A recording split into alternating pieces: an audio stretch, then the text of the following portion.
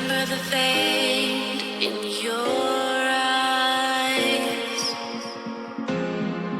I'm lost in space, floating away.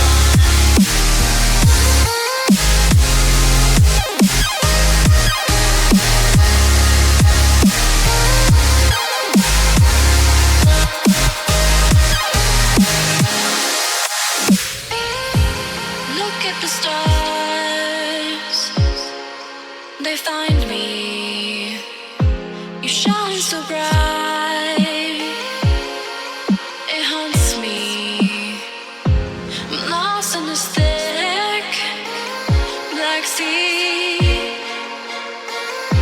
of hopes for you and me. In the night I see you walking my way, sailing on my soul, your light.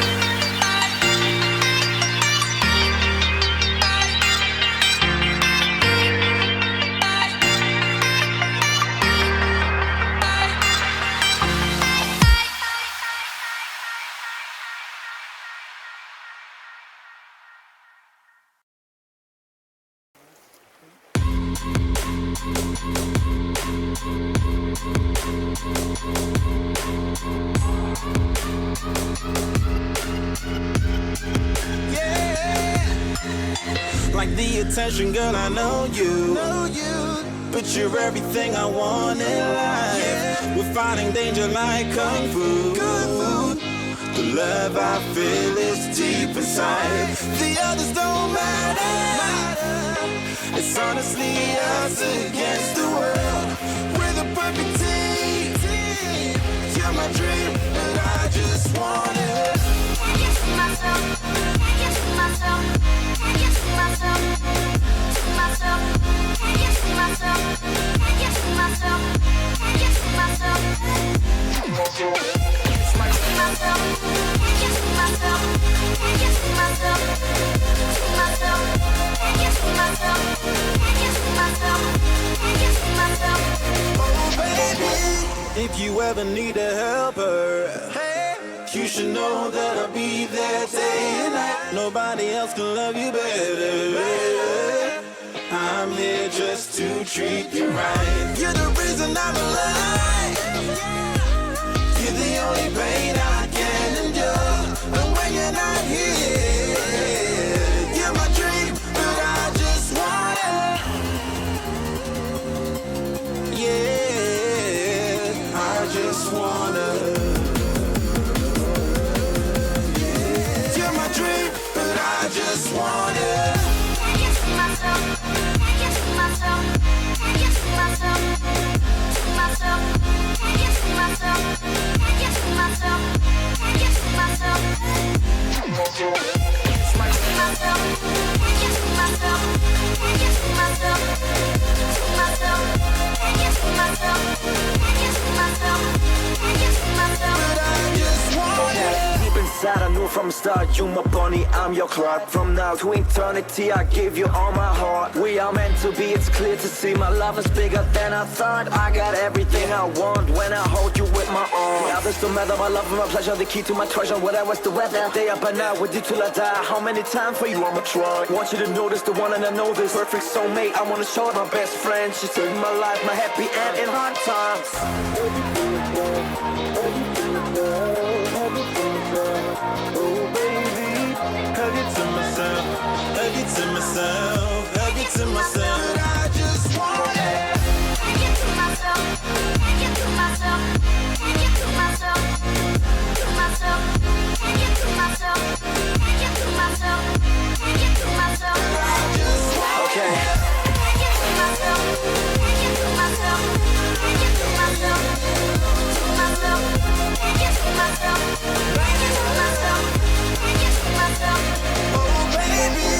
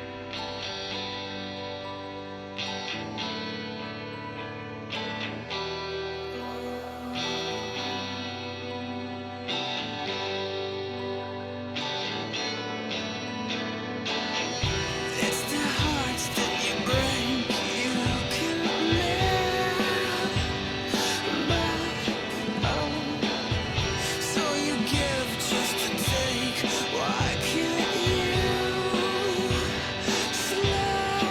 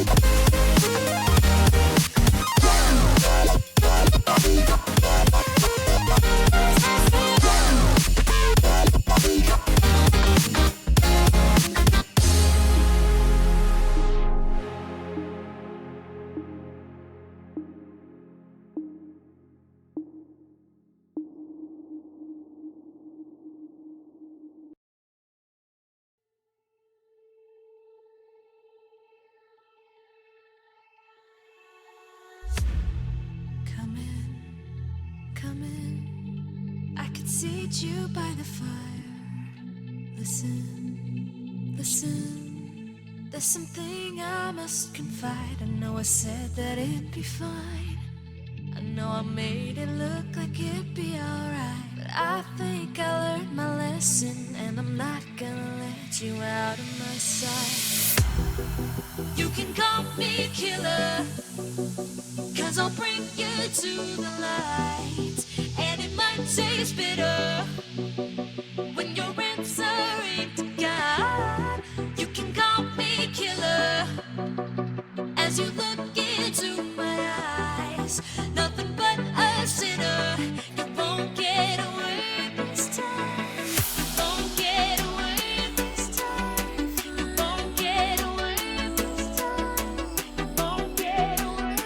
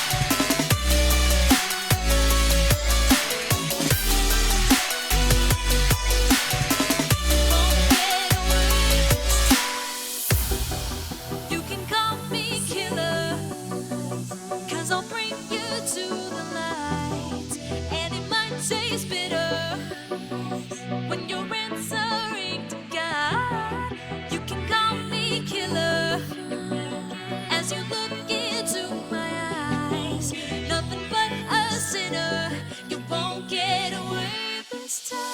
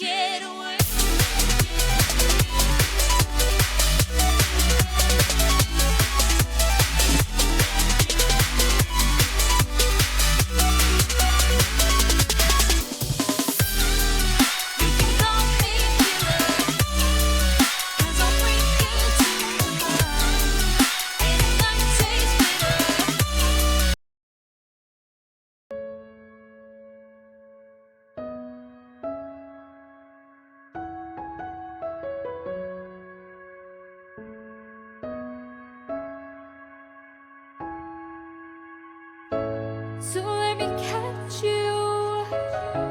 So let me catch you slipping by.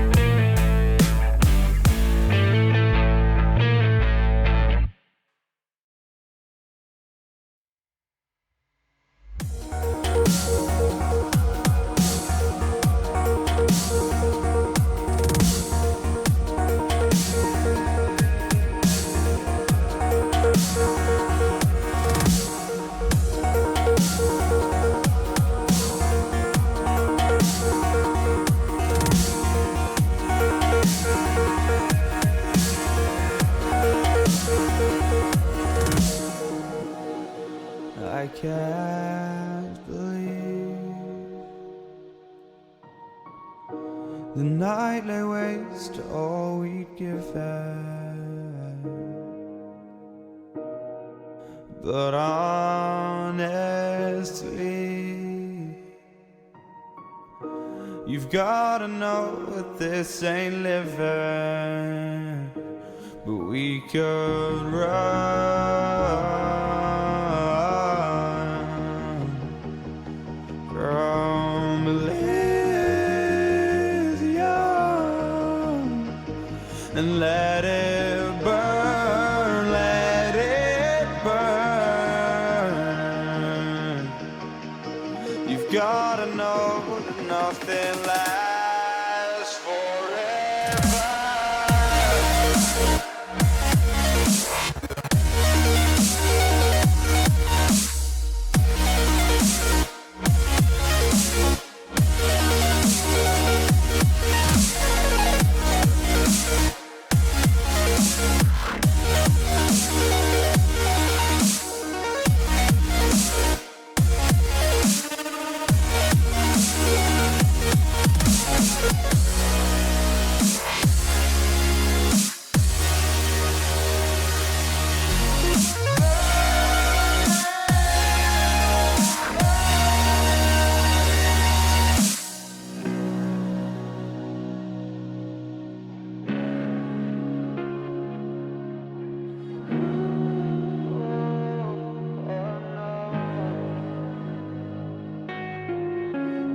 I can't believe myself. I never thought that this would be our end, but it's nothing new. was honesty. I can push it back down if I have to. If you want me to, 'cause we can run, and we can run.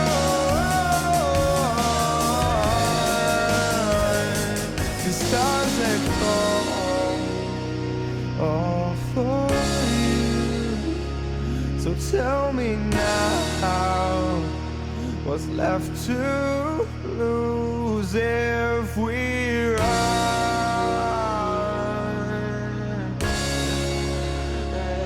If we run. If we run. Forever.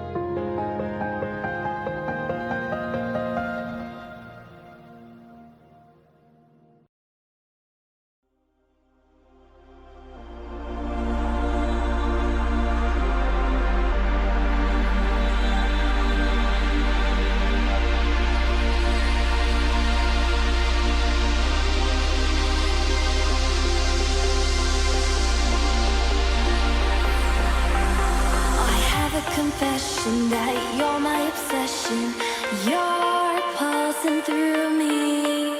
The blood is rushing and I am trusting you'll come save me. My knees are feeling weak. Your body's close to me. I want you to come rescue me.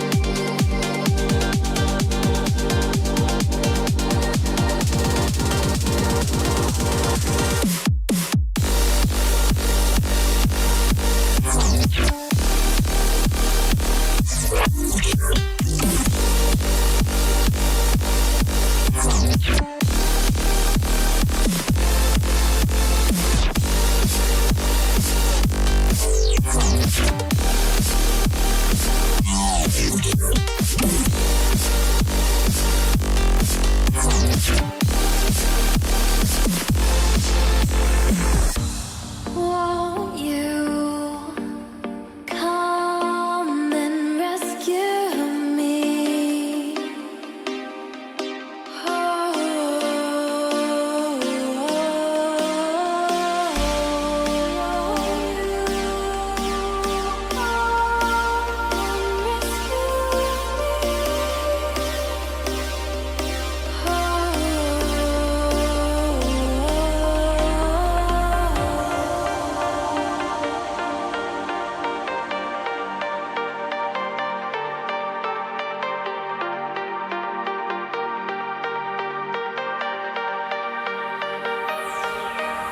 My knees are feeling weak.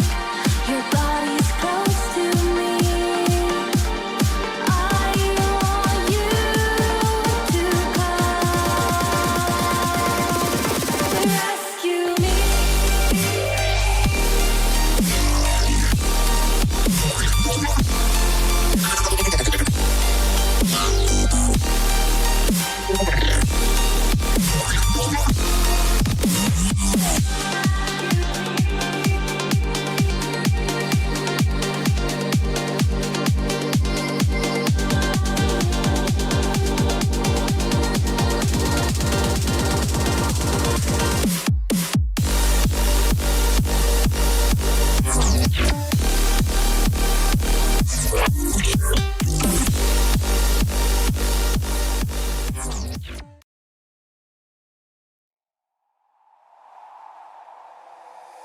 Take me away from home. Show me all the places I've never known. And we'll chase the night. Race all of these broken dreams in flight. And we'll fly.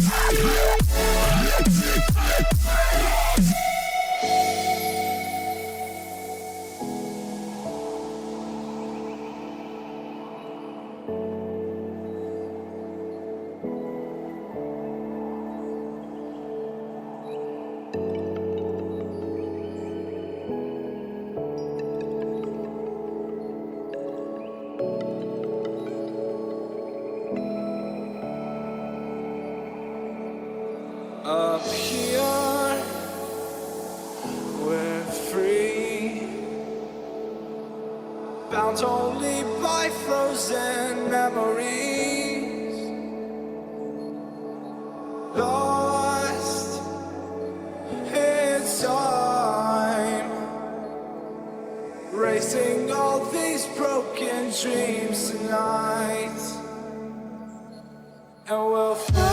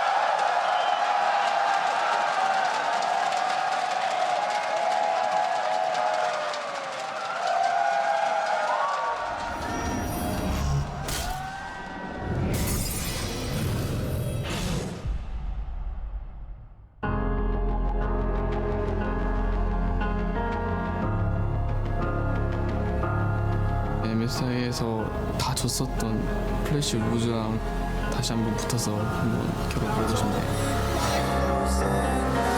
San Francisco is going crazy! Brazil scored the biggest goal of the tournament so far! They're taking down the LPL, and Brazil has done it! They are looking to make the upset over CLG. They're looking at the Nexus! They're taking down the turret! They're taking down another! It's going in. He gets it, Maple. Maple flashes away! He's dead! And Cloud9, they don't give up! They don't surrender! And they take down Black Wolves!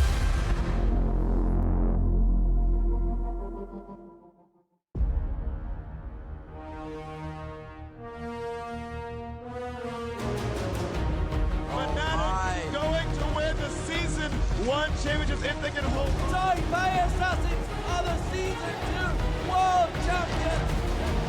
This could be a 20-minute game for SK Telecom!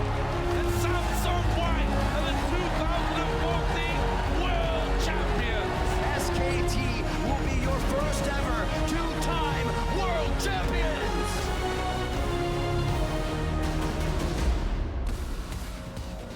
The fourth day of group stage action is about to unfold here live at the Bill Graham Civic Auditorium in San Francisco, California, and fans are here in droves to support the 16 teams striving to be the best in the world. And as yesterday, there's no shortage of energy or fandom in this building as fans will be driving their teams, cheering them on to the end of the first round robin here in the group stages. INTZ shown here making their way into the arena to do battle with AHQ. Westdoor going to be back in the lineup for AHQ today. And of course, fans in Chengdu, China are going wild for their teams, EDG and IMA, for them to cheer on today. Hello, everyone. Welcome. I'm James Dash Patterson, and joining me on the analyst desk are Clement Chu, Alberto Crumsrengifo, and Joshua Jat-Leesman. We conclude our first round robin week 1 here. How are we feeling today, gentlemen? I'm feeling like we're roughly 3/8 of the way through the group stage as a whole. That feels like a very accurate assessment of where we are right now. How about everybody else? I mean, I'm really excited to see the final day of the first round robin just because it has so many little implications for the teams to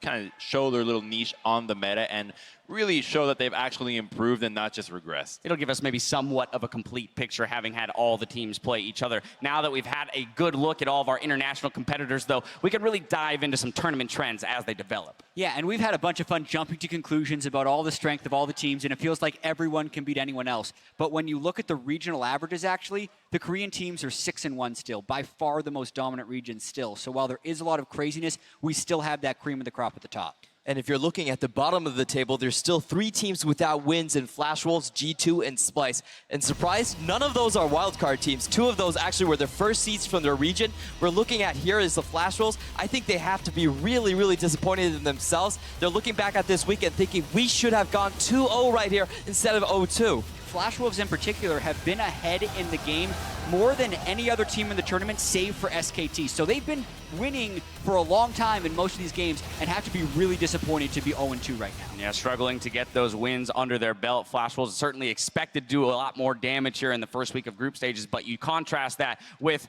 what might be now our new favorites in SKT. And SKT has been looking so good. They came into the tournament, we're a little bit worried about how well they're going to be doing, but they're looking crisp.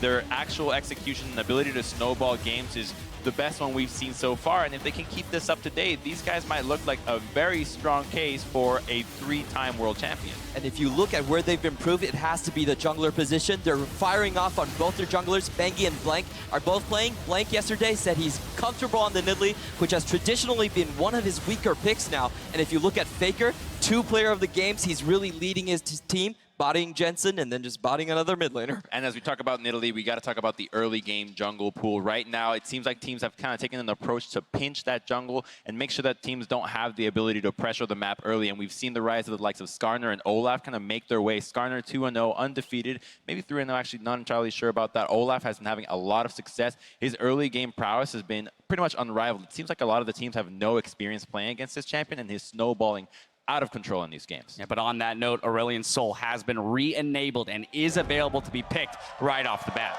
And I think it has a large impact on the pick and ban phase. It's not like some random champion is now available and maybe a team has been practicing it and ooh, we're gonna see it. No, it immediately slots in to the top tier mid laners among Syndra, Cassiopeia, and Vladimir. So it will be heavily banned or picked away. And I also think that opens up the jungle pool for some of the players to get the S-tier junglers more often because we're going to be seeing another champion that's kind of crowding out the available bans for teams. Yeah, I agree with you on that one, especially because he has such a strong early ability to push the lane. It makes it so that the junglers can really hammer that early advantage and find more opportunities to roam. We see the likes of teams like CLG that are able to just go down to the bottom lane and find opportunities to affect the side lanes in areas that maybe teams aren't used to such a quick ability to play. On the other hand, he might just be banned and nobody wants to see him. Well, we'll get 6 games to figure it out today. Now, yesterday we saw Smeb go huge, and we weren't the only ones who called it out. Alan Burns took to Twitter and said, that play by Smeb literally made me jump out of my chair. Us too, Alan. Us too. Yeah, I think that play was amazing. Running away! Expect gets caught down. He's got a PA, remember, but he needs Megan. Oh, no! Delete it! Remember, I've seen one at G2 or aced. The best timing I may have ever seen on a Canon Ultimate. That was insane.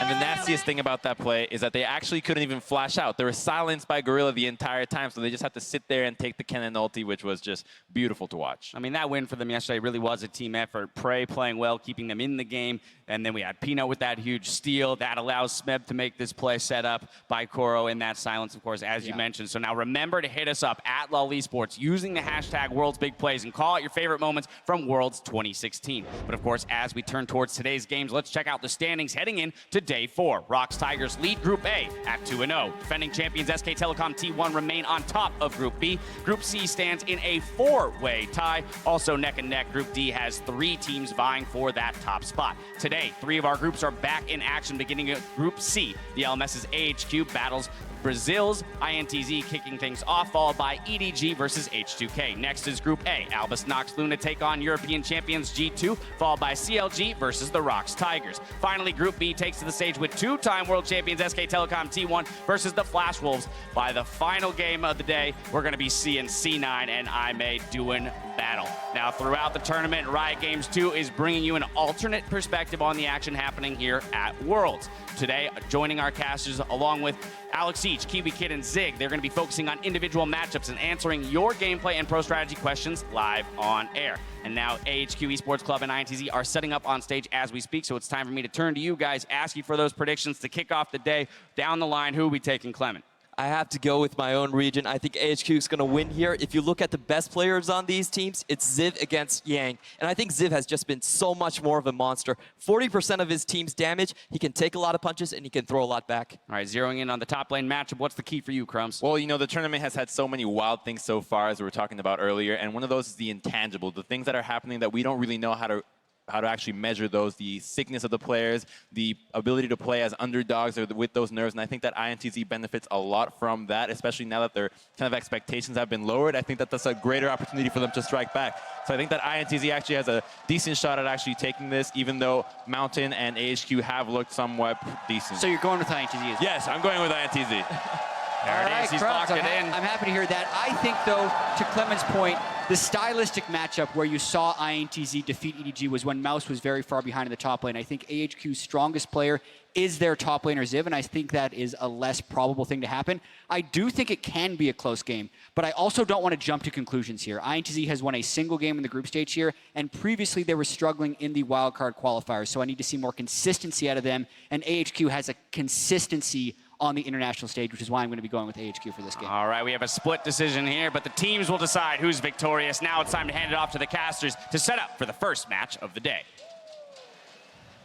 Welcome, everybody. I'm Max Atlas Anderson, here alongside Mitch Crepo Vorspulse and Indiana Frosker and Black. We're here to bring you our first match of the day, AHQ versus INTZ. And INTZ come into Worlds and shocked everyone by taking down China's Edward Gaming. I mean, that's been the biggest surprise of the tournament, the fact that the IWC region is sitting now 2-2, whereas the LMS region on the other side is actually sitting 1-3, so kind of coming in a little bit of the favorites. A little bit the favorites. Statistically the favorites. Statistically the favorites. Statistically ahead, but we have to echo what the analyst desk was saying there, that these two teams, they kind of share the same strengths. Strong top and jungle pairing, and Ziv has been a monster so far in this tournament. Yeah, Clement said on the desk that Ziv is part of 40% of his team's damage share. For comparison, the tournament average is 25%. So Ziv is far and above overperforming on the international stage right now. But we have seen INTZ play well. We've also seen some flexibility in their style. Game one, they had an incredibly high jungle proximity. Basically, the jungle and the top laners spent a lot of time together. In their second game,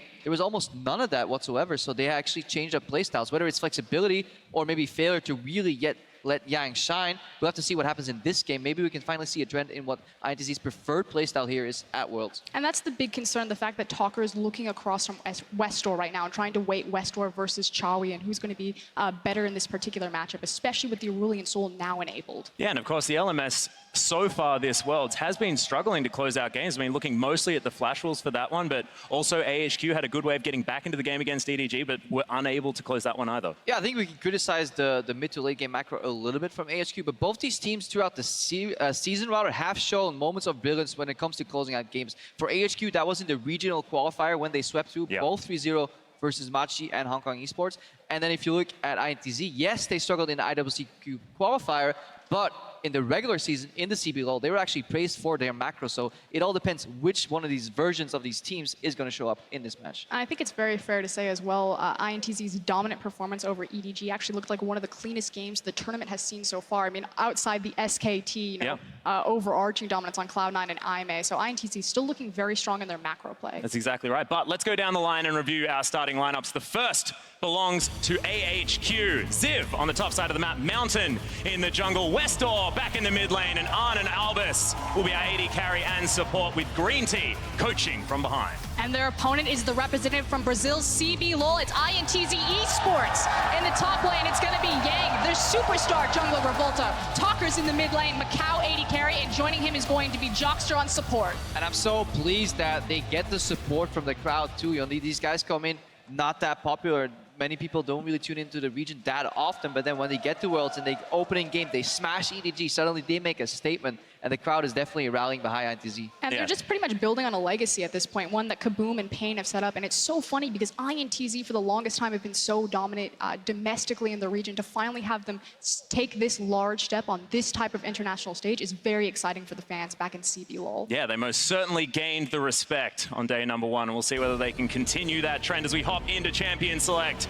AHQ, of course, will be on our blue side. Na going to be the first ban away from Yang, and I have a feeling that one's going to be relatively consistent after his performance against Mouse. Yeah, 2 signature bans here, one within the scope of the tournament and one within the scope of the player in terms of Westor. He always sees that TF ban, regardless whether it's meta or not. They just don't want to hand it to him. Because let's be honest, without some of his comfort picks, he has been looking pretty weak. And now I'm just curious, will Westor pick up the Aurelion Sol? Will Talkers look towards that, or will both teams decide to ban it, especially as now that Syndra ban has hit the bench? Yeah, Syndra actually banned on the blue side here, which is interesting. Might be an Aurelion Sol adaptation, as Tom Kench was banned against Albus, and the Olaf is going to see the final ban. And I think it would make sense if Westor has practiced that Aurelion Sol, because one of his main weaknesses is just his laning ability and the fact that he yields pressure. If there's one pick you can lock in, and with which with relative ease you could just wander around the lane and you have pressure. It is the Aurelion Sol. However, with these non-jungler bans, we have to take look at the priority here. And Italy's only seen 1 game of play here at Worlds, despite being 100% pick and ban, and this will be the 2nd game, I believe, in the entirety of the tournament we're seeing the jungle champion come out. Yeah, so the Nidalee is going to be left up. Does mean that Revolta can head over to his Lee Sin that he's hovering at the moment. Hasn't locked it in. Of course, something like the Rek'Sai is there as well. He did play that in his 2nd game, but to not as great effect. Yeah, I don't think you need to match junglers here necessarily. A good rotation could be a Sivir Aurelion Sol, setting up for a very speedy composition. You can still augment that relatively dangerous pick in Sivir in terms of laning. You need to fix that matchup a little bit with a support. But if you have a Sivir Aurelion Sol as the foundation of your team comp, you can go a lot of directions here if you're INTZ. Might mean that they're a little bit afraid to show their mid lane pick this early in, although now Doesn't look like they're afraid of anything right now, Frosker, and if they're going to lock that one in. 1 second to go. No, it's going to be the... Oh, Ash! So many different directions. Locked in. And the Cassiopeia there as well. He was playing with our hearts. Revolta, all the time, just playing with our hearts. So this is something cool. Macau had a great performance on Ash earlier, you know, hitting those really nice arrows, particularly on a certain Chinese jungler. But the thing that I like is that Macau and Jockster aren't necessarily known for their lane dominance, especially when you look in the context of this international tournament, but giving him a power pick and not being afraid to move towards the Ashe despite her nerfs, to be that playmaker in the late game, I think is what's catching a lot of teams off guard for INTZ's power. In addition to that, within the scope of this matchup, I think it is a fine pick, because if you look at Ann and Albus, they're not that strong in a 2v2 laning scenario either, so the Ashe could actually survive and then peak towards a point of the game where she's actually very strong, which is making those picks, getting that skirmish in for INTZ, and that's the way they beat EDG as well. So in that sense, the Ashe pick would make sense. The Cassiopeia one is a little dangerous here, because Aurelion Sol is a fine matchup. If you haven't seen yet, Fly versus Faker was a beautiful Aurelion Sol versus Cassiopeia matchup there over in the LCK. Well, now AHQ are looking at their bottom lane, and the Alistair Sivir is going to be locked in. A lot of engage now in the hands of Albus. We've seen a lot of the Chinese teams looking towards Alistair as kind of that support coming back in. So I'm glad to see that he still has a presence on this international stage comparatively to the range supports like the Nami that's really been picking up for this international tournament. Typically, he gives away a lot of lane pressure because he doesn't have that range advantage, but when you're laning against Sivir, you're usually just laning against creeps anyway. Yeah, exactly right. And we'll see whether it is going to be Macau being able to deal with that one. Has a lot of utility himself. Talkers thinking about what he wants to do, and as far as what INTZ have been playing towards, it doesn't always have to necessarily be towards the top side of the map, even though that was how they managed to take down EDG. Jockster has a ridiculous jungle proximity, something like 26% it there literally from the bottom side of the map. Went from 26% in the top lane to 30% for the mid lane. So INTZ very flexible in choosing where they're going to camp, top or mid. And that's what you're going to see. Are they flexible, or do you just don't know what they're doing? Specifically in every game, like after we see more games come out, the sample size goes up, we can see more trends, and one of these trends could be though the Lee Sin for Revolta. Yeah, well, Lee Sin's going to come back. That's certainly looking like a trend now, but the Bard for Jockster is such a big deal. Played it 11 times, his most played champion in the regular season, 80% win rate as well for INTZ. We'll see whether he's going to be able to demonstrate some brilliance here. And right now, there is so much pick potential riddled throughout INTZ's composition. They have playmaking ability across the board. Well, speaking of playmaking ability, I have a feeling he's probably just flashing it for the moment. Signature champion, of course, for Westcore here. Definitely. But I'm really liking the scrappy comp here from INTZ. Focused mostly around picks and then snowballing. Something you can do against a team where you match up relatively equally, stylistically. Strong top laner, strong jungler, pretty even in mid and bot. And then the difference can be made by having the gusto to actually go for these bold plays. You know, throw that bar ultimate out, send that Ashe arrow out, hope it hits and play around it. However, it's going to be hard to play into a Malzahar passive and a Sivir spell shield, and then Alistar that can kind of go full bodyguard, jump in front of the bullet, and then ulti out. Yeah, exactly right, and that is going to be locked in, of course. The Jace coming in as well for Ziv. Lots of damage from the top side of the map. As once again, the Malzahar into Cassiopeia matchup for Westall. Ryu had a good time last time we saw it. Joxter now having a look at some Kled. Before we get too excited over the possible Kled lock-in, just quickly touching back on AHQ's composition and what they've got the makings of. I like the fact that they have so much lane pressure and pushing power on both the Sivir and the Malzahar, and then they pair that in tandem with the Nidalee jungle, opening up a lot of space so Mountain can possibly look for invades if he chooses to play that aggressive, fast style. Yeah, you definitely want lane push. It's going to be rough though from the mid lane. The early levels, Malzahar has to concede to Cassiopeia. Right now, INTZ is thinking, do we go with the conventional cannon or the rumble? They do. It is actually the cannon lock-in here, so there's definitely kill pressure. If you look at what Lee Sin needs laners that provide CC for themselves, and cannon's actually quite reliable at getting at least one stun off on a gank. So if we see Revolta path top early for Yang, there's actually a world where Ziv is getting camped, just like the EG top laner was. And just to piggyback on that, Krepo, I completely agree. I love how there's hard CC available in every single lane for Revolta. We saw that when they were successful against EDG, it was about snowballing, making plays, and Revolta has all of the tools on this composition to do that. Yeah, and if INTZ want to move around the map as well, I mean, the global power as well coming out of that Enchanted Crystal Arrow can take AHQ by surprise, theoretically. But of course, AHQ are the team that do like to do that lane swap early on, that 5-minute mark, move towards the top side of the map, utilize the lack of fortification and try and get that first turret. See whether that is going to be something that they change up, because that has been relatively consistent. The Mountain versus Revolta is the matchup we need to track. Which mountain are we going to get today? Which mountain? Grippo? Level 3. We need to see the vision, see where they invade at each other, because a Nidalee can be stopped by Lee Sin if he sees her coming. And in addition to that, this is the first time Mountain has played Nidalee since week 9 of Spring Split. Oh my goodness. Well, he has had some phenomenal performances so far here at Worlds. He has looked fine. Mountain hasn't necessarily gone back to his regular season ways, but that is dangerous. And we want you to get on Twitter. Tell us who you're backing. Tweet at LOL eSports with hashtag AHQWin or the hashtag ITZWin and get behind your team. INTZ, I have a feeling, will be getting a few more votes this time around. Yeah, finally heading into game here. We've seen relatively passive level 1s, no super deep invades. Nothing too exciting. The whole goal is usually to get a little bit of deep vision to figure out where this jungle starts. And you can extrapolate a lot of information if you find the location. So let's see if any of these teams are going to go for Cheeky Warden over at Crux, at Red Buff, to get a little bit of information from level 1 to work with. Nidalee is typically much safer at gathering information just because she has the ability that she can go over the walls if she chooses so. Yeah, can run a little bit faster as well. Just spending some time in those bushes. But at the moment, INTZ just spreading themselves out. Tokka's actually moving towards the bottom side as Joxter finds himself Chime. There it is. It's important. Brush dominance is the new law of level 1. And this is actually quite a bit of a bind and that Albus have picked themselves in. Sivir Alistar is not that easy to play into such a poke-heavy lane like Ashe and Bard. The nerfs for Ashe make it more sustainable, but they're doing a great job. Look at how they're securing basically lane vision. And now they're going to go probably for the late camp stop. Check if somebody's in the brush. They don't want the Alistar Sivir lane to do camp. I doubt they want to do camp themselves, but they just want to get lane dominance early on.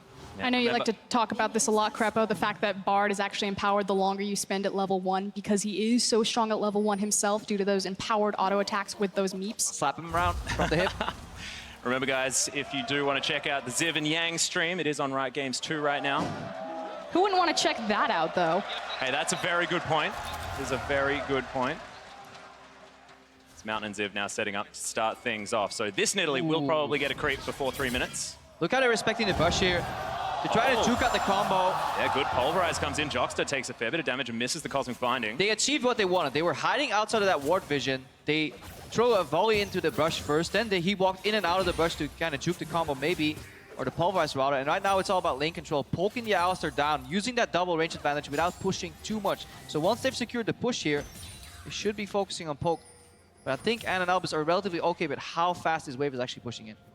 And we'll see where the wave ends up actually settling. A lot of AD carry and support duos are trying to get this wave to settle right here that you have it on your screen right now so they can get a nice safe freeze. It's, you know, a little bit too close to the tower that you can't be super aggressive, but something that I love about Ashe is that when she does get you underneath that tower, her poke due to the volley is just so punishing. Sivir really doesn't get that same type of poke under tower because she's relying more on the ricochet bounces.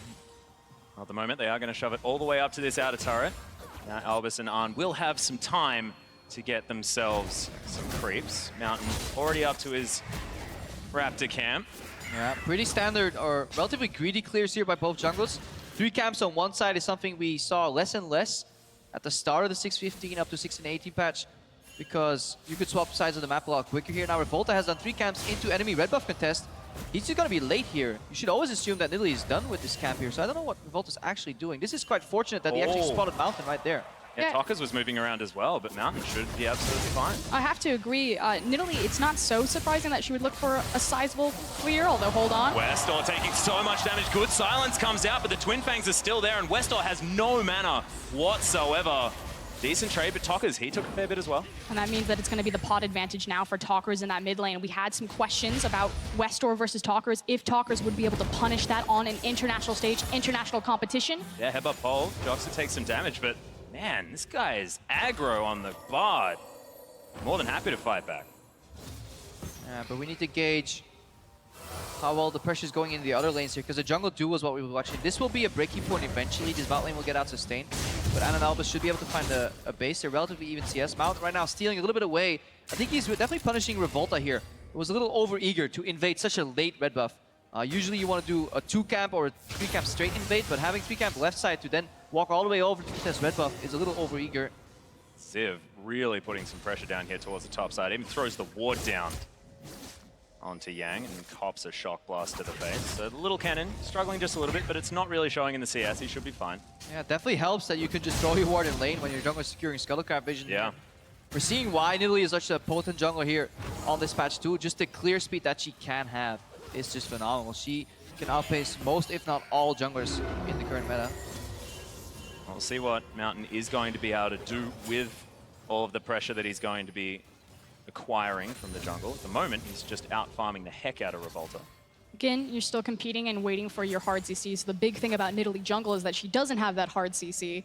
So she's pretty much reliant on either the post Malzahar 6, but hold on. Big moment here, big moment. If this gang hits, it's so big for INTZ. Lightning Rush goes in, but Yang takes so much damage. Revolta now going to have to look for a 1v1, and yeah, the minions are making it far more than that. Revolta takes so much damage. Yang, he might just be an afterthought kill as the shock blast comes down. Will the Marcus not good flash? But Westor's turned up and he's going to get the first blood. The presence of mind from Ziv to realize he was in a full minion wave and simply 1v2 that. Beautifully played. And this is something that Ziv is very well known for back home. It's his ability to turn around 2v1 scenarios like that. Kind of known as more of a conservative top laner, but showing up big here. There were about 1,000 minions doing everything they could for AHQ in that fight. But this gank is so important. Look, massive wave here. This is over-eager. Yang is also giving it away. Not getting a good angle to stun Ziv. Ziv was never stunned down, so Revolta had a really hard time connecting his Q in this minion wave, and they're going in very disjointed. The minions are basically getting full access to both players one by one, and even with the flash here, look at this. Westor comes in to finish it off, but this is so well played by Ziv, and the context of what this means within the game is just defeating for INTZ. They were already behind in jungle pacing, and they fall much farther behind right now. And Revolta was never able to Q during that entire exchange. There was minions that Ziv had placed between him and the Lee Sin that entire time. Had a horde in front of him. Yeah, well, admittedly, it didn't take all that much effort as Ziv gets out-traded by Yang. Good dodge. As Mountain still waiting on this top side. Remember, no flash for the cannon. He warded over, so he has no clue that Mountain's in this brush. He smells something, but can he actually do anything? Yang's still level 5. Yeah, Spear is actually going to land as well. There's the pounce and the takedown onto the cannon. This is a disaster for INTZ. And this is where INTZ found success when they did win their game. It was through the top lane and Yang, and now he has been firmly shut down for this early game. And Revolta has been punished for his early game decision-making. He went for an invade and an early top gank, costing himself a lot of CS. If that gank failed, he would pay the price, and it failed super hard. It certainly did, and that's going to result in a 20 CS lead for Ziv on the top side of the map. INTZ trying to make up for it on the bottom side with a big zone. On good preemptive spell shield, but didn't need it. Poison lands onto Albus, but Talkers won't be able to find a kill. I'll just get them off the turret. Yeah, pretty smart from INTZ. Realizing they're weak in the top side, they're putting all their eggs in the bot lane. First turret basket here with a very telegraphed roam, but even then, you still have to respect it on the side of AHQ. It's now about what can be grabbed in response to this. The first tower bonus surely will fall for INTZ right there, but meanwhile on the other side of the map, Mountain continuing his counter jungling siege, stealing the red buff and now moving towards Raptors. Yeah, and it's not even going to give them a gold lead as well. AHQ 200 in the lead as INTZ 83%. The CB LoL fans out in force, as they generally are. Just the sixth man behind this team, and speaking of 6 men. Yeah, they are moving towards the mid lane as Mountain trying to get himself out. Good Q from Revolta. Oh. And there's the kick. Flash Mountain flashes his way out, but he's gone the wrong way. The flash ultimate Talkers gets the stun, and Mountain's gonna die. Superstar jungler Revolta right there. Sick Lee Sin mechanics. I know it's known as the insect, but might as well name it the Revolta after that play. Yeah, kick flash comes out. Really good chaining of abilities. Quite unfortunate for Mountain. As he turns out to throw a spear, he goes right into the R flash from Cassiopeia. Let's watch it again. Mountain, let's be honest here, probably shouldn't be here. A little overextended. Kick flash comes out. Actually, right before the silence connects, and then right here, R flash, and as he turns around, he gets petrified in that petrifying gaze. That's a little unfortunate here because he was going 1-for-1 onto Jogster. Maybe was going to force a flash. Slightly over-eager by Mountain, so at least tallying up the mistakes. 1-1 in terms of over-eager moves between Revolta and Mountain. And that's going to even things up.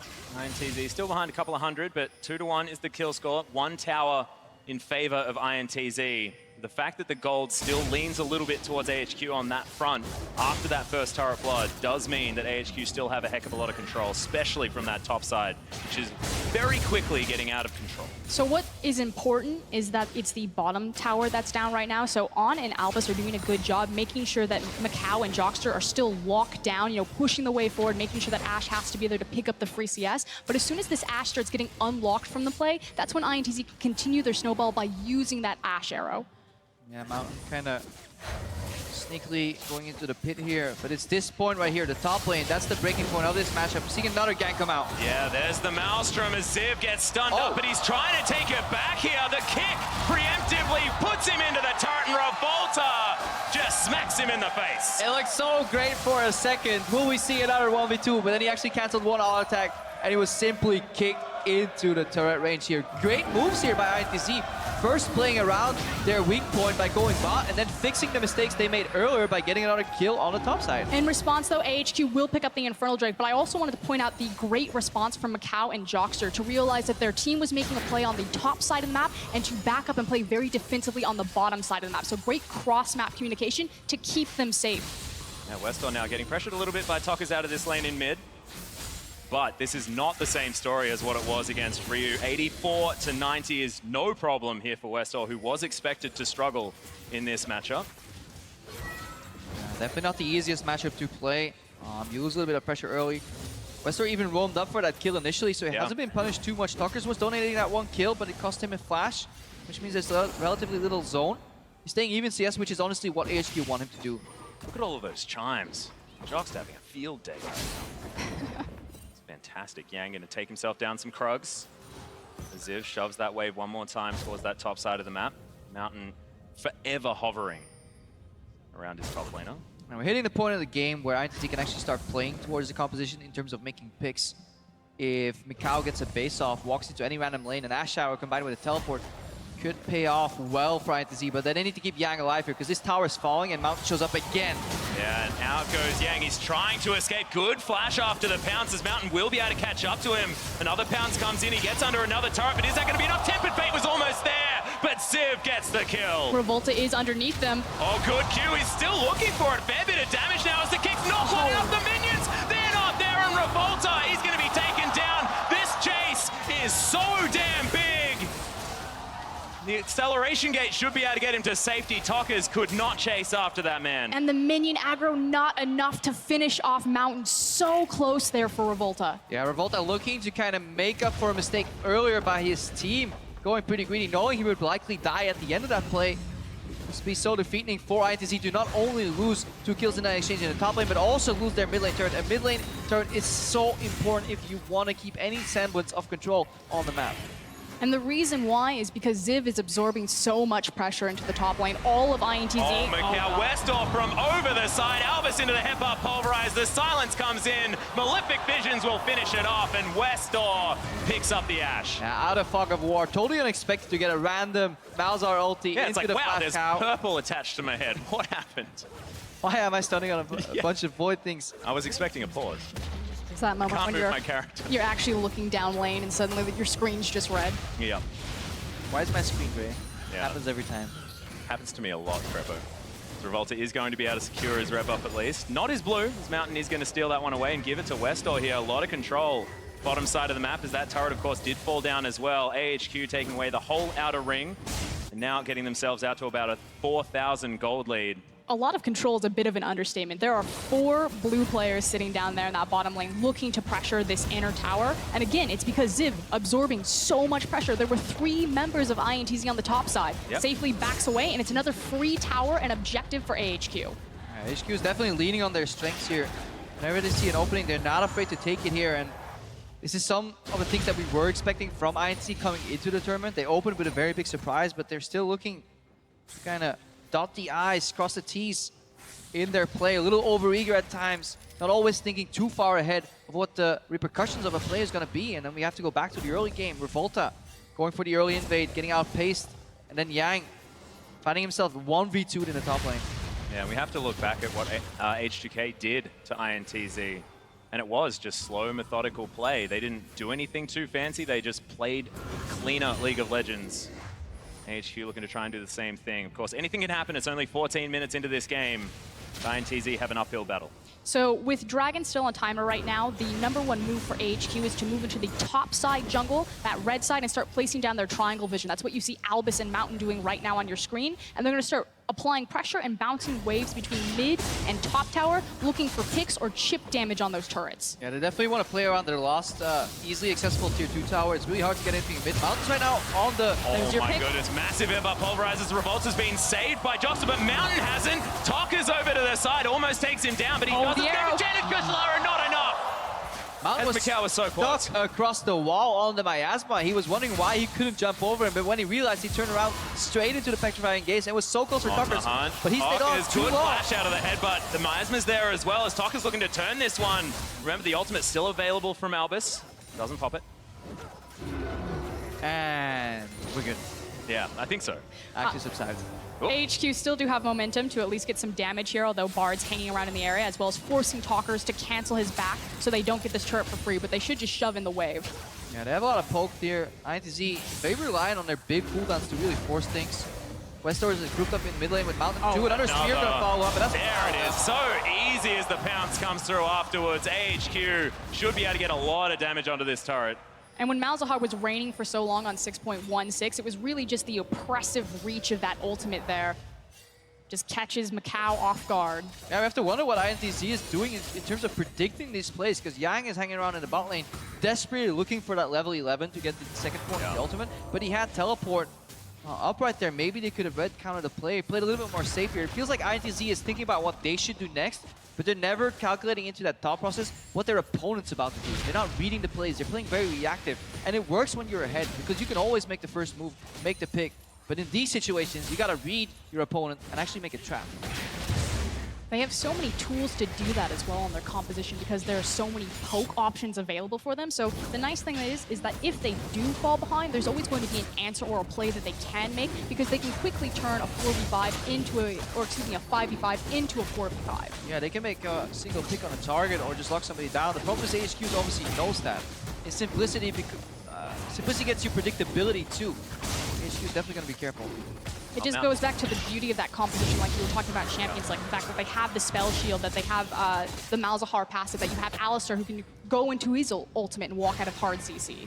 That was a free dragon taken by Mountain, though. Was able to secure that by himself. Revolta on a ward. There's a headbutt pull from Albus. Slowed down by the Cosmic Binding as the Q is going to land. Not sure that's the target he wants. The Safeguard gets Revolta out again. On the Hunt has been used. Magical Journey gets INTZ. All group back up. Yeah, we're still looking for Jockster to get an impact on his game. He feels like he's arriving late to many situations. Tempered Fate comes out to save rather than to engage and make a pick. Brush camping right now for INTZ. Desperately looking for just somebody who's not paying attention on the side of AHQ. Still has the arrow available, does Macau. Arn and Albus going to move once again aggressively into the jungle of INTZ. This pink ward should be found and taken down. Ooh, nice stun with the Cosmic Binding. Decent follow-up, but that tower was always going to fall down. What? That was not a very magical journey, but he is still going to be okay. Sometimes it's just a little shorter than you would expect. The journey, of course. No, I just needed to live in that pause for a little while. You can also see that Mikao was really confused as to what to do, and it's indicative that INTZ is playing a very reactive playstyle. He was facing back and forth at the Krug wall, basically not knowing, do I join mid? Are we giving up this tower? If we do I go top? No, because I will get rotated on. He's figuring out the counterplays to his own actions live, instead of 30 seconds or a minute ahead, and that's keeping INTZ in this perpetuous defensive position where AHQ then have the time to easily rotate. Like, look, they went from mid to top. There's no counterplay. There's no push that way bottom here. For AHQ, the world is their oyster because of the lack of resistance and prediction on the side of INTZ. You do have Yang making his way up into the top lane, but almost too little too late as this tower is quickly falling. Oh, and Macau is doing exactly the same thing, down to about 300 health. The flash pulverizes Yang. He's going to get headbutted away, which makes a bit of sense. Ultimate comes out of Albus as AHQ. There's the arrow, and Albus not going to stay healthy for long. Good exhaust onto Yang as he gets punted out, but Tockers is able to take down Macau. Great interaction right there for Ziv on the Jace to make sure that he can swing Kennen away and allow a clean disengage from AHQ, only dropping Albus on Alistar. Yeah, knocks it out of the park on that one because that was the follow-up that INTZ was looking for. But when you start looking for so many flanks, you actually leave your main side of the fight exposed. Look, there's so many members here. Yang and Revolta both looking for flanks. That Jockster and Mikao got poked out. Albus right now watched a little bit too much of Mata. He wants to be the playmaker. The tower was down. The objective was secured. We won't fault him for it, but here we go. Ziv just straight going for that home run, knocks him into his team. HQ still take a tower for a kill, they're happy. But this is the right mentality from INTZ and how they want to approach their team fights. Again, they're facing across from a lot of poke damage in the Nidalee, in the Jace. Make these flanking plays, make these hard, aggressive engagements. Yeah, the plan is definitely the right thing. You want to open up with that CC, with that Bartle, with the arrow, but you got to plan it out, map it out a little bit better. No need to take the poke early, pull the trigger a little bit earlier, just go hard or go home on the side of INTZ, because if you enter a fight on half HP already, you're basically conceding. You've lost already, and definitely very hard with the large gold deficit they're facing. They're looking to stay in this game and hopefully stall out the Nashor enough so they can pick up the side lane farm and maybe become competitive later on, but it's a very large gap. Yeah, most certainly is. We'll see whether they can get things to calm down, because so far AHQ have been fantastic at forcing these plays. 7,000 gold the lead, 6-3 in kills, which isn't huge, but only 20 minutes into this one. AHQ with a lead, 26 wins and 0 losses. And I wonder what time it is as we're now setting up for the Baron. The Infernal Drake Our will stats be... guy's pretty good at timing. Our Infernal Drake will be spawning relatively soon, so for now, if they can make a pick while they have this window to play towards the top side of the map, they can easily rotate into that objective, but otherwise set your vision down, see what you get, throw out your fish hook, see if something bites. Didn't find one just then, as On the Hunt was used for AHQ to try and find some sort of pick in the jungle. Didn't quite get there. Yeah, this is what AHQ did very well in the region qualifier. Oh, the dream! INTZ back in it with the Raptor steal. The Raptor steal to turn it all around. That's how it works. Momentum. If only it was that simple. But yeah, HQ did this very well in their regional qualifier. They actually understood the steps towards isolating objectives. They've done a fantastic job, because even when you're winning this hard, to get all 6 towers on the map this quick is honestly very impressive. Can't be understated. Right now, they want to isolate the next objective, either a Baron Vision early, But they likely will, as Frost mentioned, pivot towards that Infernal Drake, just pick it up for security. It's the nice thing of not just having a poke composition, but understanding how it relates into Siege and using it in the right spot. Some teams, they'll have their poke and they can execute well on that around team fights like monster objectives, but they don't move it around towers where it needs to be. And HQ have done a phenomenal job this game, making sure that they're layering that poke and chipping away at these structures. Yeah, and right now they have inhibitor turrets to siege down, so it will be a little bit more difficult, but with that Baron available, could be an opportunity. However, very early in this game, we'll see whether it is going to be contesting things like buffs, everything else around the jungle and things like that can get themselves that window to start pushing forward. Yeah, and Honest giving necessary respect to Joxer and Volta. Magical Journey into a kick could be enough here, so HQ keeping their auto turrets alive. It's very hard to keep all these structures alive while playing the map at the same time, so it becomes with a slow, methodical play that is necessary. That composition, as Frost alluded to, is also really built good versus the counters to poke. Because the counters to pokes is just instant flank, instant engage, and if you have an Alistar or a Malzahar passive or a spell shoot, will just give you that little window where you can react in. That is usually enough to kind of disengage, reset the fight, and then win by poking more. But even if they do win a team fight, the other thing that HQ's composition has in spades is their wave clear. And it's almost like they have to completely ace them, because if any of Malzahar, Sivir, or Jace are left alive, they're going to be able to neutralize any advantage they get by clearing out the waves when INTZ try to siege objectives. Yeah, the abundance of wave clear makes it so that Baron is the most contested objectives. Different regions have different approaches. In the LPL, we just kind of run head first. As long as you're ahead, Baron, man. As long as you're ahead, you can start Baron. In other regions, people really want that 100-0, no 50-50 shenanigans. Right now, the wave minion or the map control router is translating into a free dragon here for HQ. You'll get to soon judge them on their Baron bait execution. And that's 3-0 as well as HQ grabbed 2 Infernals and a Cloud. This means that we can now start picking up our vision. You see HQ have a lot of it in that bottom blue side jungle. They're going to, again, pick up that triangle, move it over to the top side, and this is when the Baron bait that Krepa was talking about really comes into execution. I mean, it's good to leave the vision lingering a little bit because it'll enable Ziv to play in a bot lane. You always want to put your teleport farthest away from the objective you're doing. They're going from Baron right now. That means Ziv's going to play on the bot lane. But because that lane is so long and there's no turrets anymore, he really wants to play at the enemy's base. Those wards are going to help him. And then it's obviously up to Albus to move over, get some deep vision behind the Baron in the enemy red buff. Basically tell INTZ, if you're going to face check, it'll be at a cost. Certainly will.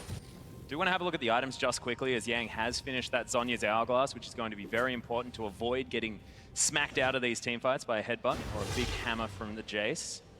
You know, despite sitting 0, 3, and 2, Yang does have his core itemization in the Hourglass as well as the Proto Belt. The problem with this particular build for Kennen is it's a good build when you're ahead because what it lacks in damage, it makes up in buying time, sustainability throughout the fight. But if you really need the window, like the Smeb Kennen ulti, that's when you need a more damage-oriented build, like an earlier Allies, maybe like an Abyssal into Proto Belt. The Zhonya's itself is really not going to do too much for him, and even if he gets a 4-man stun, it'll likely not do Oh my goodness, speaking of a stun, Jockstar is going to be taken down.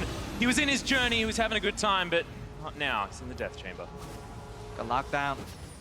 Can't take that portal while silenced, or suppressed for that matter. Revolta here with the cow. There's the arrow on demand, but in goes Albus. The knock-up's there. The spear's not going to land as there goes Albus. Dragon Rage kick going to get him out of there. Tokka's heading around as well as Revolta getting chased by the cat and the cow. Jockster over the wall. Westdoor is going to be taken down, but Ziv's going to get revenge. Eventually, there it is. The shutdown actually given to Westdoor as Mountain Primal Surge and Revolta is going to escape. Scrappy fight across the board, but in the end, AHQ do come out on top.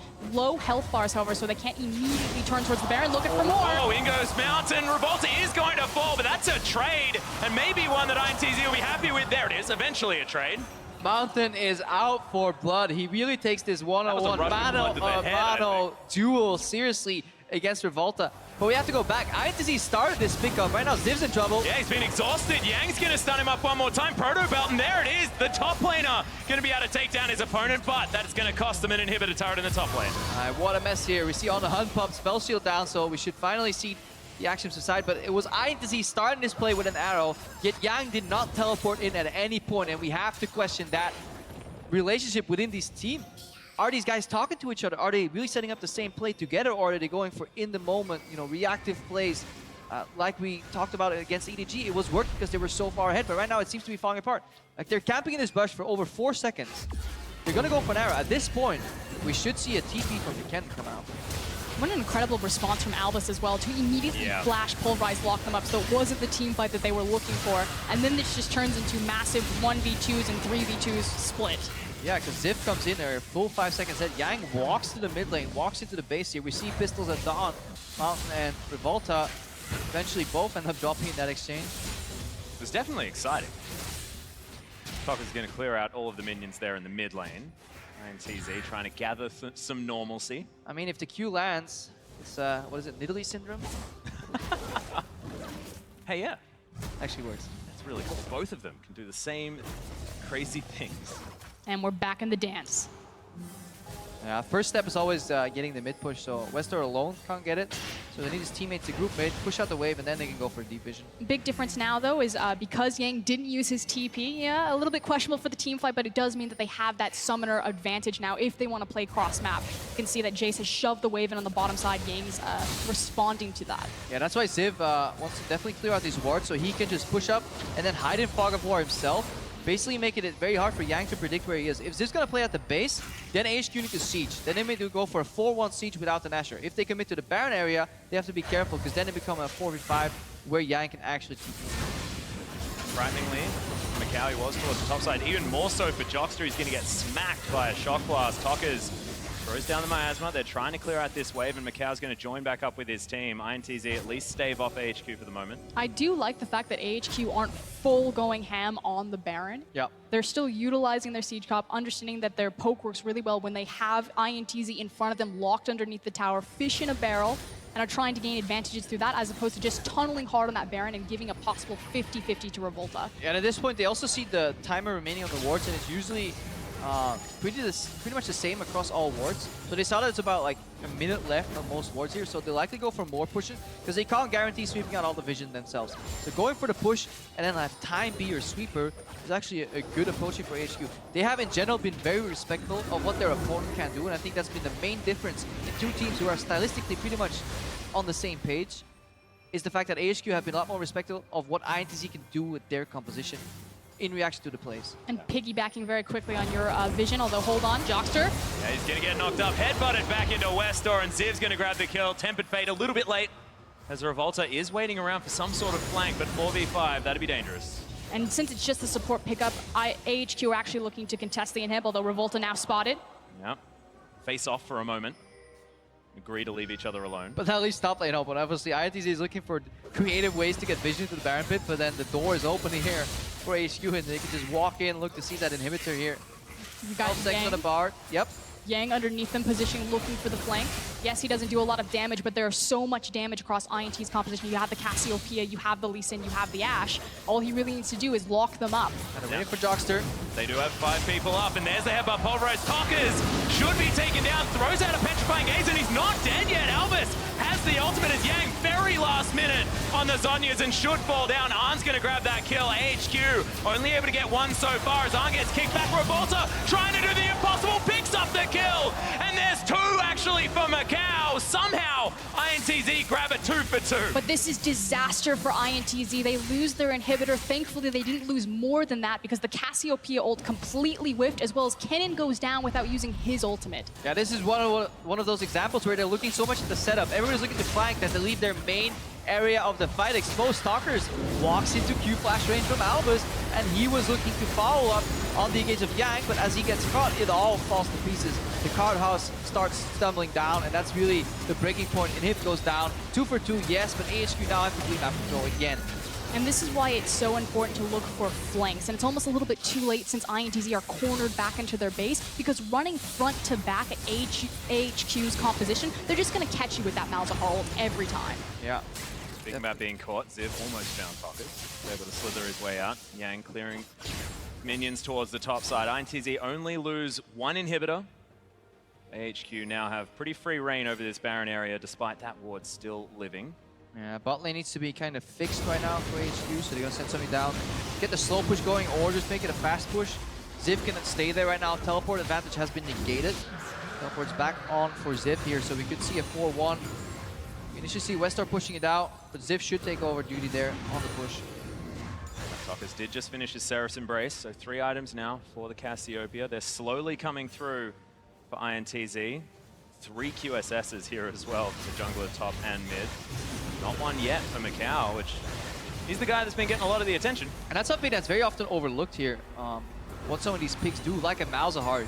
Many people judged him purely on his dueling potential, but the fact that he forces 3 people to alter their build paths, hit their power spikes later because they have to pick up the QSS, you know, get that early game gold sync in, it alters the power spikes of this entire composition of INTZ, especially when behind here. So that's why Malzahar in the late game is such a strong pick, because he makes everybody slightly weaker in terms of item builds. I'm just so proud right now that AHQ still aren't funneling into Baron. Like, I promised myself I wouldn't cry at this moment, but they're using their siege comp. They're prioritizing the structure, saying this is how we win the game. We don't need to fight them or give them an opportunity to fight them where they can get these big flanking plays on us. Let's put them into a corner and continue to drive it home. Certainly working out as they were able to take that down that mid lane inhibitor turret. AHQ still pressuring multiple lanes at once. The super creeps working on that top side at the same time. Tempered Fate doesn't find either Ziv or Mountain. INTZ back to square one with their engage. Macau still has the arrow. Oh my, barely has his health bar though, which is the unfortunate part. Just slowly running out of time and running out of health. If they wanted to make a play, they kind of almost missed their window too, so it's going to be another inhib down for INTZ. Lacking the forward pressure to at least force somebody to juke in predictable patterns. Juxter was trying to throw almost a random Bard ultimate out, but if you can't force somebody to walk backwards or get punished for walking forwards, it's incredibly hard to hit that, even point blank. Well, now Juxter, Tockers, moving himself back. Juxter was looking at him, thought he might be able to find some sort of flanking maneuver himself, as Westor does have his passive removed. Revolta over here as well. But it just looks like INTZ can't find that perfect engage, can't find what they're looking for to try and turn this game around. You can see Revolta, he's looking for the play. They understand that it's do or die. There's the arrow, so INTZ, they fully understand. They're trying, but it becomes so predictable that they will have to pull the trigger. Everybody knows this is the window for a desperation play. It likely won't work. INTZ knows that, AHQ knows that as this tower is falling down, but it's the last-ditch effort before the third inhibitor falls, or Ziv just straight up walks with Nexus turrets. Yeah, Nexus turret is going to fall down just by the super creeps there, as well as Yang tries to clear them out. Ziv's still here. They're fishing a barrel in this base as the spears are even flying through. Macau looking to clear things up, but INTZ, they have to give up this bottom lane inhibitor, and they are just getting out-pressured. There's no fight here. AHQ, they're just pushing them down as Revolta. Oh my goodness, the flash was predicted, the Q was as well, and Westor survives. No more engage options apart from Yang getting some miraculous flank or something. AHQ just in so much control. They're just smothering INTZ. Smothering is exactly the word I was looking for. Completely locked into the base, and I'm just... Great macro and objective identification from AHQ. Again, they didn't touch the Baron to win this game. Definitely could have at one point. That is really being too critical. Right now, they're going to go back in here. They have ways to stop this Lee Sin, who has no flash, so very predictable here. Westor has the vision to work with. There's 2 damage dealers on the stopping front, though, so very little damage on the Baron itself. Well, Tempered Fate is going to lock it up for the moment. Revolta does have to walk past Ziv and Westor, and they just both explode. Jockster as well. Tockers throws down the ultimate, but it's to Westor's back, and in goes Yang. This is the last-ditch effort. The Malzahar falls down, but Tockers should follow. Mountain looking to try and lock that one up, and he's going to get it. AHQ are going to take down everyone but Macau, and should be able to finish off the base, unless the minions do it for them before they get there. Yeah, Macau desperately trying to clear some of the minions what's left. At least buff up the CSD stats before the inevitable thing will happen. AHQ, slow and steady, wins the race. Slow and steady eventually kills the base as well. Nexus going down. Most certainly is. Arm's going to flash onto Macau because he may as well spear. Oh my gosh! Saved by the Nexus explosion, and AHQ flat out asphyxiation against INTZ. Which means that this group is going to widen a little bit. So technically winner of this game will tie for first place just because everyone is locked up. But this game was so important, and it's nice to see that AHQ gave INTZ the respect that they deserve. Took them very seriously, played a very clean, clinical, and methodical game. Yeah, could have definitely went both ways. If you look at the composition, INTZ went ahead, pulling these moves with the Ash Arrows, the Bard Ultimates, the forward play from Talkers could have worked, but they fumbled in the early to mid game. We had initially the invade from Revolta, which was ill-advised. Then we had to make up for that play. He went top lane, but it was Red and Ziv with the hero play. 1v2 plus a million minions. Technically unfair battle there. He won that exchange. Westo rolled up, and from that point on, AHQ was in control of the game and they decisively but slowly played it out. Yeah, and I have to give a shout out to Westor there as well. He stayed up in CS. He was all over the map early on. Congratulations to AHQ, and there were questions about Chowie because he was looking fantastic. I mean, Zillion pick, a little bit unorthodox, but looked good. Despite the fact that they did lose the game, Westor coming back in and, man, really having a good performance in exactly the same matchup that he failed to win last time. And I know the look that these guys have on their faces because it really sucks to lose a game in the way INTZ did because it felt like you never could do anything. And that comes from, honestly, a lack of pre-planning and being on the same page and identifying, okay, guys, not only is this what we're playing for, this is exactly how we are going to execute it. And that second step was lacking. Like, they knew they had to defend some of these objectives, like a tower, like a dragon, like a baron, but the failure wasn't in communication. Yang wasn't teleporting in at some points. We saw people all invest in the flank while the main part of the fight was kind of waiting, like, guys, are we flanking? Am I supposed to go? And while they were kind of figuring it out in the moment, Pulverized Flashlighter comes in, and suddenly the fight is over. Just that veteran status, being able to pull the trigger when it really matters. AHQ, very familiar on this world stage. Yeah, we have to remember that because AHQ have been here before. They looked very, very good last year at Worlds, and we'll see whether they are going to be able to continue this performance moving on into the rest of their group because anything can happen this Worlds. We've proved it already. We'll see whether it is going to be INTZ finding some more, whether AHQ continue this sort of dominance. You know, Coach Aaron really said it best. He had a comment on Group C, because a lot of people, when they initially looked at Group C, they said, oh, you know, this is the clear favorites in the group. It's going to make it out. No problem. But Aaron said, this group is even more dangerous because if someone loses, then other teams won't cover for you. If the groups are super stacked, super close, then you can expect another team to save you. And then coin flip, everyone's close. Or ironically, his team did exactly that. You know, they dropped the game, which was the major upset of the tournament here. They need to fight back later versus H2K and see if they can actually come out on top in that group. They most certainly do. Bart Shox is standing by with AHQ's man in the top lane. So let's head on stage for a word. Thank you very much, guys. Indeed, joined here by Ziv after the victory for AHQ over INTZ. And I first want to ask about that early game because over when INTZ beat EDG, there was a lot coming out of the top lane and the jungle synergy. How did you contain them here and got off to a good start? 他说，当 INTZ 打赢 EDG 的时候，那他们的上野联动非常好。然后，那你们是怎么样控制这个局面的？就是主要是我觉得他选到他非常擅长的角色，所以这场因为我的角色前期换血的优势，所以他们来 gank 我的时候变成1打2局面，所以算是对方的失误。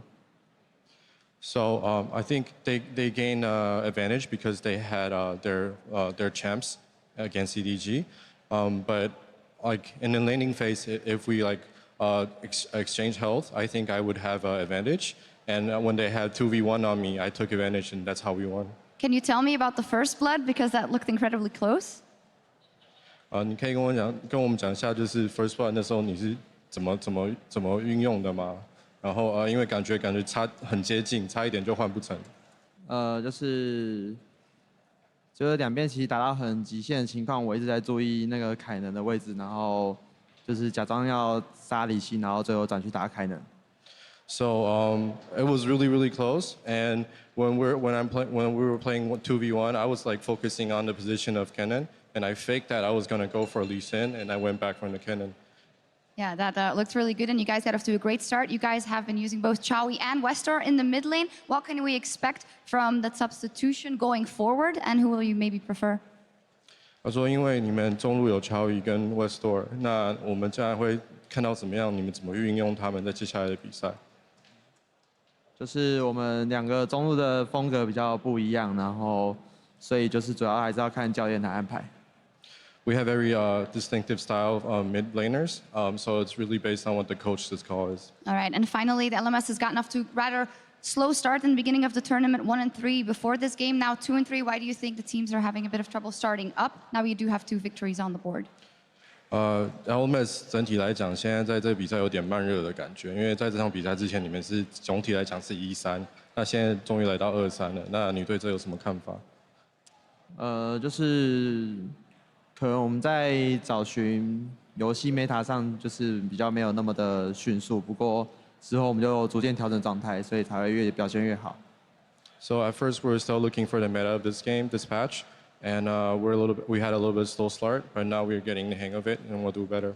Okay, fantastic. Well, thank you very much, Ziv and AHQ. 2 wins on the board so far. Analyst Desk, take it away. Thank you very much, Shocks. A fantastic performance out of Ziv there in the top lane, and we will get into the play itself. But before we do that, I want to talk about compositions here, because in that pick ban, once again, after day one's performance, Yang not getting that Gnar, put into that Jace Kennen matchup, and we saw how that went. You almost never see 2v1s happen, 1v2s happen anymore in professional play, but Ziv was able to do that, which to me just kind of speaks to the way Clement and I were making the predictions before the game. We thought Ziv wasn't going to fall prey to the same way Mouse did, and it wasn't even close to that. I did not actually expect it to be that brutal early on, but Ziv really stepped up. Especially, I think Ziv's just like a great player. He's a 2-time MVP, and this game, I think what he demonstrated is that he can carry in the top lane. Before, he was just on tanks, initiation, but this time, Mountain's playing around him, and they are showing that they can just penetrate the top and win the game from there. And they really like the moves that AHQ made with Ziv particularly. Once they took down the bottom turret, and they just have him push up all the way and then just group with the team, use that Jace to poke out and take the top and mid turrets, and they played such a clean game at that point that this was one of the best games we've seen so far. And it all started with that 1v2 for First Blood, followed by the second kill in the top lane. Let's take another look, brought to you by Acer. Yeah, if you look here, like what Ziv is doing is actually stacking out the minion wave. In the interview, he says he knows that the gank is coming, and Mountain's not that far behind here. He's keeping an eye on Kennen at all times. The Kennen Q does not land. It hits on a minion. He goes for Lee Sin, fakes back, goes for the Kennen, misses by a hair, but by this time, Westor is already in the fight. You see Yang flash here. Bad move, gets hit twice. And then again, Mountain's playing around the top lane. He knows Ziv is off to a good start. He knows if he just pushes this one more time, then Ziv will dominate this lane. They go in for a super clean kill, fakes the Q on the first auto attack, lands it on the second one. And from there, you can see they actually closed out the game pretty well. The overall game time only being 35 minutes. They had a 7,000 gold lead at the 20-minute mark. So this really was some devastation by AHQ over INTZ. And while I'd like to give a lot of the credit towards AHQ being able to play cleanly, they took a lot of skirmishes that you'd look and say, why is this fight happening? But every time that they took it was around objective. So even if they lost a fight, they were still able to convert that. We saw them being able to take down multiple turrets, even a base turret just because of that. But on the other side, INTZ, their vision control is just completely abysmal, and I have to attribute it to the fact that there was no red trinket from Revolta at any time. I think that's the big takeaway here for me, at least, is looking at AHQ having a very clear understanding of how to win with their composition. They have a poke composition. They're not going to give themselves the opportunity to be Kennen flanked, Lee Sin flanked, and lose a 5v5 fight. They're just going to play around the objectives, play it slow and smart. That's exactly what they did. Yeah, and I think in a bigger picture perspective, thank goodness for AHQ, because they make more sense than anyone else in this group. They lost to EDG, and they were able to take care of business against INTZ, and then had a pretty close game against H2K. They're the one team that's fitting the expectations of what we thought would happen coming into the tournament. Now we just have to hope that they actually show the Flash Wolves how to close out games as well, and we can see both the LMS teams being able to convert these massive leads into really nice wins. Player of the game going to Ziv there. We heard him on stage, and of course it was that focus in the top lane that really drove it home for them. 5, 2, and 6 on that J. So he's been a top performer for them throughout this tournament so far. Exactly, and previously when Ziv had been a top performer, it was in the Maokai meta. He was playing a bunch of tanks. This is actually an incredibly promising sign for AHQ, because if he can play more Jace, which by the way was picked blind because the Kennen matchup was saved until the end by INTZ, if they can play around him, AHQ can go places. All right, well, game one is in the books. We're taking a quick break, but stay tuned. When we return, the LPL's first seed, Edward Gaming, takes on Europe's H2K.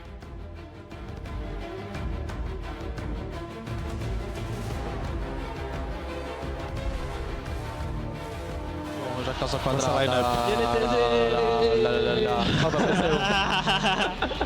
Yang, he might just be an afterthought kill as the shock blast comes down. Will the Marcus got good flash, but Westor's turned up and he's gonna get the first blood. Revolta is underneath them. Oh, good Q, he's still looking for it. Fair bit of damage now as the kick's not blowing up the minions. They're not there, and Revolta, he's gonna be taken down. Tokka's heading around as well as Revolta getting chased by the cat and the cow. Jockster over the wall. Westor, he's going to be taken down, but Ziv's going to get revenge. HQ only able to get one so far as Arn gets kicked back. Revolta trying to do the impossible, picks up the kill. 把的。我们死掉。神女没大，小心凯能上去打，上去打，剩三只，凯能进场。AHQ flat out asphyxiation against INTZ.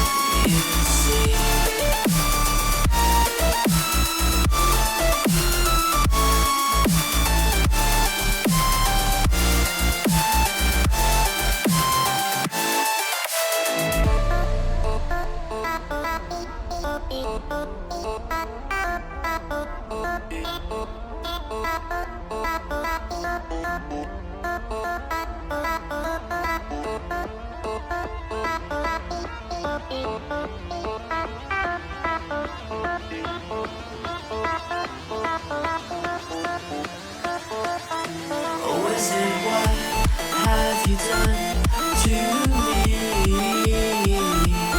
As the dark energy flows from inside of me, inside of me.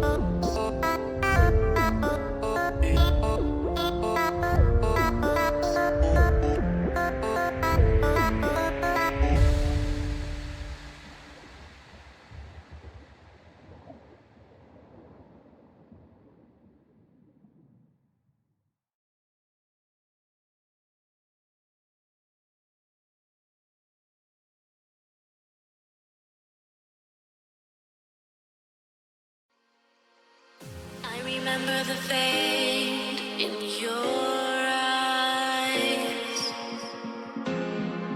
I'm lost in space, floating away.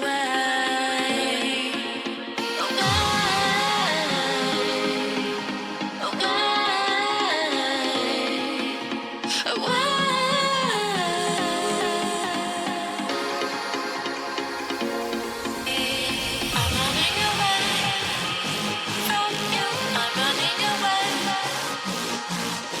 I'm running away with you. I'm running away. I'm running away.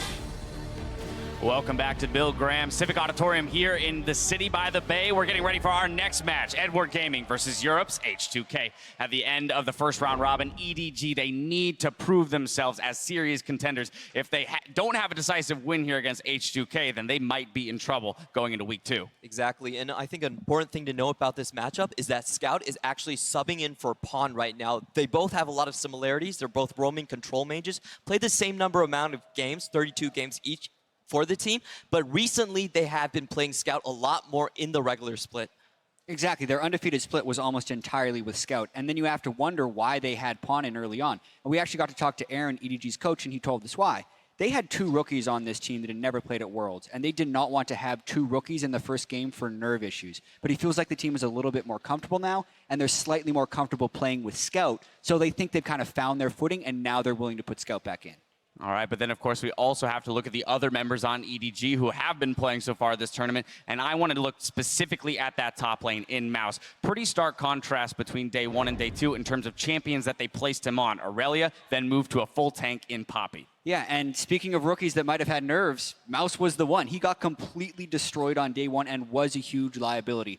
But we all love to jump to conclusions. He's not a terrible player. He can be put onto tanks that can withstand a lot of things and have a fallback pattern. So I think that's what we're expecting from EDG today. Yeah, and usually first games, you get all the jitters. I'm sure all the teams can attest to that. But another thing is that both these teams don't seem to have a very clear game plan of how to win the game. We have H2K going for the win lane, win game approach, and a lot of lack of use of teleport is slowing them down from being able to close out games cleanly. And on the other side, EDG just needs to have a better game to make their run as a contender for the World Championship. We need to see a performance of the caliber of what we just saw out of AHQ. Right, H2K going for a win lane, win game. Right now, it's just win lane, lose game. But on that kind of topic they're 1-1. Yeah, they're 1-1. But on that topic of winning lane, this game may just come down to our featured matchup between AD carries, Deft and Forgiven. I mean, Forgiven has been waiting to make it onto the world stage for so long, and they consistently are picking him winning lane matchups. EDG has done a similar thing with Deft, so this is actually Forgiven's time to prove himself, or Deft to just continue his dominance on the international stage. So that's going to be a big matchup that we will zero on as a group. But H2K, they also come into this game with a heavy heart. They're mourning the loss of their Call of Duty captain, Philip Klemenov, who passed away today as a result of a tragic car accident. The players are wearing black patches with the initials PK to honor his memory, and our thoughts and prayers are with his family and friends. Now, in this key battle, players with international reputations are matching up again for the first time since last year's group stage. 就对 H2K 这支队伍的话，去年也遇到嘛，去年也在 S 上面遇到了，觉得还是一个挺强的队伍。然后今年遇到的话，就感觉他们中单还是以前那个就是韩国中单嘛，就大家都知道的。然后，其实上中的话我不是很了解嘛，就他们下路的话，其实以前也听说过是欧洲第 ADC Forgiven， 就很出名嘛，就。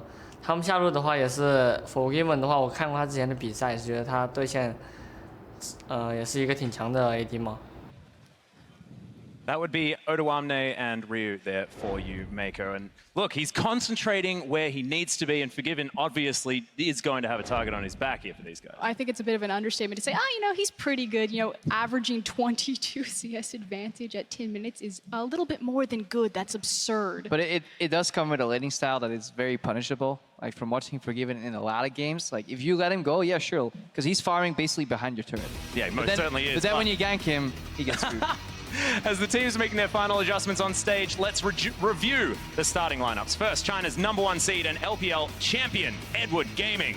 With Mouse towards the top side of the map, Clearlove, their superstar jungler. Scout now in for pawn in the mid lane, and Deft and Mako, their AD carry and support with Rapid Star, their coach. And lining up against them is a 3rd seed from a beautiful region, the European LCS. It is H2K going for that H2-1 H2K win. In the top lane, it's Odoamne, Yankas in the jungle, Ryu in the mid lane, Forgiven as AD carry, Vander as support, and Coach Prawley giving some North American flavor to H2K. Delicious. And there are so many incredible matchups across these two Titans facing off from each other. We've already spoken at length about Forgiven's incredible stats. Let's look across the board at Deft.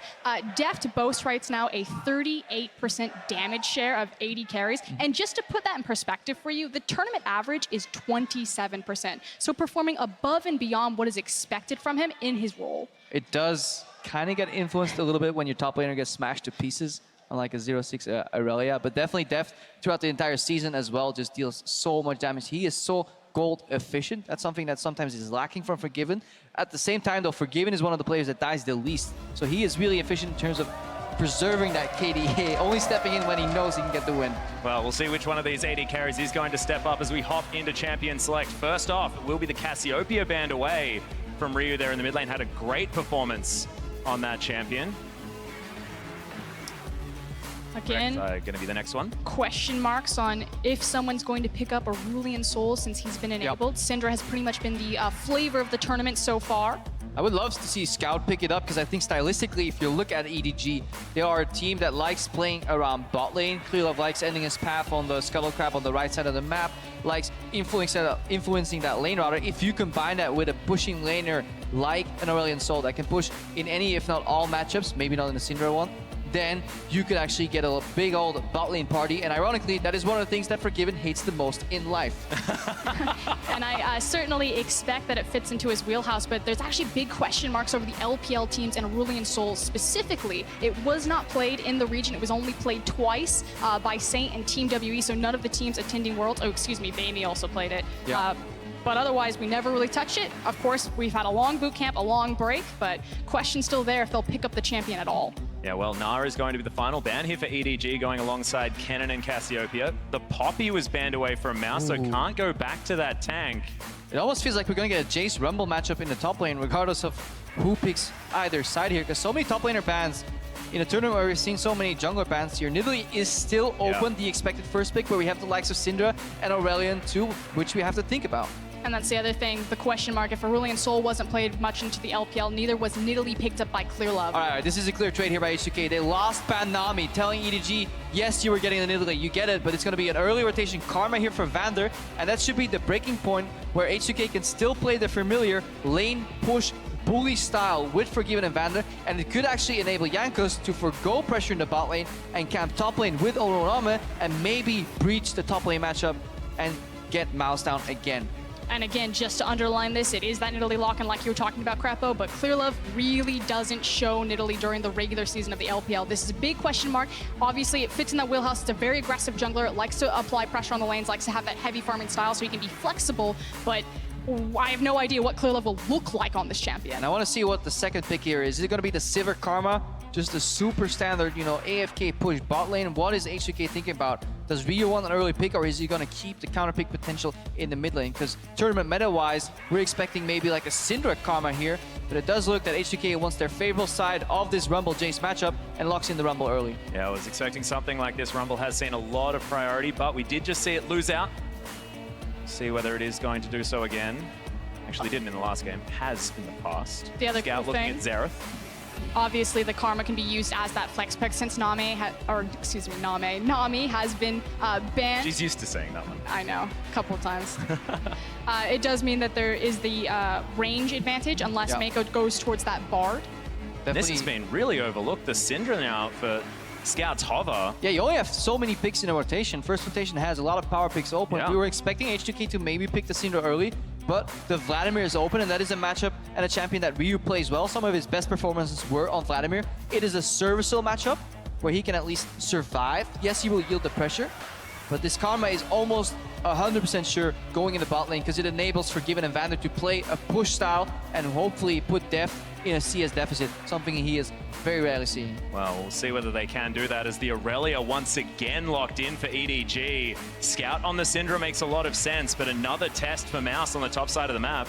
And Mouse looked, he seemed very vocal the last time Aurelia got locked into a Wasn't a fan. on the international stage. But I want to see which jungle pairing comes out. What is Jankos going to do? Is he going to go for the Lee Sin that has seen a resurgence in this tournament, or simply going to lock the Elise and camp top? Because Aurelia into Rumble is a very swingy matchup where if Rumble gets the lead, it's almost impossible for Aurelia to escape. And Jankos can get an early game jungler, go top because their bot lane again has a security. Ryu has a safe counter pick in the mid lane too. We see Ezreal Karma locked in, super safe lane here. So it is all but kind of spelled out that Jankos is going to be paying attention to that top lane. Yeah, and I also hear that Jankos has got a bit of a habit for First Bloods, and he's going to lock away the Lee Sin here for H2K. Forgiven on the Ezreal here, it feels like a pick away from Def, but of course is still just a phenomenal pick this tournament. Mako seeing what he wants, and Deft considering the Ashe. So trying to get some kill pressure into the lane. So if H2K are kind of going all in with their draft, showing their hand that maybe they have the ability to camp that top side of the map, EDG now kind of playing and toying with picking up really hard CC or kill pressure into that bot lane.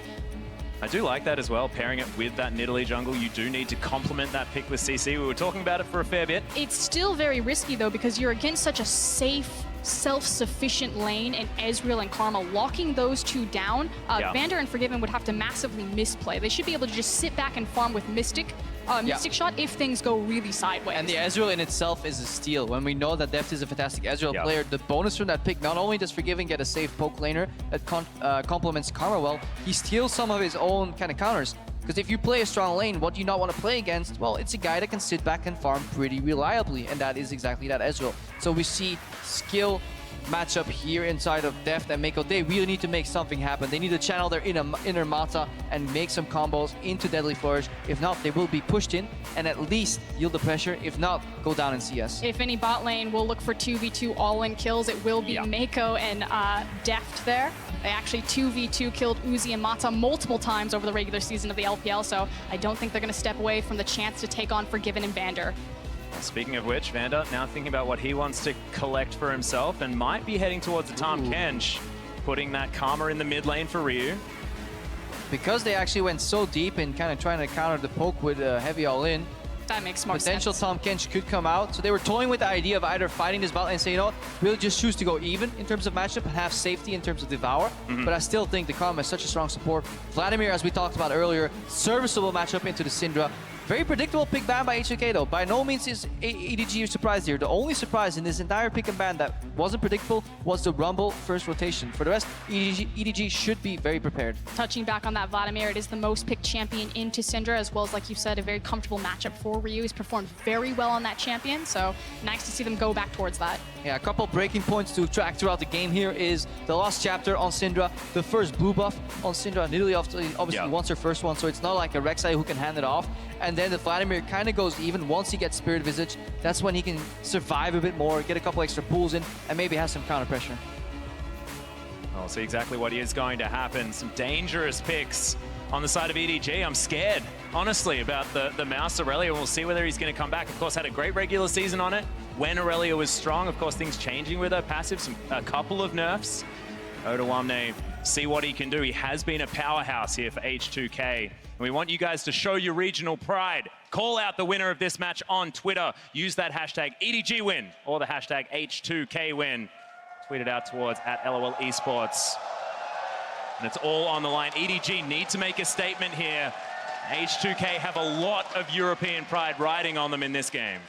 So I want to quickly touch on the Syndra pick because she's pretty much been the most dominant, standout champion of the tournament so far. You know, maybe outside the Lee Sin performances from Svenskeren and Revolta, respectively. The thing about Syndra is she really kind of swung back into the meta, I think particularly because Gragas was kind of removed from it. She's a very low mobility mid laner, not having that cask and that ability to have kill pressure on her. She then has great matchups across the board against multiple mid lane champions, as well as great dominance and lane control. She has the potential to roam. But the thing is Lee Sin for the longest time when Gragas was strong was kind of considered like the pseudo Gragas. The poor man's Gragas? The poor man's Gragas. So I feel like there's still kill pressure if Jankos wants to look mid or top lane, since he does have that Lee Sin post 6. Yeah, post 6, but the problem is this matchup is heavily influenced in the early game, and that definitely plays a large part in this. We see, if you want to watch Deft solely lane up versus Forgiven, you can go to Riot Games 2, again, hosted by Sifa Rusty and Kiwi Kid, giving you the analysis of that bot lane. We're going to have the bigger picture in mind, especially Jankos versus Krylov, because where Krylov isn't really renowned for that Nidalee, yes, he can play her. This is Jankos' 43rd game on Lee Sin. I'm terrified, Crepo. Oh, wait, check. Krylov has a reputation that he doesn't adjust to patches very well. He's been meta resistant since he's been playing for so many years, but it does take him a long time to pick up champions that are very powerful in the meta and perform on them. Nidalee is one of those cases. Like, meta resistancy sounds like a good thing. It's like, yeah, I'm resistant to meta. I only meta play can change, but I will still just play anything and beat you. Don't worry, I have meta resistance. Give me the Skarner. And he took it, and they didn't win against OMG the first time around. We saw, again, you know, the same interaction here where Forgiven and Vander are taking control of the lane. They're doing this stop. This is bold. Oh, Vander. Oh, the base check. There's the pulverized Deft doing a lot of damage. 2 more bullets in the chamber. Will get the crit, but it's a good exhaust to flash out the heals there. Still a good laning start, actually, because the enemy AD carry is put low. Mako and Deft need to invest into push really hard here. Let's see. Gonna use double execute, get the Winion push. This is a big mistake by Vander. There's the flashing. Oh my god!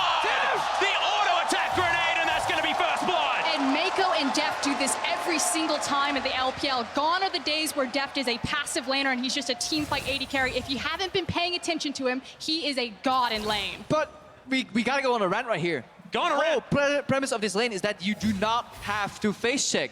You can pull the creeps, create a freeze, and outlane a camp start super hard with Ezreal and Karma, and they for hell know it because it's Mithy who pirated that. This face check is just bonkers bad from Vander. This is a major mistake here, and then later on too, heal out of in the Ignite here so he doesn't get the full bonus. Then look at Deft, the presence of mind to go for heal boost into auto Q. He stacks his 4th shot. This is so beautifully played by Deft. Boom. But a big mistake. You should be able to freeze that lane. Don't go for the face check. Whatever you do, do not approach any brush. This was the only way H2K could lose that matchup, and they failed from minute 1. And it's forcing Jankos to actually respond. He's kind of hovering around the bottom side. He's clearing out his jungle, but he needs to be so cautious. Vander doesn't have exhaust or flash. Mako is still sitting on his flash. Such a key engage tool for that Alistar, so there is a lot of kill pressure bottom. And we can keep ranting about what could have been, but I think it's important that we look forward here. H2K looking to salvage the lane at least by pushing in, but they won't be able to get as much out of it as they can. Clearov's also heading to the bot lane. We gotta keep our eyes on Jankos. What can he do for Odoamne in the top lane to snowball against Mouse? Because that's also an incredibly swingy matchup. Yeah, already feeling a little bit top heavy at the moment, but Mouse struggling just a bit. Odoamne getting that shove from the Rumble. We saw that Flame Spitter being quite difficult for Mouse to deal with. Yeah, definitely getting pushed in. In terms of item starts as well, look at how Deft approaches this matchup. where he's going down like a lot in early game. He started longsword 3 potions because he knows he's going to take a lot of poke in this matchup and he wants to stay sustained to avoid the all-in. So you see, for the first time, people deviate from the standard Dorn start on competitive play. I apologize for not picking that one up. Very interesting. I didn't notice either. Production told me. At least I get to sound smart. Don't tell them, Crepo. Don't tell them that, Crepo. Now everyone's going to doubt all of your incredible points. I'm actually very impressed with Mouse so far in this matchup. Last time, he was 15 CS down at 5 minutes. Yep. So doing much better this time around, 21 to 24. It doesn't sound like a big deal, but it's head and shoulders better than the start that he had to this tournament.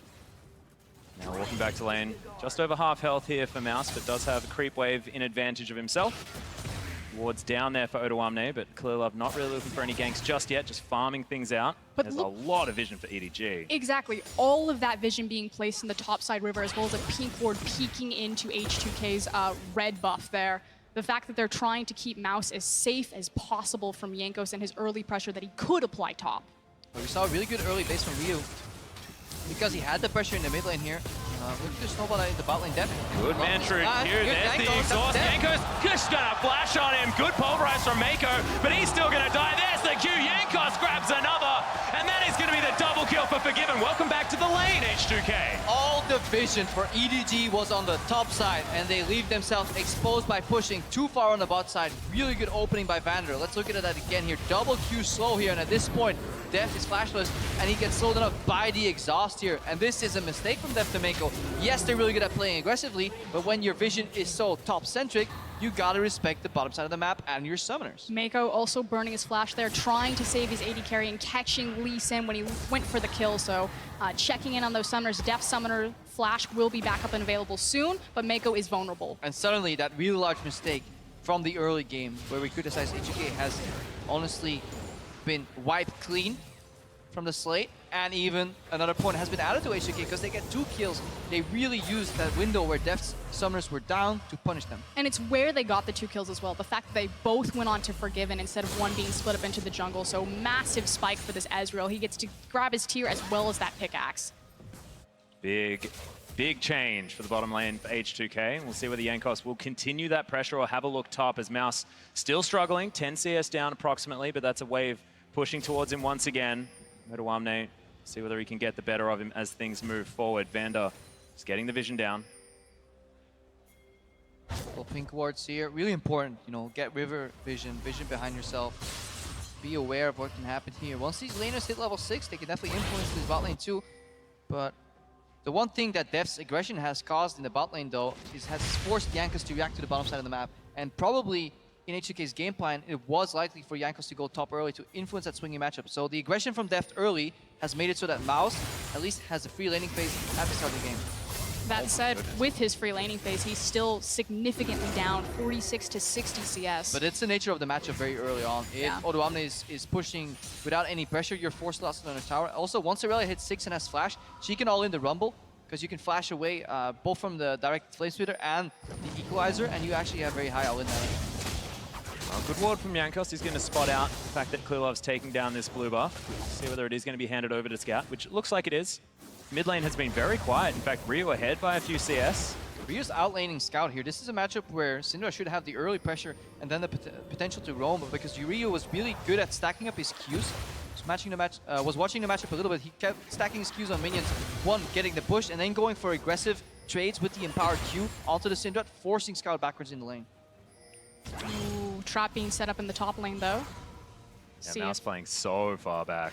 Last time he fell for this, he actually blade surged to pick up a cannon creep and fell into the jungler's hands. Jankos cancels his back. All right, Odoamne playing scared here, but we have the roam from Syndra here. Is H2K aware? The pink ward's going to reveal it, and right now they have to think quick. Well, in goes Mouse, does get the stun with the Equilibrium Strike as Jankos comes in. There's the kick underneath the turret. He gets out onto Jankos. So can they turn it? Scout grabs the kill. Odoamne still looking for more, but can't get anything. Just the absurd damage, because almost everything went kind of lopsided for EDG. The fact that Scout gets kicked underneath the tower, Mouse gets kicked underneath the tower. Scout misses his stun, but another one. There's the flash. The stun comes in. Mouse picks up a kill. In the bottom lane, the action does not stop as Forgiven's getting hit by the curtain call. He's trying to get out. All the bullets are landing. Vander has the shield. And Mako almost falls down, but EDG don't get anything on the bot side. Yeah, Ryu pushing in the mid lane here, trying to make up for something here. He was pressured in. We saw it. Syndra with Lost Chapter, with Blue Buff, will always push in that mid lane. Translate that advantage to top. H2K, they had to think quick. They had a good idea, but they weren't quite sure if they had enough HP to execute it. The answer was no. So EG win out in both bot and top lane at the same time while Ryu tries to salvage. Look here. They see it coming. At this point, they were aware of Syndra. They're like, okay, guys, let's try and outplay. Don't go for the safe play. And Jankos just ends up dying to the damage from Scout. So much damage from the Syndra. Ridiculous damage. Again, Mouse gets kicked underneath the tower, Scout misses his stun, and they still end up winning the 2v2. And then Onawamne gets too close, eats the stun, and it's a 1-2 punch. You gotta watch Faker. Everybody by now should know about the range of that QE. Well, Scout's going to steal away a Raptor. That's the big one as well. That's some sad stuff. Jankos, he's probably going to be focusing mid lane now. Poor Ryu. He's like, guys, I'm ahead in CS in a matchup that I should be behind in. I've had pressure at times. Yeah, Pawn's off stage going, Ryu, I understand. I know exactly what's going on, man. He pings the miss. He's like, guys, he's coming top. Just whatever you do, don't die. Whatever you do, don't give him 2 kills. Syndra comes back. 2 kills. Yeah, does have that Lost Chapter as well. Fiendish Codex picked up, so Morellonomicon on the cards. I'm glad that you brought up Pawn, though. So kind of touching very quickly on the differences between Scout and Pawn. The desk, is explaining that the team feels very comfortable. Again, if you haven't watched much of the LPL, EDG played their entire perfect split with Scout in that mid lane. Pawn only played 5 games to Scout's 32. So he's very comfortable in this lane. And as I say that, they're actually setting up for a dive. Yeah, trying to find something Forgiven. Still underneath this turret as they're setting up. Mouse flashes out of the way of the Q from Jankos. Forgiven's going to go down. Mouse survives. It's disaster for H2K. Yeah, and this time EDG is prepared for the strategy of the opposing team when they target Mouse. He backs off on the top lane, but it was too late for H2K to either back off, or even if they did, they would lose too much. So Forgiven elected to stay and ends up dying here. And not only does he go down, the first tower also drops to EDG. And right now, EDG is pulling so far ahead. I've seen this movie before. Have flash. See whether Mouse can actually stun the right target up here as the Q has landed. Onawamne in trouble. The tower doesn't take him down. Scrap Shield's good. And Jankos can still just stay hit. Nice dodge on the Q as Mouse has cleared out the minions. Can he actually take down Ryu? Oh my, he's got the pull. Everything's fine, but H2K need 3 to take down Mouse. He needs 3, that which means his Scouts hitting the mid lane tower. Mako is joining here. He did the perfect execution in defending that dive. We all knew he was going to die, but what only mattered is how long it would take for H2K to take him down. At the cost of that 1 kill is an entire dragon and half a tier 1 tower in the mid lane. And of course the tower on the bottom side too. Redemption for Mouse a little bit right there to kind of silence some of the critics, playing that tower dive impeccably well. Yeah, it's sometimes really easy to extrapolate trends and patterns out of 1 or 2 games, but we have to remember we gotta give these guys a couple of chances on the world stage here. Look at Forgiven.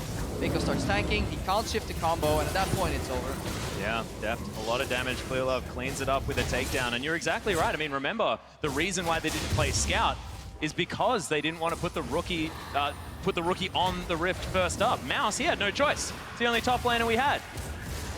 So, of course, had to have his first game at Worlds against INTZ and struggled, but we'll see whether this is going to be comfort for Mouse now. He's had a few good plays. Somebody had to take over for Dyrus. Wow. Oh, that's called baiting the crowd, Crepo. I mean, he said it himself. Sure, he agrees. It was a bit rough up there, but definitely shaking off the jitters. That said, yes, he is sitting with an assist and a kill in his back pocket, but the CS difference between Rumble and Mouse, or excuse me, Rumble and Aurelia, actually means that Rumble's still pretty even relative to gold. It's about 12 to 13 CS that equates to a kill's worth of gold, so Onawamne's not too far behind his respective matchup. Definitely, but he is investing in a slightly more defensive build too. A very scrappy build, but he's not hitting his teamfight power spikes as hard because the delay of the double magic pen comes at the cost of building that Seeker's arm guard. Clearlove right now contesting some vision. In trouble, there's the flash. Jankos is going to find his way in. Clearlove is most certainly dead. EDG can't find anything off the back end. We'll see what H2K can do. Contesting vision or getting caught. Did not have eyes on multiple members. Good stun from Scout. Forgiven uses the heal, gets himself out. Forgiven contesting some spheres in his face. But definitely Clearlove a little over-eager there. Really good read by Jankos though to go for that play. Double stun, make that a triple as Mako comes in, knocks up Ryu. He's got the pull, remember, Curtain Call. He has his eyes set on Forgiven. Good train set up here by H2K, but Vandar still almost gets taken down.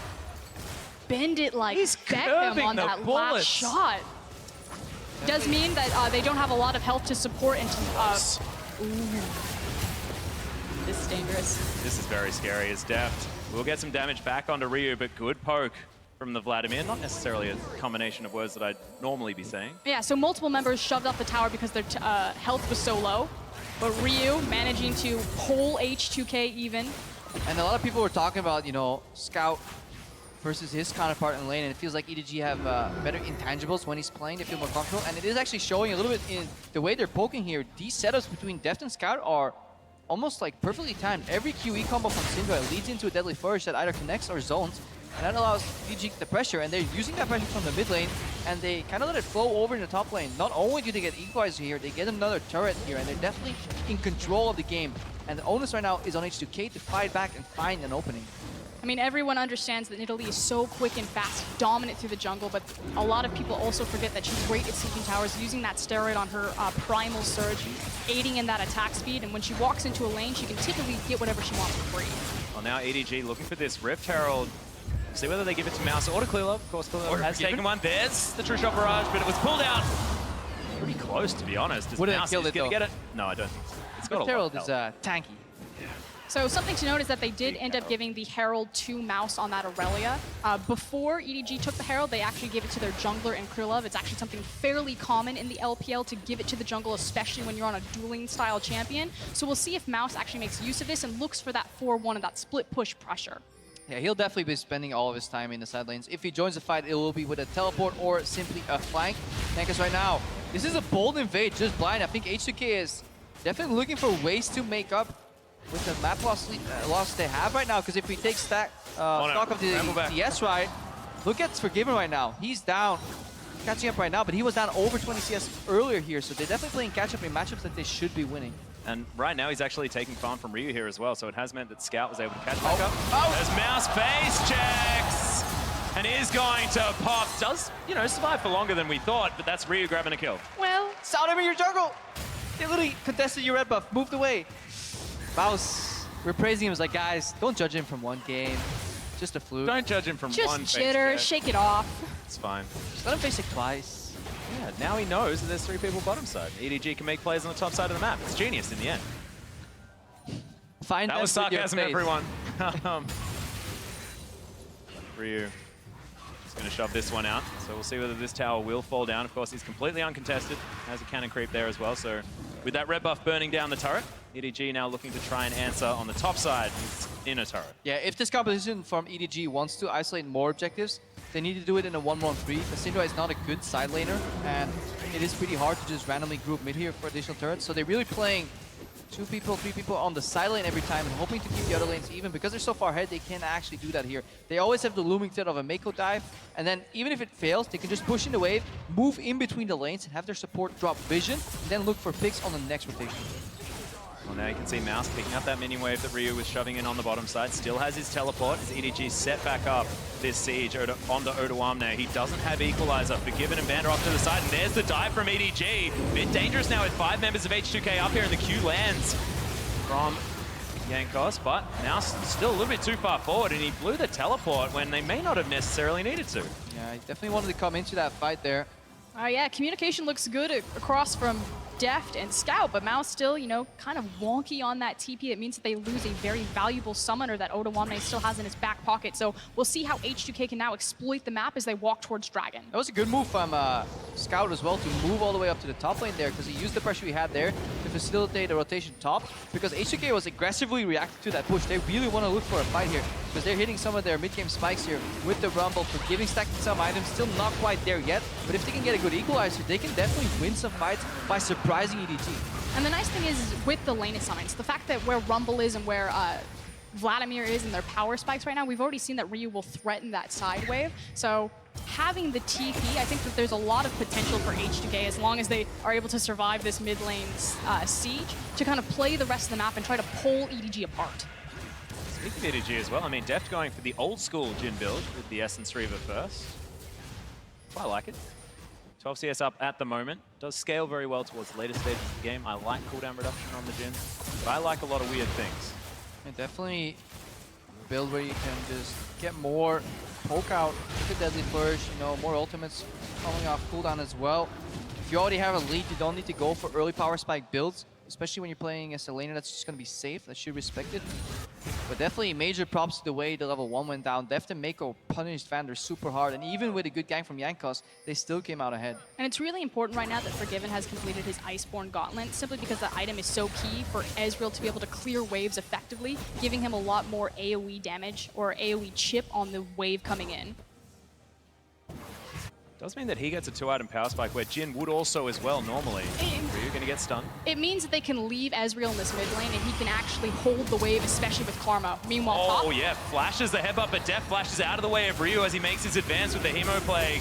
I was about to say, it's pretty dangerous to just even attempt to 2v1 a Vladimir. That guy deals so much damage, but Ryu slightly telegraphs his flash, but in doing so, he dodges the combo, and Def then with a good react flash. So honestly, almost perfectly played by both sides here in that engage. Yeah, nicely done. But scary. EDG thinking that they could take that fight when it was looking a bit dicey. The exploitable lane assignments that we were talking about earlier, the fact that Vladimir, Rumble, and Ezreal have really good itemization, that they can spread out along the map and just kind of stall the game and start to absorb more of this farm. You can see that right now in Odawane in the bot lane. He's just been sitting there, chilling out, getting rich. Certainly is. Over 20 CS in the lead. This wave will shove back through though, as the stun was dodged by Vander there in the mid lane, aiding with this wave clear attempt, but that tower is slowly falling down, and Scout is always threatening. In goes Jankos. Oh, the flash predict from Mount Scout. And in goes Mako, but it's all just a disengage. Nicely done from EDG. Yeah, I really like the respect flash. See Lee Sin first, flash first, ask questions later, because if you have time to think, is this guy going to kick me in a team? The answer will always be yes. Yes, he will. So the second you see him on a competitive stage, just instantly flash. Luckily, he also gets Jankos flash out of that one.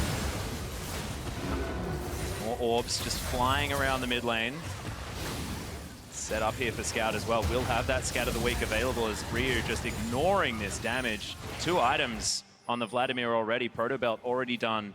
Yeah. A lot of matches with this. And Ryu's comfortable in this matchup. Odawane right now needs to fend off Mouse. He should be There's fine. the flash. Mouse actually looking for the Blade Surge, but doesn't get it.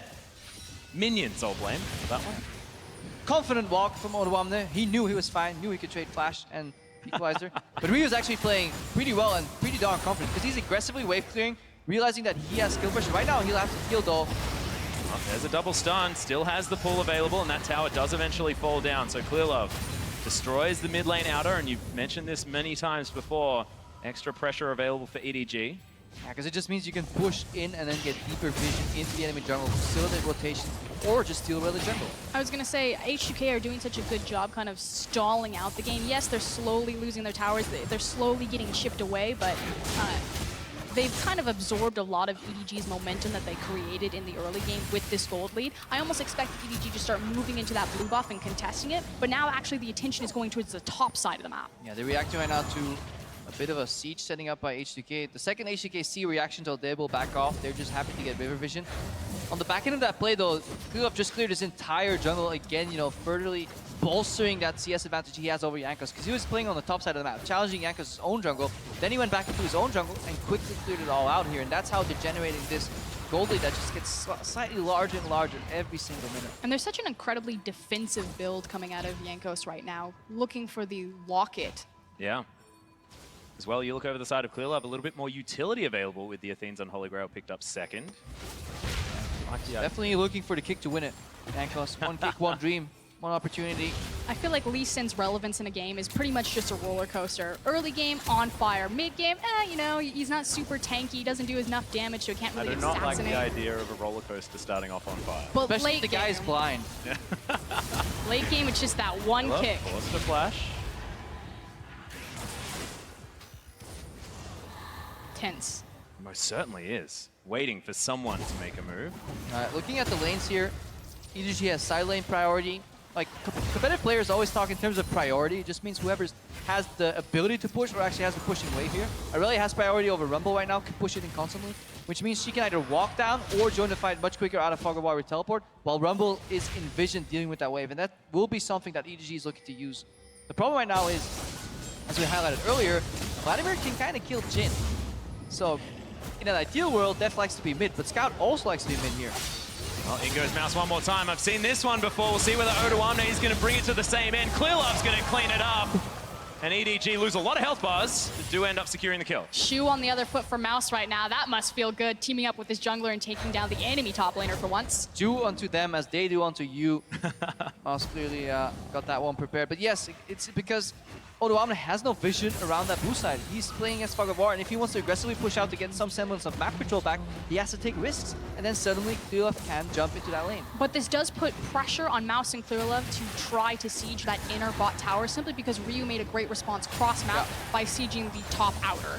And we saw also Def respect that. Def is playing very far away from Ryu. He's realizing the kill pressure. And Odoamne, it was almost, he had to go for it. Because if you constantly play at the tower, afraid of a potential gank, you're playing so far back that you deny your team the lane pressure. It's just an unfortunate result of the early game that caused E2K to be slightly behind. But these residual objectives are always going to go to EDG. These Scarlet Crabs, the Dragons, the Baron setup. That's the problem right now for H2K. And that's why they need to find an opening where EDG is kind of sleeping and they need to pull the trigger. Yeah, an uncontested Dragon there that Clearlove was able to secure as he headed on down. Scout, of course, starting that up for him. Speaking of Scout, does have his Rylai's Crystal Scepter completed as well as the Morellonomicon. Blasting one should be heading towards either a Rabbidan's Death Cap, if I speak optimistically, but probably should be the Void Staff. A lot of itemization coming in across the board as well. Deft moving up through his build. We talked about how, you know, EDG are okay to kind of sit back, let the game solve. They don't want to try to force too hard because they do have that back pocket Jhin that will be such a monster in that late game. And it's at this point that we can start following people like Mako right here. He's laying the foundations of the vision, which is the double pink ward in your own jungle. Make sure that they don't have wards behind you. You can't teleport in it. You want to double. He's basically walking for pink wards right now before using his sweeper, so he don't waste time once it's available again. And then once he runs out of wards, he kind of has to base. He obviously doesn't want to lose too much pressure. So it's a fine, delicate balance of basing too much for wards and still using that vision and aggressively defending it as well. They certainly have the window, since Dragon is down, that they can play towards the top side on that, but being so respectful to H2K and not moving their vision line up further. It's just pretty neutral right along the river here. Normally you start seeing teams with this type of lead moving in, invading, but definitely afraid. Yeah, and I think H2K would like an aggressive contestation as well here, because in a full-blown on teamfight, I think they're slightly more ahead. Rumble, much more teamfight presence than on Aurelia, for example. And with a timely exhaust here, Scout's damage could be denied. If Deften gets caught out, suddenly the gold advantage means nothing. And Ryu's pressure is amazing. The fact that he just walks into the enemy jungle, clears out a pink ward so easily. Mouse is able to take down this inner turret on the bottom side of the map. Odoamne a little bit slow on that rotation over. This Vladimir is looking huge. We'll see whether he can control things in the fights to come. Yeah, just the vision dance and making use of pressure. We've talked about how the LPL teams are looking a bit more controlled in the international stage after their boot camp, not running headfirst into fights. Very controlled EDG, waiting that one out and getting their prize. I mean, EDG definitely improved in the macro game, even throughout the season. You don't go undefeated in your region with having no understanding of the game. We often joke about the LPL region of saying it's always fight, no macro here. And while it may be true slightly for RNG, EDG is definitely a different beast. Certainly is. We'll have to demonstrate it now as we move into the later stages of the game. 27 minutes in, 5,000 gold is the lead for EDG. Nothing too impactful. H2K certainly with a shot, especially if he has anything to say about it. As Scout flashes forward, Forgiven in trouble, but that was so close. No cigar. You literally just flash Arden. He just had a couple of spheres on the floor, threw them all at Forgiven's face here. Trading flashes here. H2K was yielding the bot lane vision. Like, they don't care about anything on the bot side of the map. Their only play right here is to extend the uptime of this Baron, hopefully to equalize the gold gap and find a way in here. They don't care about Dragons at all. They know they will be spread too thin if they try and contest every objective. And because people reveal on the left side of the map, he's just going to go in for a sneaky steal, but he has no vision to support him. Well, Mouse is coming down. Clearlove there as well. The Bramble back. Head back into its shelter, I believe. There's the reset. So Jankos not going to grab that, but isn't going to get caught out as well. Yeah, it was a little bit scary for a second there, simply because Scout was also disengaging, but ultimately Jankos decides better of it. Yeah, it gives a little time to Odoamne to at least push out the wave slightly. They saw a couple of members in the jungle. They see mid pushed in here, so they can do kind of the math, you know, if there's 4 dots in mid lane, that means there's only 1 in the bot lane. Maybe you can 1v1, maybe you can't. So H2K kind of escaping from the pressure. A little moment to breathe, but right now there's again vision denial coming and Mako sweeping all those wards. And then in a minute from now, it's going to be rough for H2K again. Well, Ryu's going to set up shop back towards the top side of the map. Odoamne heading towards top side as well. They're scared of this Baron pressure. EDG do certainly love. Last one that they took, I believe, started off at about 20 minutes into the game. But 9 minutes now, he has been available and unable to be taken. A lot of attention is being turned towards the Infernal Drake as well as the spawning blue buff here for H2K. And they'll have to yield all of that. Oh, There's no. nothing they can do. I mean, they can take 20 minutes to kill this blue buff. They'll probably still get it. Because there is no bot side control from H2K. They've put all their eggs in the top lane basket here. Rio as well, using the little vision that they have to aggressively push in and at least have 1 point of pressure here. Delaying EDG from advancing the vision line, stopping them, sneaking in wards here and there. That is H2K's plan right now. Build up Rio so he can carry.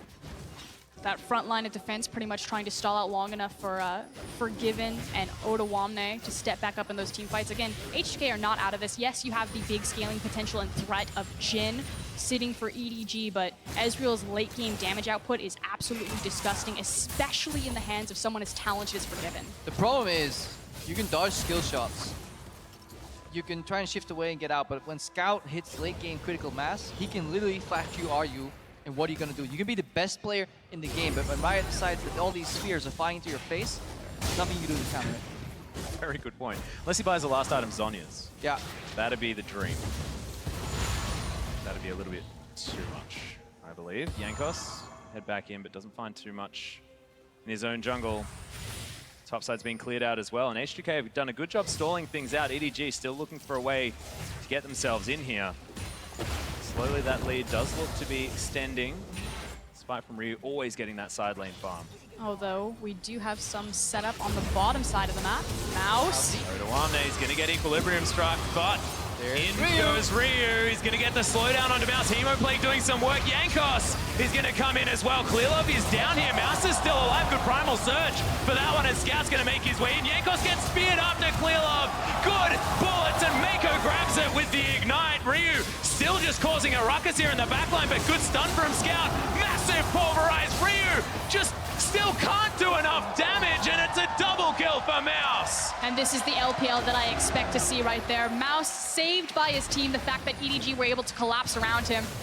Obviously wasn't expecting Ryu there because he immediately flashed out as soon as Vladimir showed his face. I don't think anyone knew Ryu was there. He was ignored for the majority of that fight. It feels like H2K didn't even know Ryu was there because that fight was not played out perfectly at all. We'll see it once we get to the replay here, but like the Aurelia Surge kind of got him out of the equalizer, so it's a poorly placed equalizer from Odawamne, and it bought enough time for the team to follow up, and then Vander's pathing was very questionable.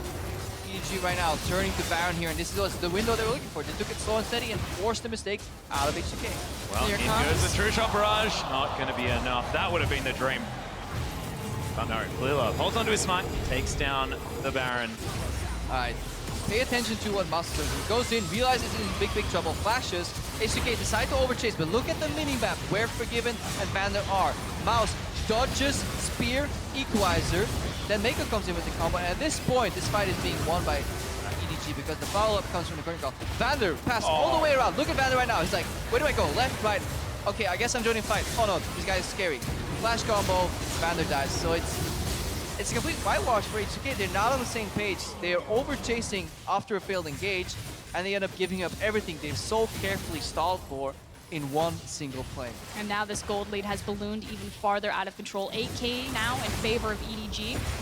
Sieging is going to be incredibly easy, especially because they have the Baron buff on their back, but more importantly because they are a Jhin and Syndra comp. They have the threat of the dive with the Alistar. Syndra approaches a tower. You have to respect that stun range. And then Jhin can open up the curtain call anytime he likes and just chip away at your health, force you back. Not to mention the Nidalee also being there with a fair bit of poke of her own, and that Primal Surge in case anyone gets poked out.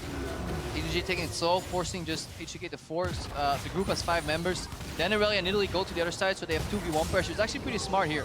Instead of playing a 4-1, they're going for kind of a 3-2.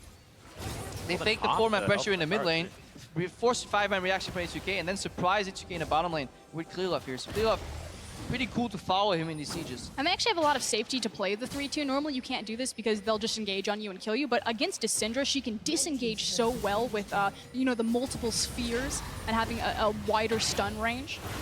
Well, they are able to take down the inner turret. Decent stun onto Jankos, but doesn't last too long. Curtain call coming in. Deft holding onto his bullets. Forgiven takes 2. Jankos is blocking for him. He's going to take the next couple, but that's going to mean the inhibitor turret falls down. Ryu gets headbutt pulved. Can they get the engage onto the Vladimir? I don't think so. They just take the turret and go. The second Deft pulls that curtain up and starts firing his bullets, everybody pauses, trying to block, make sure they don't screw over their teammates, and then that frame, 10 seconds, turret just goes down. Yeah, looks like they're really aiming just to take this inhibitor and move on. Forgiven was stunned, but no one engaging. Take down the inhibitor. This entire game they're using kill pressure, or kind of fake kill pressure to get objectives. Yeah. You're like, we're gonna kill you, psych, take a tower. We're gonna kill you, psych, take inhibitor. And HTK, every time they have to step back because they lost the early game. They're under pressure, you know, potential kill pressure from Scout coming in. So really calm and collected approach here from EDG. It's utilizing poke correctly and abusing with the health bars, like you said, that faking that kill pressure, which, again, the LPL as a region isn't really known for our ability to run poke composition. So very nice to see this come out of EDG. The devs said that this had to be a statement game, that EDG really haven't shown themselves as contenders yet for this world title, despite have that reputation going in. This is a good look in terms of varying up their play style. The problem I have with the result is that there's still variance in terms of what happened in the early game. I would have loved to see this game without the face check from Vander early on, accessing the laning advantage from HTK, but that is too long gone. We need to look at how clean EDG closed right now. They're certainly looking to close pretty cleanly at the moment as the inhibitor turret falls on the top side. Mouse could still be in trouble as Odoamne, just gets surged on. Jankos gets stunned. Mouse going for the 1v2. Now just looking for the inhibitor as Ryu's turning up, getting over the side with the blade surge, but he's just buying time for his team. Nexus turret number 1 is going to go down up to the bottom lane inhibitor, and there's the headbutt pulve onto Mako. Ryu dealing with it. Decent stump, but the pull comes out. Ryu against the world right now what for it H2K. feels like. Well, yeah, it has to be a lot of vindication here for Mouse. Opens the tournament, such a poor performance. Everybody speaking not so nice things about him, you know, picks the same champion in the Aurelia and proves that he can actually survive in the top lane too. Dodge a lot of the early aggression, buys a lot of times. Yes, he falls, but in an entirely different setting with an entirely different purpose. Yeah, think about the guts of that, to go back to your Aurelia pick as we take another look at this play. Yeah, I mean, he's so far ahead. And again, so we talked about earlier, you can flash a lot of Rumble's damage. If he's in stasis and has locked that Flame Spitter in the direction, you can just flash out of it and the Equalizer at the same time. Then we see some Aurelia mechanics come out while the turrets and the inhibits go down here. And right now, EDG, they've only got one thing left to do. Final push should be the game. Only one Nexus turret remains. In fact, only one turret for H2K at all on this map. It's a gigantic gold lead of 13,000. EDG with 3 of the 4 dragons this game as well. It's been a strong performance. Bit of a mid-game lull. H2K were able to buy some time. EDG stranglehold for the last 10 minutes. And you know, we talked about how they got so far ahead in the early game due to Vander's face check, especially in that bot lane. So yeah, it was a bit of a hiatus. H2K did a good job absorbing a lot of EDG's momentum, but at the end of the day, you still got the Jhin back there. So if your head just continued to scale up, I'll meet you late game. And the problem with it is the numbers don't really reflect like the impact of that situation, because they stay even when they should have been ahead. You know, there's this blind CS lead that just wasn't there. The fact that they stayed even in this matchup, it's so impressive by Deft and Mako. And it all plays to how they handled the level 1 here. So this is the desperation coming from H2K. They understand that this is kind of the final stand, the 300 moment. You see Ryu looking for the flank. He's going to get possibly onto Deft here as well as the Equalizer does come down. Lots of damage onto Scout. Good Hemo plague as Ryu's got singled out. Still has the pull, remember, as Vander looking to cause some trouble. Jankos very low as Ryu against the world. In the backline, good headbutt from Mako as Clearlock exhausted, but Primal Surge spear lands in the back of the Vampire's head, and Mouse going nuts in the backline. Forgiven's going to die on a one-man trouble as Deft grabs the last auto attack, and EDG will take down this inhibitor and possibly take down the game. And this is why Mouse has the confidence to say, okay, the Aurelia pick didn't work the first time, let's go again. That is incredible. EDG, their first truly decisive victory here at Worlds 2016 against H2K. And they can definitely be happy right now. They tie for first place in the group, 2-1, and with a game that tells us that they should not be dropping more games in the future here. They should be able to beat every single team that is left in this group. They've lost against INTZ, but they've beaten both H2K and HQ, who look stronger. Yeah. EDG right now looking, again, top favorites for that #1 seed. And right now, these tied teams, AHQ and EDG for first place in Group C, both showed very controlled games. AHQ didn't look towards the Baron until the very end, ran a very similar composition, being very poke heavy. Now EDG come out, follow their LPL brethren, as they've seen on Worlds, and look for a very controlled, slower pace game. Gone are the days of just random aggression. But again, this is another game. See EDG come out, bowing to the fans, looking for redemption. And I'm glad they used the word redemption there as well, because this feels like Mouse's redemption story. The guy looked fantastic in the late game, had still some struggles in the early game. It's not necessarily like we're now calling him a god, but still able to service the top lane fine. And this is another game where a couple of key moments in the early game have such a large cascading impact on what happens later. What would have happened if Vander and Forgiven pulled ahead, you know, if that also allowed Jankos to put pressure topside? Could they have put Mouse in the dumpster again? Or would he have survived 1v2 like he did later on? So many questions that get left unanswered because this game kind of snowballs in multiple directions. And ultimately, it just comes down to that best-of-1 format. I'm so keen to see these two teams rematch across from each other, because again, we knew it was going to be an explosive bot lane. Mako and Def, they went all in when they knew that they had the advantage, but I would have loved to see what Vander and Forgiven could have done, given their summoner spells. Yeah, assuming something would start off evenly. Another thing I want to mention is the fact that Clearlove got on the Nidalee here, and it's not necessarily a pick that he was normally known for, but looked pretty damn good. I mean, that said, it wasn't the Clearlove that we're used to seeing in the LPL. It wasn't like he was applying pressure, you know, being the primary facilitator for his lanes. It was the fact that, you know, Deft and Mako had won the bottom lane so hard, were making and forcing H2K to respond to that applying pressure, and then Clearlove just kind of got to adapt and roam around. On the other side of that coin, though, Clearlove did keep Jankos down in the jungle. He was outpacing him, stealing away some camps here left and right, and then putting a lot of vision to allow his laners to play with more confidence. So in that sense, he achieved what every Nidalee player wants to do. It's very rare does a Nidalee player go in and just clap you 1v1. That's not what he does. You win by outpacing, by vision. And I think that's the way EDG as a team approached it here too. One thing to watch here was just the adaptation from going 1-1-3 lane, roam up your mid laner, suddenly a 1-4. 4-1 split push became a 2-3. You know, they mixed these kind of constant lane rotations up by surprising the opponent. And Clearlove was always the variable that was moving in between the lanes. So in that sense, he played very well. Yeah, and EDG certainly did as well. And now we're going to head over to Shox, who's standing by with EDG's victorious carry. Thank you very much, guys. Joined here by Deft from EDG after winning versus H2K. And of course, the question on everyone's minds in that after that very hyped matchup in the bottom lane, what was it like to lane versus Forgiven and Vander? 뎁 선수 우선 승리를 축하드립니다. 이번 H2K 경기에서 많은 사람들이 뎁 선수와 포기브 선수의 바텀 라인전을 많이 기대하고 이제 지켜봤었는데 어떻게 한 경기를 해보니까 포기브 선수와의 라인전이 어땠었나요? 일단 픽 자체가 저희가 좀 2대2는 좀 불리한데 갱홍이나 그런 면에서 더 좋은 픽을 뽑았는데 처음에 1렙에 저희가 그냥 1렙에 저희가 더 잘해서 그냥 라인전을 쉽게 풀어간 것 같은데 저희가 좀 무리해서 갱 한 번 당한 것 때문에 좀 게임이 길어졌던 것 같아요. For the picks, our team's champions, we were kind of a weaker champion compared to H2K's, but at level 1, we had a good team fight, we played better, and the game was supposed to go pretty easily from that point on, but later in the game, later in the lane, we got double killed by Israel, so I think the game got kind of messy from that point. It was quite messy, but you guys pulled out the win, and very, very convincingly so. Deft, you already have an MSI title. It is your third appearance at Worlds. You have had a fantastic season in the LPL with EDG. How big are your chances to take the Summoners Cup home this year? 뎁 선수 이제 올해가 롤드컵 3번째 진출이고 이제 작년에 MSI 우승됐고 올해 LPL 썸머 때 정말 완벽한 기록으로 우승까지 이제 거머쥐었었는데요. 올해 그럼 소환사컵을 들기까지 우승을 할 수 있는 확률은 어떨까요?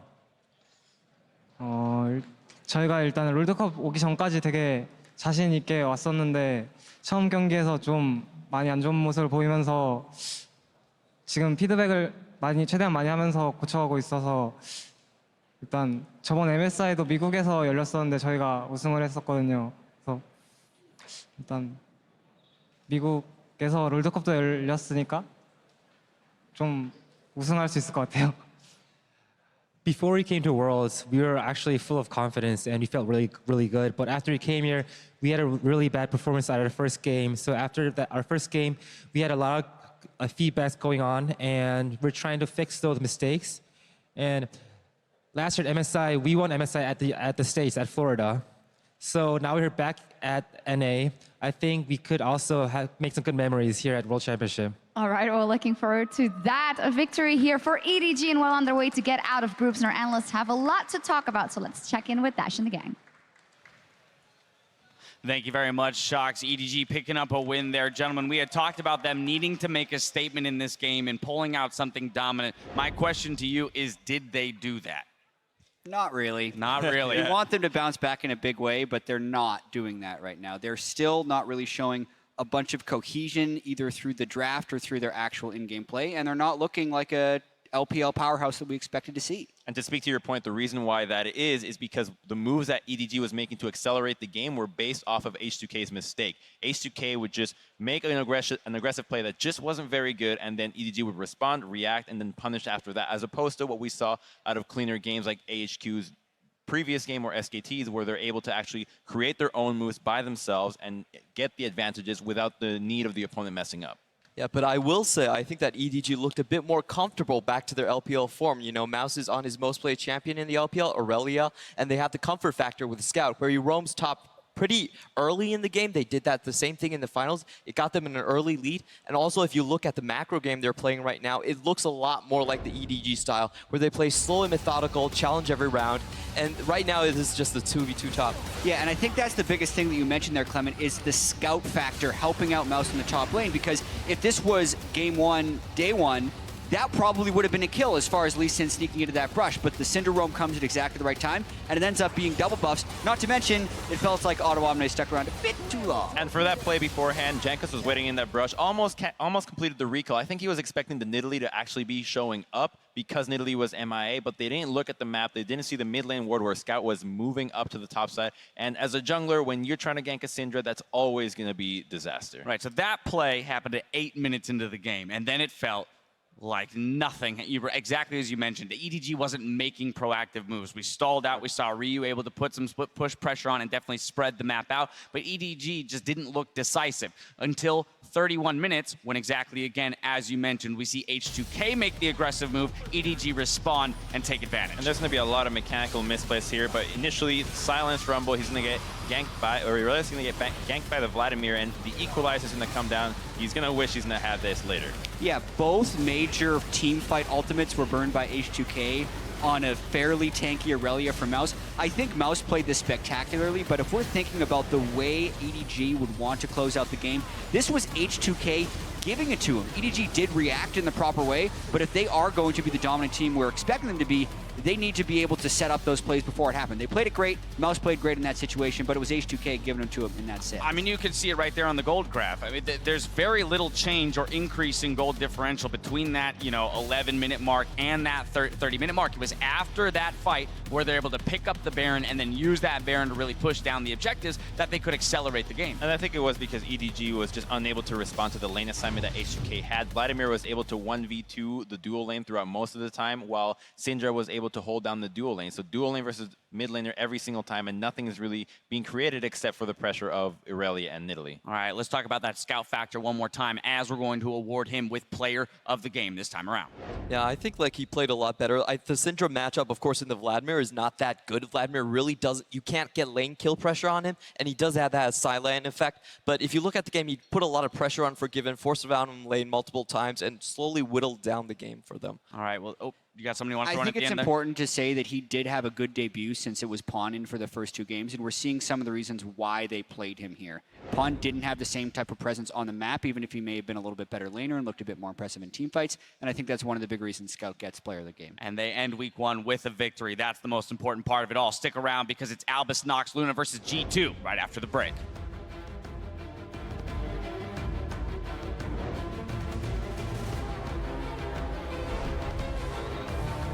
Clearlove has 13 rune pages. He's so ahead. I don't understand his genius. Which this is a big mistake by Vander. There's the bloody, oh my god! The auto attack grenade, and that's going to be first blood. Ryu still just causing a ruckus here in the backline, but good stun from Scout. Massive pulverize. Ryu just still can't do enough damage. Ryu against the world in the backline. Good headbutt from Mako as Clearlove exhausted, but Primal Stone spear lands in the back of the Vampire's head, and Mouse going nuts in the backline. Forgiven's going to die. Otto Omne in trouble. EDG, their first true decisive victory here at Worlds 2016 against H2K. When I close my eyes, I can almost see it. When I take a breath, you fill up my lungs.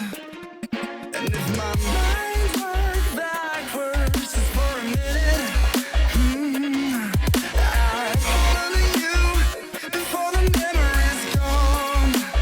I remember you, you lift my spirit. With you high is all I'm feeling. Remember how we felt alive. I remember you.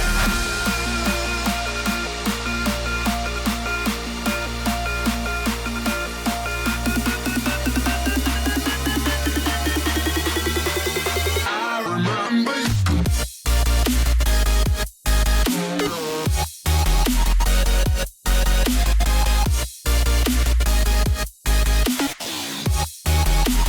I remember you.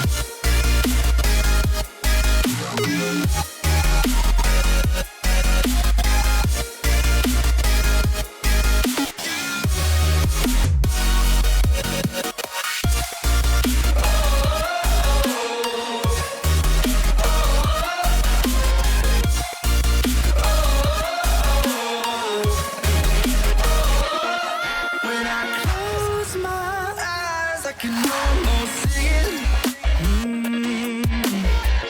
When I take a breath, you fill up my lungs. And if my mind works backwards just for a minute, I call to you before the memory's gone. I remember you, you lift my spirit. With you high is all I'm feeling. Remember how we felt alive. I remember you.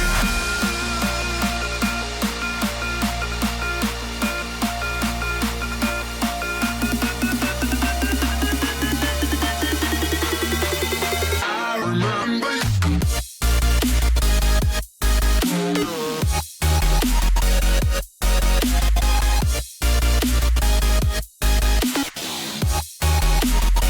I remember you.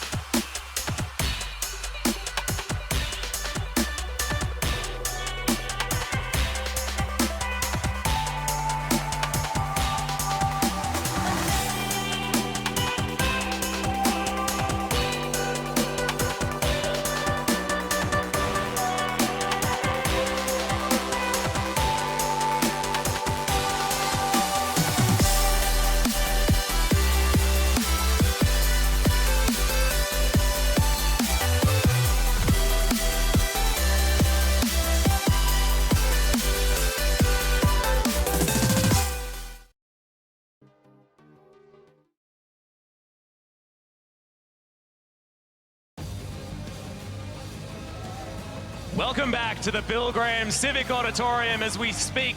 LCL representatives Albus Nox Luna is readying up to take on European champions G2 eSports. And Licrit, he predicted a continuing success on this international stage. Am I right, Chris? Yeah, he talked about like that this group is looking pretty interesting, but he said he actually expects that we can qualify for a shot of getting to quarterfinals, and it is definitely possible. If this group right now has Rocks Tigers in the lead 2-0, right below it's CLG tied with Albus Nox Luna, and all the way at the bottom 0-2 is G2 eSports. So this match is so imperative for them to win if they want to get out of groups and not become the laughingstock, honestly, of international tournaments as the #1 European team here they need to win this match. It is no controversial opinion to say that this is the best chance that an IWC team has ever had at exiting a group stage. And that said, Crepo, I'd like to offer and extend a welcome to you. Welcome to the IWC region. Yeah, welcome to IWC smashing here. G2 playing closer to the level of Albus Luna as opposed to the level that was expected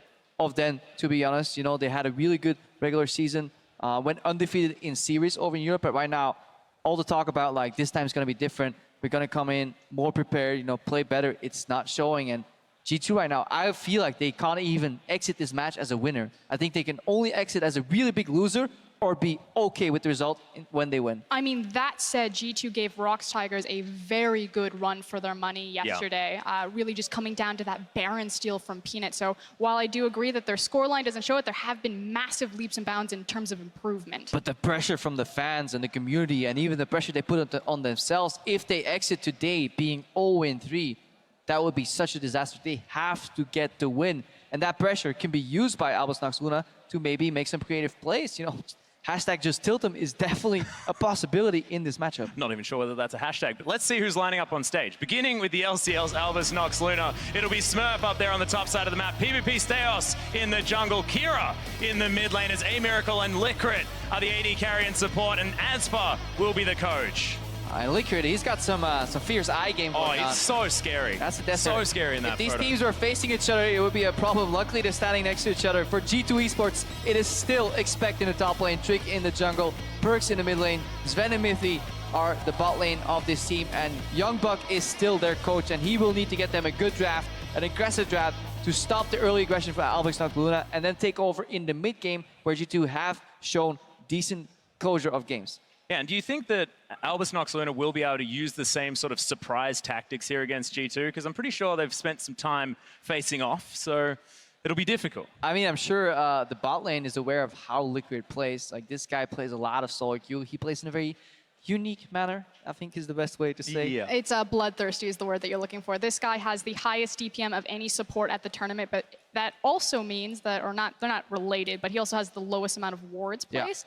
And he also spends the most amount of time away from his AD carry. So Licrit roams a lot, he fights a lot, and he's very hungry. Licrit the kind of guy that shows up in your top lane level 3 and is like, yo, I'm here. I'm also not building wars. I'm just going to go full AP brand support. Like, he is unconventional, is the best way to put it. I think Sven and Mithy have a lot of experience playing against him because he definitely plays a lot in the Challenger over on the European server. So, and he's one of the playmakers for the team that needs to be held in check. And this is the matchup that I'm truly excited for. Sven and Mithy facing across from Licrit and A Miracle. I'm really excited to see them step up and kind of go toe-to-toe with this bloodthirsty support. I mean, on paper, we have to be honest, Sven and Mithy should smash that 2v2. Yes. We'll see whether they can as we are into Champion Select. Sivir and Olaf will be taken away by Albus Nox, and G2 going to get rid of the Nidalee and the Syndra. So 2 champions that we're not going to see in back-to-back games. I'm so surprised that we haven't really seen a big emphasis on that Aurelion Sol. After the ban, it was definitely a meta pick in the scrims, but maybe the continued kind of disabling of that champion has led to just playing different champions and building like relationships between champions that they can't slot Aurelion Sol into. And it's not just even the scrims. We saw Aurelion Sol before the ban came through, you know, hitting the ban bitch, the fact that RNG did pick it, tried to play it into that mid game. So it's not like teams came into the tournament and didn't want anything to do with it. He just hasn't shown up.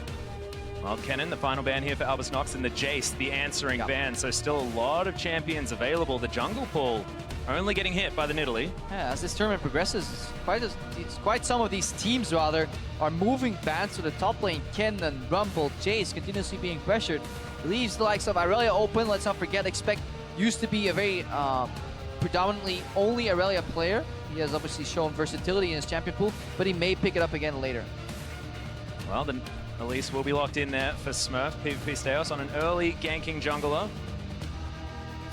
See whether that is going to be what gets them over the line as Expect. Thinking about the Rumble is what makes some sense, these picks, but Elise in seeing less and less success. I really like that they are narrowing the top lane champion pool and then prioritizing getting that Rumble. Rumble has been blind picked a lot throughout this tournament. He's shown himself to be a very capable and safe laner. I especially like it when he's used in tandem with Lee Sin, because then you're bringing physical damage through your jungler if you want to run that double AP, which we've seen a lot of this tournament.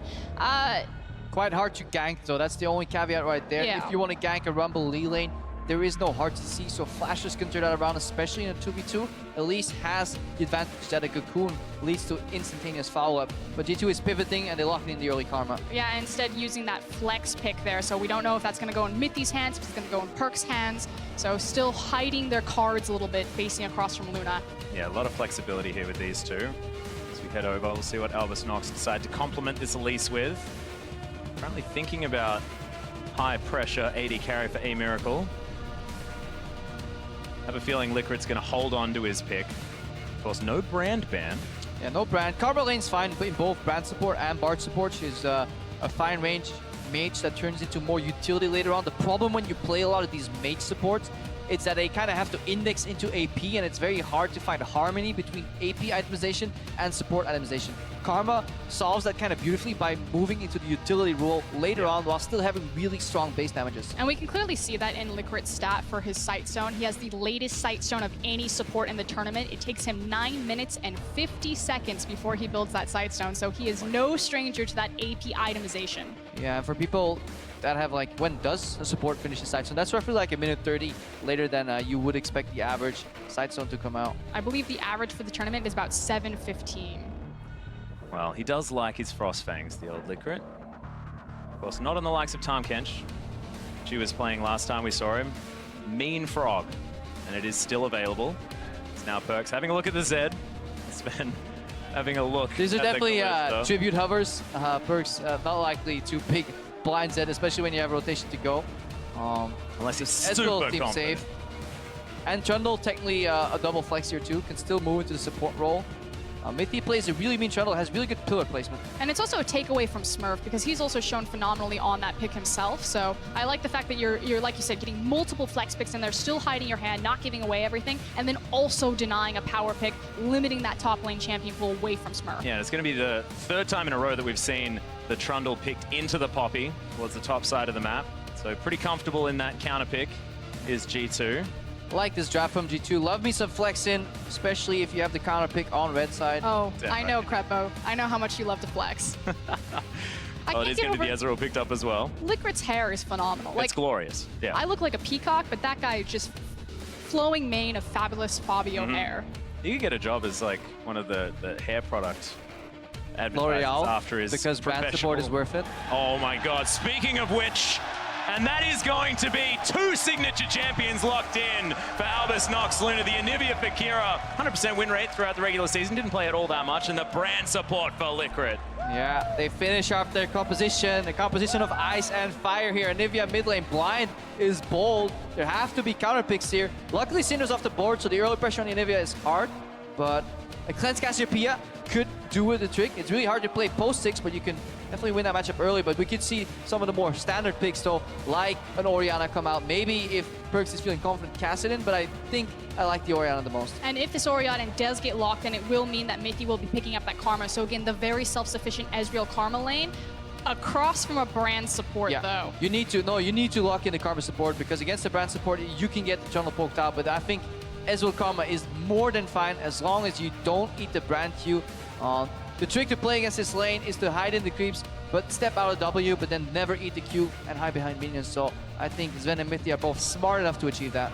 Yeah, we saw them yesterday actually playing fantastically well against the Rocks bottom lane, so I expect that they will understand how to play this one out, especially with solo queue experience. That is going to be a team composition. The Orianna will be locked in for G2. And late game, how is Albus Nox Luna going to win a fight that when they're not ahead? Because they have a very short range on a lot of their players here. And G2 is running a phenomenal kite composition. If Trundle wins the side lane, which he will later on because of the nature of his ultimate, the remaining 4 members of G2 can always stave off engages by simply walking backwards. Disengage from kick, disengage from the zone from Orianna ulti, and then Ezreal and Karma. There are no better bot lane kiting duo. And I also love the bridging power spikes across G2's composition. The fact that you have the early game presence of the Lee Sin, that Orianna does really well in that 3-item kind of little bit late game, mid game. And then Ezreal's really going to take over that mid game. So at every point in this game, they should have an answer that they can look somewhere. Yeah, and be able to do battle against the Elise. PvP Steos has a lot on his plate this game. So much pressure on this Elise. He needs to break open the early game, find an opening, get a gank, maybe get the brand support rolling, roam together, you know, cocoon into Stunlock. he has to control the early game. And that's the thing, though. He's got so many options and opportunities. He can look towards that bot lane. Lucian Brand, that's super heavy kill pressure. Their 3v3 is absolutely terrifying when you include Elise in that. Or he can look top lane, try to slow down that trundle, make sure that there's not a 4-1 available option for G2. But it's so hard to gank a double range bot lane, so it is likely that Seos is going to group up with an Anivia in the mid lane or just head top. You know, both these lanes can guarantee CC plus follow-up for the Cocoon here, so much is possible on the top side of the map for ANX. That's exactly right, but remember, fly your fandom flag on Twitter. Use the hashtag ANXWin if you believe in Albus Nox, or the hashtag G2Win if you believe in Europe. And say hi to that guy's mom. Hi. Hi. You should have put a name there. How are we supposed to say? Never mind. I love fan signs. We are going to be hopping onto the Rift, and we'll see whether it's going to be another ANX victory. They do have momentum moving into this one, but G2 looked hungry in their game against the Rox Tigers. And already you see such an aggressive positioning from Licorice and A-Miracle to start this, having that brand support behind them, waiting for Sven or Mithy to walk into vision. Yeah, but it's very rare from watching Sven and Mithy a lot. They're pretty smart at figuring out the ways to counter, so sidestep. Once abilities go on cooldown, you have counter trade potential. Yeah, there it is. And again, these bot lanes are fairly familiar with each other. They get to see Licorice a lot in solo queue, but meanwhile top. Yep, Smurf in trouble. Nice Q. Slows down Trick. He throws a buckler at him as well for good measure. So everyone just testing one another. I believe G2 came out ahead on that front though, as Kira doesn't find the stun onto Perks. Quite a few sidesteps already here. Both Q and Brand W have in sidesteps so far. Also great manipulation of Fog of War, making sure that he's stepping in and out of that brush to lay down just a little bit of damage on Perks with the auto attacks. Nothing really to talk of just yet though, just everyone getting their eye in on their skill shots. Slowest moving auto attack in the game. Credit where it's due. They actually Not too bad on this particular skin as well. This is true. No, they fixed it in general for Anivia here. Early push is very important, but Orianna is actually getting it. Yeah, cute little pillar there from Licorice on the bottom side as Mithy throws back a cube. It doesn't hit the minion wave.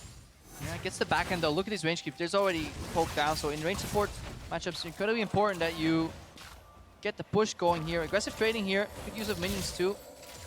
But that ball is so annoying to play against. Like trying to lost it as Anivia while keeping track of Orianna's ball and dodging ganks at the same time is very hard feat. Of course, Kira does have a lot of practice on the champion, known as the Anivia player. Licorice doesn't find that pillar of flame. Sven doesn't find the Q though. Albus Nox just going to move themselves back, calm things down. Yeah, but you already have the advantage for Sven and Mithy right now because they're both level 2, whereas Licorice is still sitting at level 1, so taking control of the lane right now with their poke. Yeah, Mithy definitely playing for utility here. First getting caught here by a couple of good combos from Kira. Mithy playing for that utility later on with the Wind Speakers. No Thunderlord's Karma. Trick just passing through mid lane. Has been spotted here, so he could eat the Cocoon on the way in, but he's actually just gonna deflect here and go for the Scuttlecrab. Just getting the Scuttlecrab vision is really good because at least can't actually go over walls as easily as like a Rek'Sai. So River Vision means that now Mithy and Sven can keep pushing bot lane and put a ward in Tribush and actually be safe while still maintaining a lot of pressure. Oh, another stun from Kira. We need a stun counter graphic at this point. He's really got his eye in though. Those first couple of misses, he needed him. You know, because now he's hitting him left, right, and center. Calibrating. Yeah. If you're not familiar with Kira, Anivia is his signature champion. He also did win the 1v1 All-Star tournament for the IWC regions. It's actually a pretty funny guy. He says he used to be the equivalent to Froggen because he played Anivia a lot. Then he both moved his champion pool and he actually got a daughter. And he's like, now I'm more of the Alex Meech kind of guy. And he said his next goal is like, I just want to be the next Faker. All right. Well, progression in mid laners. Enjoying some broccoli perhaps as well. Mithy, A-Miracle. Facing off, looks like the support versus AD carry, that particular stage. And they're definitely keeping the Brand support locked down because Brand can't actually hit his spells that easily. W is sidesteppable, and then the Q follow-up can be blocked by minions, and it's so much easier to do that while you're pushing. That's the big thing, the fact that his CC is on a skill shot, so if you have more minions in front of you, if you're always pushing, it's going to deny any of that hard CC and a lot of that kill pressure that Brand support will bring. Yeah, and look, the combination of that Scuttlecrab and that Tribush ward that we mentioned made it so that Steos had to waste so much time, and now Trick can move into Fog of War completely unspotted here, and if Mithy can kind of act his way into a potential dive. Oh, the cute little wall, and Perks takes so much damage. The cleanse not gonna work out. In goes Seos to flash forward, and that's first blood for Kira. Oh, we saw Faker do this yesterday, just cleansing a little bit too fast.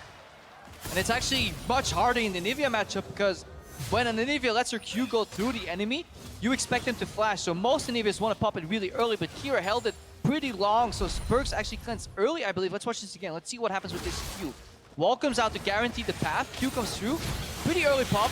Pretty bad cleanse. Honestly, Perks just misplayed this. This wasn't a massive outplay from Kira. Yes, he landed a skill shot, but at this point, you got to flash. Oh, and Mythy now in trouble on the bottom side. Good exhaust onto Steos as the Brand passive is going to explode. In comes Expect and just chomps down on the Brand support. In goes the heroic charge, though, from Smurf, but he gets destroyed in answer as G2, three-man squad heading towards ANX. Expect launches forward, catches a cocoon. It looked good for G2 initially, but both teams kind of over-eager, over-aggressive, and they trade support for top laner, but that's both teleports now burned. Yeah, super good cocoon there at the end because I think he was actually going for the flash auto reset. Is that blind? They knew where Mythy was roughly as he walked in. Both teleports come in here, so they finish up Liquid. Then Expect kind of goes for the chase instead of peeling. That pillar, I think it stopped the charge from Poppy. It's a really good pillar interaction. But right now, he wants to go for auto into Q, and right before he gets his auto or Q up, he needs a cocoon here. So over-eager from Expect, trying to make the hero play here. But that pillar, though, canceled heroic charge. Yeah, and we was talking about PvP Steos. We said that he's the one that needs to perform, and everyone believes it as Albus knocks 62%. LCL fans showing up in mass, but where are the EU LCS fans? Come on, guys, get in there. Wow. That sums it up. Damn right. The belief in this Albus Nox squad, it's there. See whether they can continue to perform. It's 500 gold the lead for this team. And it's so important that Kira got that early kill because not only can he now keep the push up with some of the vision he has in River, he gets an early tier, which usually puts him back down in like a combat deficiency, but because he gets it so early and there's only a Dorns to match on the side of Perks, he actually has really good trades. He also gets his level 6 early, which means he can push, which in turn means that Perks has to use his mana to catch the wave, which loses Perks the kill pressure or the counter pressure here. So it's all these little things that add up to each other, making this matchup more favorable.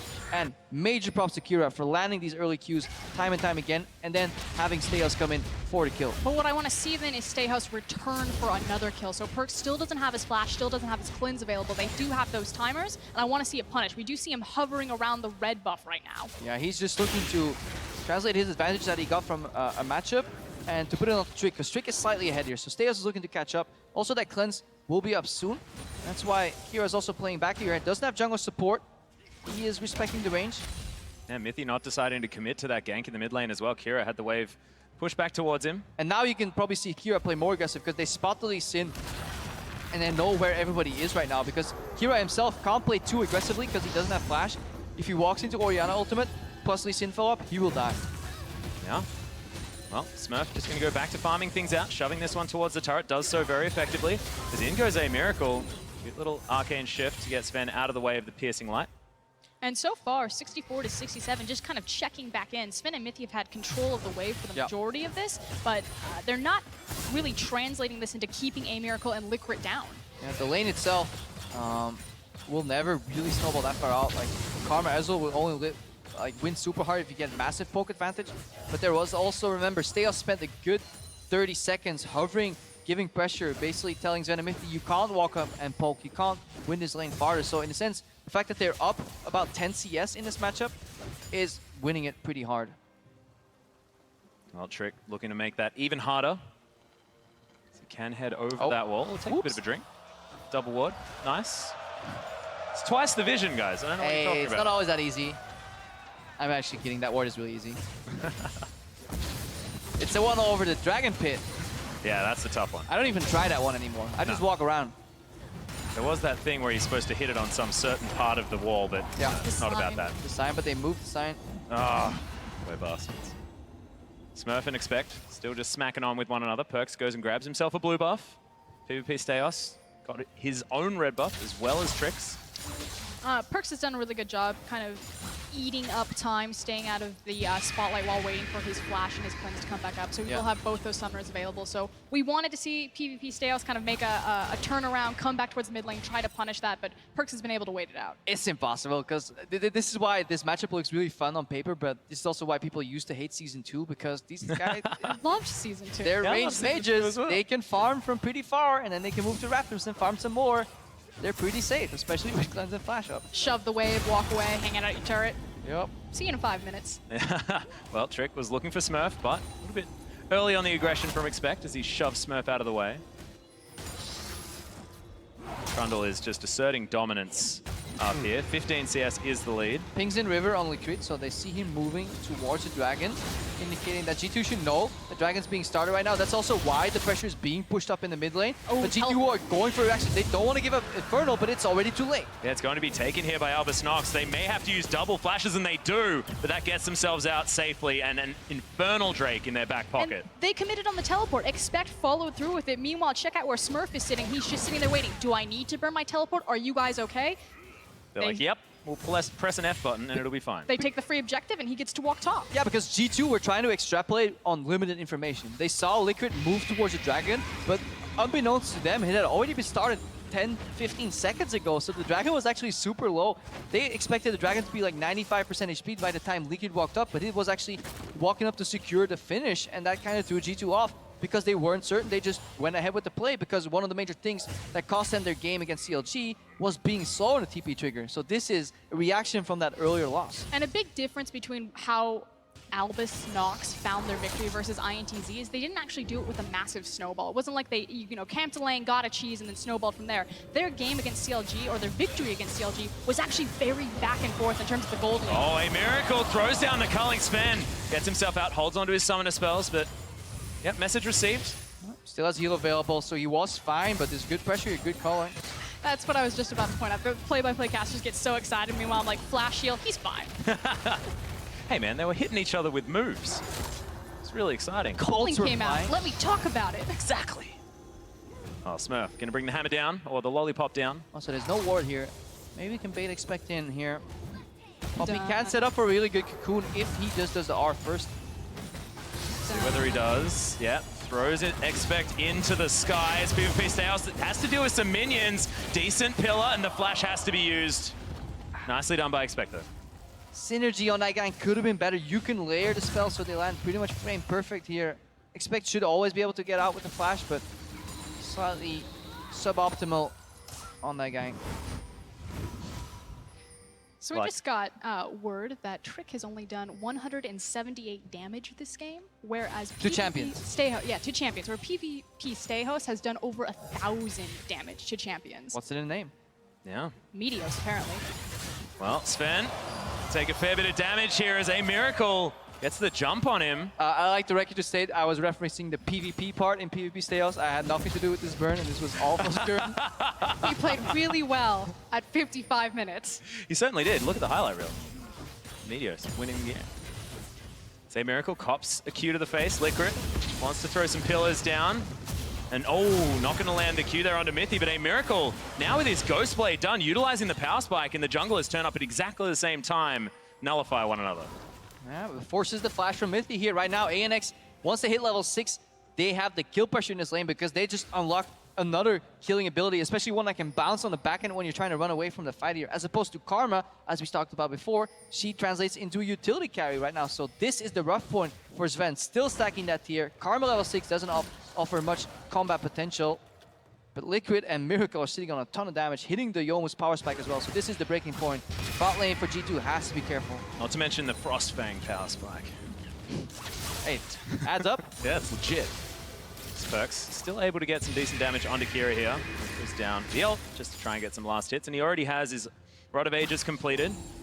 It's the last chapter there for Perkz, wanting to build towards the Morellonomicon, but does have the Mercury's Treads, which and is going to be important. The Anivia Dream as well. Sitting on about 10 CS. Dream. Yeah, I've loved me like Anivia. He knows Anivia. 100% win rate, I'm pretty sure. Yeah, nice meme. But like, if you get 10 CS per minute, you get early tier and you get your Rod of Ages early, you can actually go one of the more like better builds because you can still alternate your build path later on. If you get behind in this build, you kind of have to go for an early Void Staff. But right now, even after board items, you can still finish Morel Anomicon, Death Cap, Zonias. You can really play with what the game needs from you, as opposed to being forced to go for like an early Void Staff. So really good spot here for Kira to be in. Oh, still putting the pressure on. Look at this. Doesn't need a minion wave.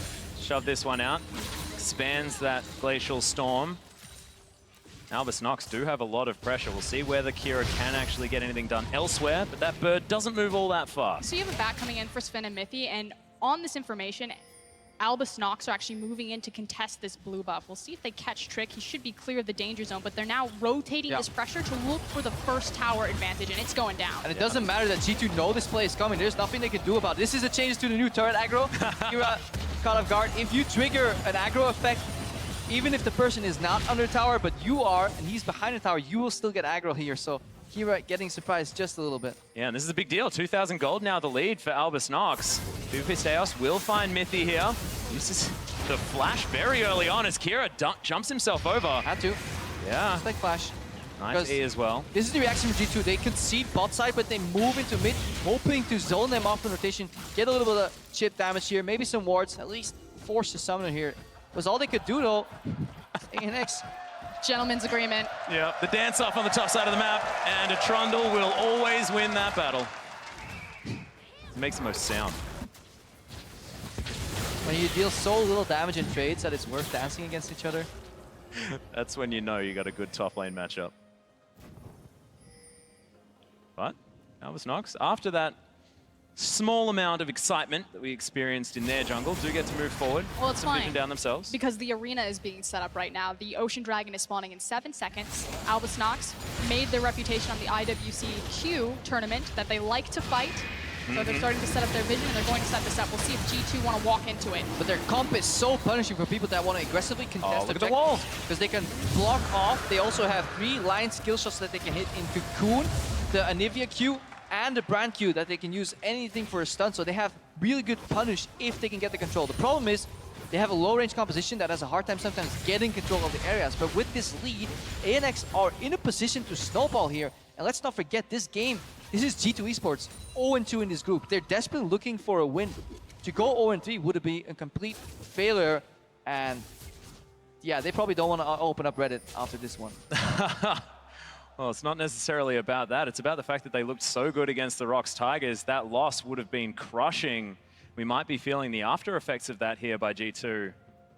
It's Albus Nox capitalizing on it. But remember, this Albus Nox squad have a lot of comfort champions. Everyone just feeling pretty good where they are. The brand support for Liquid couldn't be more comfortable. Spoken about Kira a lot. In the same vein, though, I mean, you look at Sven's items, he's still waiting on big power spikes from the Ezreal. So there's no real pressure or onus on G2 that they need to make plays right now. So don't look at this gold lane and be like, oh, you know, G2 are going to lose again, because this game's still wide open. It can swing either way. No, ANX going to be a big factor too. Yeah, ANX need to keep doing what they have been doing. And just like you said there, Trundle scales really well into the late game. If we kind of advance the timer 10 minutes, G2 ideally want to be in a position. Hang on, not there. Dance around here as Trick. Oh, dodges out of the way of the Cocoon as PvPSteos gets kicked back to Mithy. The ultimate comes down, but Liquid only gets a couple of bounces, and back in goes the Lee Sin. Good pillar from Expect as PvPSteos is going to be taken down. Another Q lands, but Trick not going to follow. G2 is tired of waking, and they bake the aggression upon themselves. They make the move, sidestep a couple of skill shots here. That is a weakness in this ANX composition. A lot of their spells are dodgeable. I was going to say 18 minutes in the game. It's really nice to see you finally show up, Trick, but you did it when it counts. Now taking this advantage and moving it top lane. Oh, Rift Herald first. Rift Herald first, but it's a little dangerous here. Smurf could contest here. Trick pretty low, no kick. There's so much AoE damage. The Brand ultimate is down, however. Oh, Liquid lands a nice double pillar of fire there. Again, there's so much AoE damage, it's very dangerous to funnel yourself into the tiny little coliseum like that. So good disengage from G2. But yeah, the lack of proactivity on the side of Albus Nox Luna leaves a window where G2 can at least try and equalize the game. Over eager, of course, to go for that Rift Herald, but we need to see more of these pickoffs, you know, where they use the pressure in one lane to at least get vision and then make a pickoff, because as we were talking about earlier, G2 is scaling fine. In the mid game, an Orianna Trundle Ezreal composition can 3v5 teamfights. Well, Kira grabs another blue buff. We'll head back to that mid lane. Expect clearing out some Krugs. Things slowing down once again. 1,500 gold the lead. G2, they do look comfortable. They look fine. Just waiting for that time where they can take over. Yeah, it's just a tough composition to play. There's almost no playmaking ability outside of Trick. Really having to outplay his opponents, because Lee Sin, without any assistance, is pretty telegraphed. So you need to go for the flanks, the kick flashes, etc. They do have a good ball delivery system in terms of, you know, placing the ball on Trick. So like you said, he's still that primary engage tool, but you also have Mithy in tandem with that. So able to use the Karma speed, get Lee Sin in position. So still hard to execute, but they do have options. Yeah. Later on, though, G2 is looking to kite. We talked a little bit about it in Champions League, but as expected, is finishing up this item builds. Also, the recipient of both kills here, so that speaks volumes for G2's mid-game plans. They want to put Expect on a side lane, have him push, and then once the objective contestation starts, that's when GT want to kite backwards. It's really hard for Steos, Kira, or even Liquid to reach and stun lock anybody if G2 is moving backwards.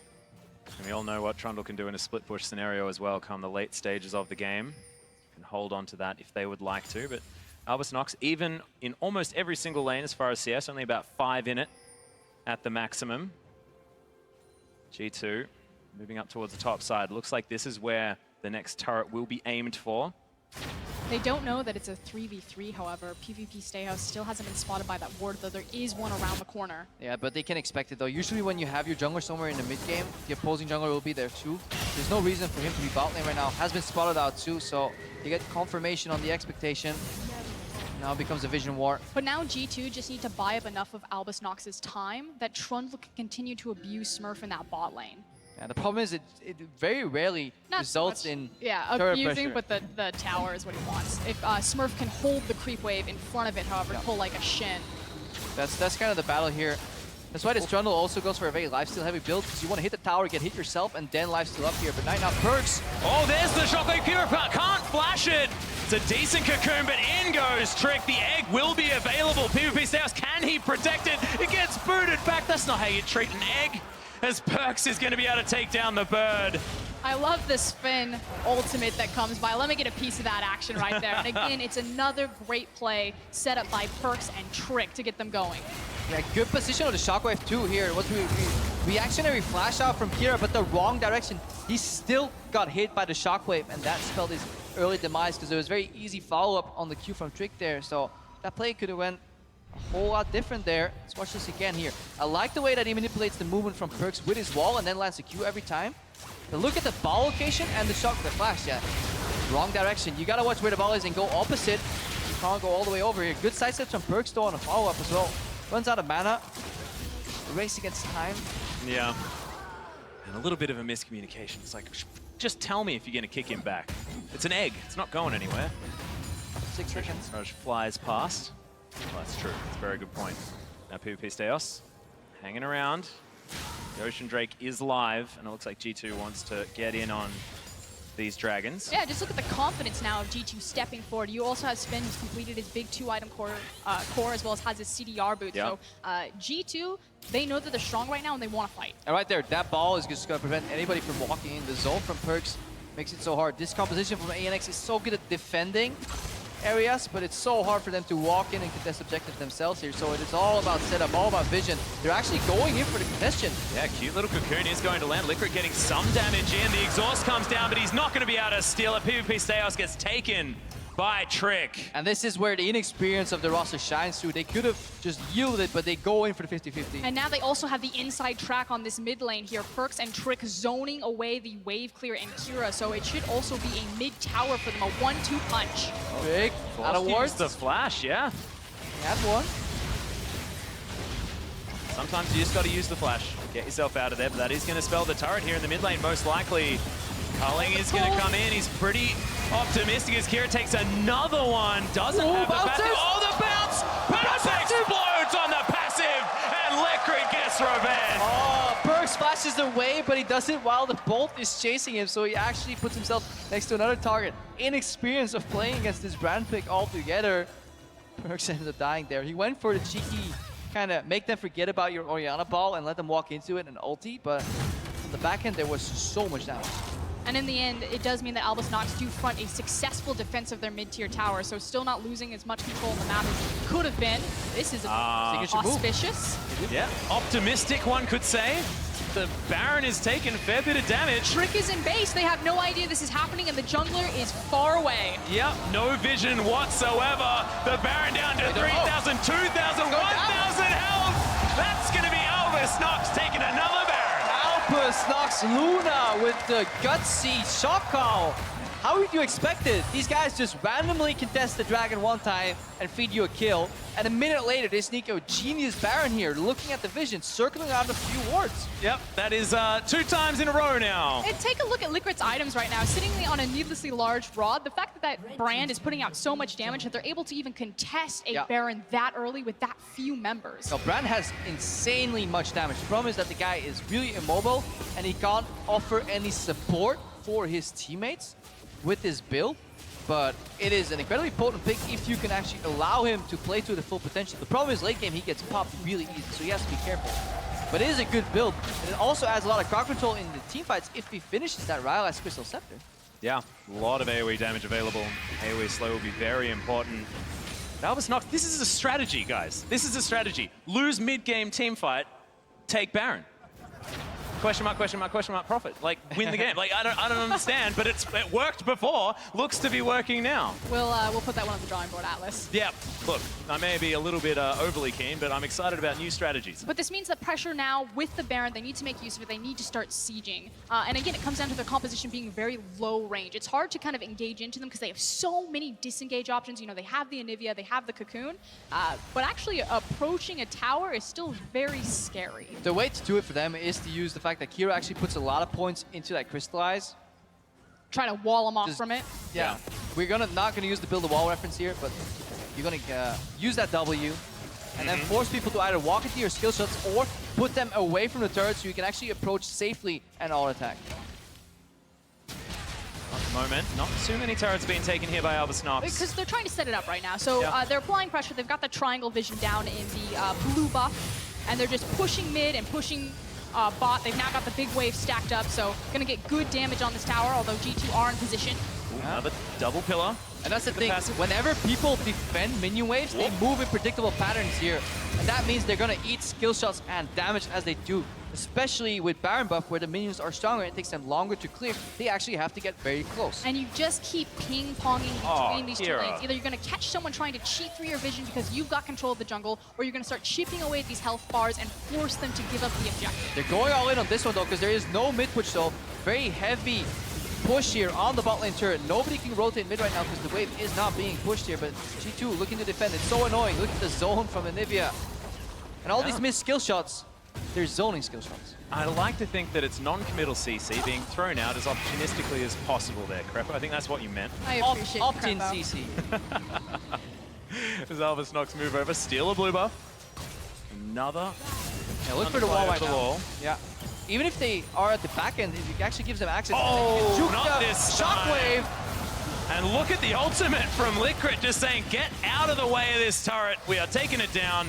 Half health on G2. And suddenly this game has swung very wide open in Albus Nox's favor. Their Baron buff is going to eventually fall off here, but we're starting to balloon this lead farther and farther. This is starting to look scary for G2. Yeah, but 4 minutes ago, we were talking about how ANX didn't have the power to set up vision to make their composition shine. Because they snuck that Baron, they have thrown open the game with enough of a gold lead that they have regained that power that even after the buff fades, they can still keep playing towards their composition strength. And these walls, either they keep them out and you get the tower, or you keep them in and you kill them and you still get the tower here. Kira is really fundamental towards this sieging. Trick actually picks the angle there, but decides not to go in. And it's so hard for G2 to engage on them when they approach the tower like this. You're pretty much entirely reliant on Trick getting into that side flank, you know, having the Orianna ball with him, but otherwise you've got the pillar, you have the insect kick, that's it. There is 2 ways to win a fight. It's either going in from the front with Trick and putting the ball on him and then praying that you can get a flash while the ball is buffering the ulti, or you have a double flank. Trick from one side, TP from Expect from the other side, and you hope to surprise, because if you get close to Anivia, she dies. The problem is, she is so strong at keeping you away from her. I do like what Storm Rated Surge did for Anivia though. Does give her a lot more mobility in the fights once she's hit that E. Does a heck of a lot of damage. Now, Liquid has to be careful. He's built pure damage here. One QE combo from Perks puts him at about 35 health. Does he have to be careful, or do they have to be careful? This is the thing. Are they trapped in with Liquid? Exactly. Or is Liquid trapped in with them? You know? The kamikaze brand. Do not underestimate it. Deep teleport coming from Smurf in the top lane. He is very far up that lane. Extraordinarily deep, actually, as Albus Nox looking to try and converge. Smurf comes over to the side. A Miracle cops a bit of damage from that True Shot barrage. Smurf charges up the ultimate. Oh, brilliant interruption from Expect as he gets shoved into the wall. The steal on the Dragon, double man shockwave though, as Albus Nox probably just want to get out of this one, but no, not this time. Good sidestep from Expect as Smurf playing frontline. He's very tanky. PvP Stayhouse looking over to the side, wants that one cocoon, but doesn't land it. And this is the thing, they got what they came for. They took the Mountain Dragon, and this is so Albus Nox. We got the objective, and now we just want to kill you. Just one more kill. Yeah, no, we're all here. Let's fight. Like, what's going on? And they had the inside track on the mid lane. They could have just walked away and tried to play with the Why rotate when you kill somebody? Yeah. Good response from G2 here, though. Yeah, they take the boss hard. And I also see these both compositions love kiting, but they hate being kited here. And that's what happened in that fight, too. Everybody was trying to force people to walk forward. Sven. Glacial Storm's there, but not quite in range. That crit damage. So we just got the damage stat for Liquid, and he has done more damage this game than his mid laner. Oh my goodness. And he's been doing a lot of damage. Like, here's been doing work. Sometimes you can swap roles with your mid laner as a support. That's entirely conceivable strategy. And usually now evolves. you're the one memeing. What is this? And it usually evolves in Anivia too. Oh my goodness. Utility, man. That was actually beautifully well coordinated with your history there, sir. Well, Trick now going to be taking down a Rift Scuttler. Let's try and get back to the action at hand as Kira, bumps him out of the way. Trick secures the Rift Scuttler. That's the battle that we need to be talking about.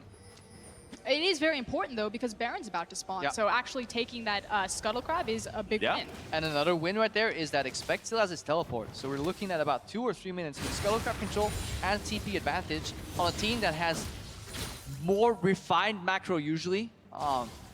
Let's call ANX unpredictable, creative. Trendsetters.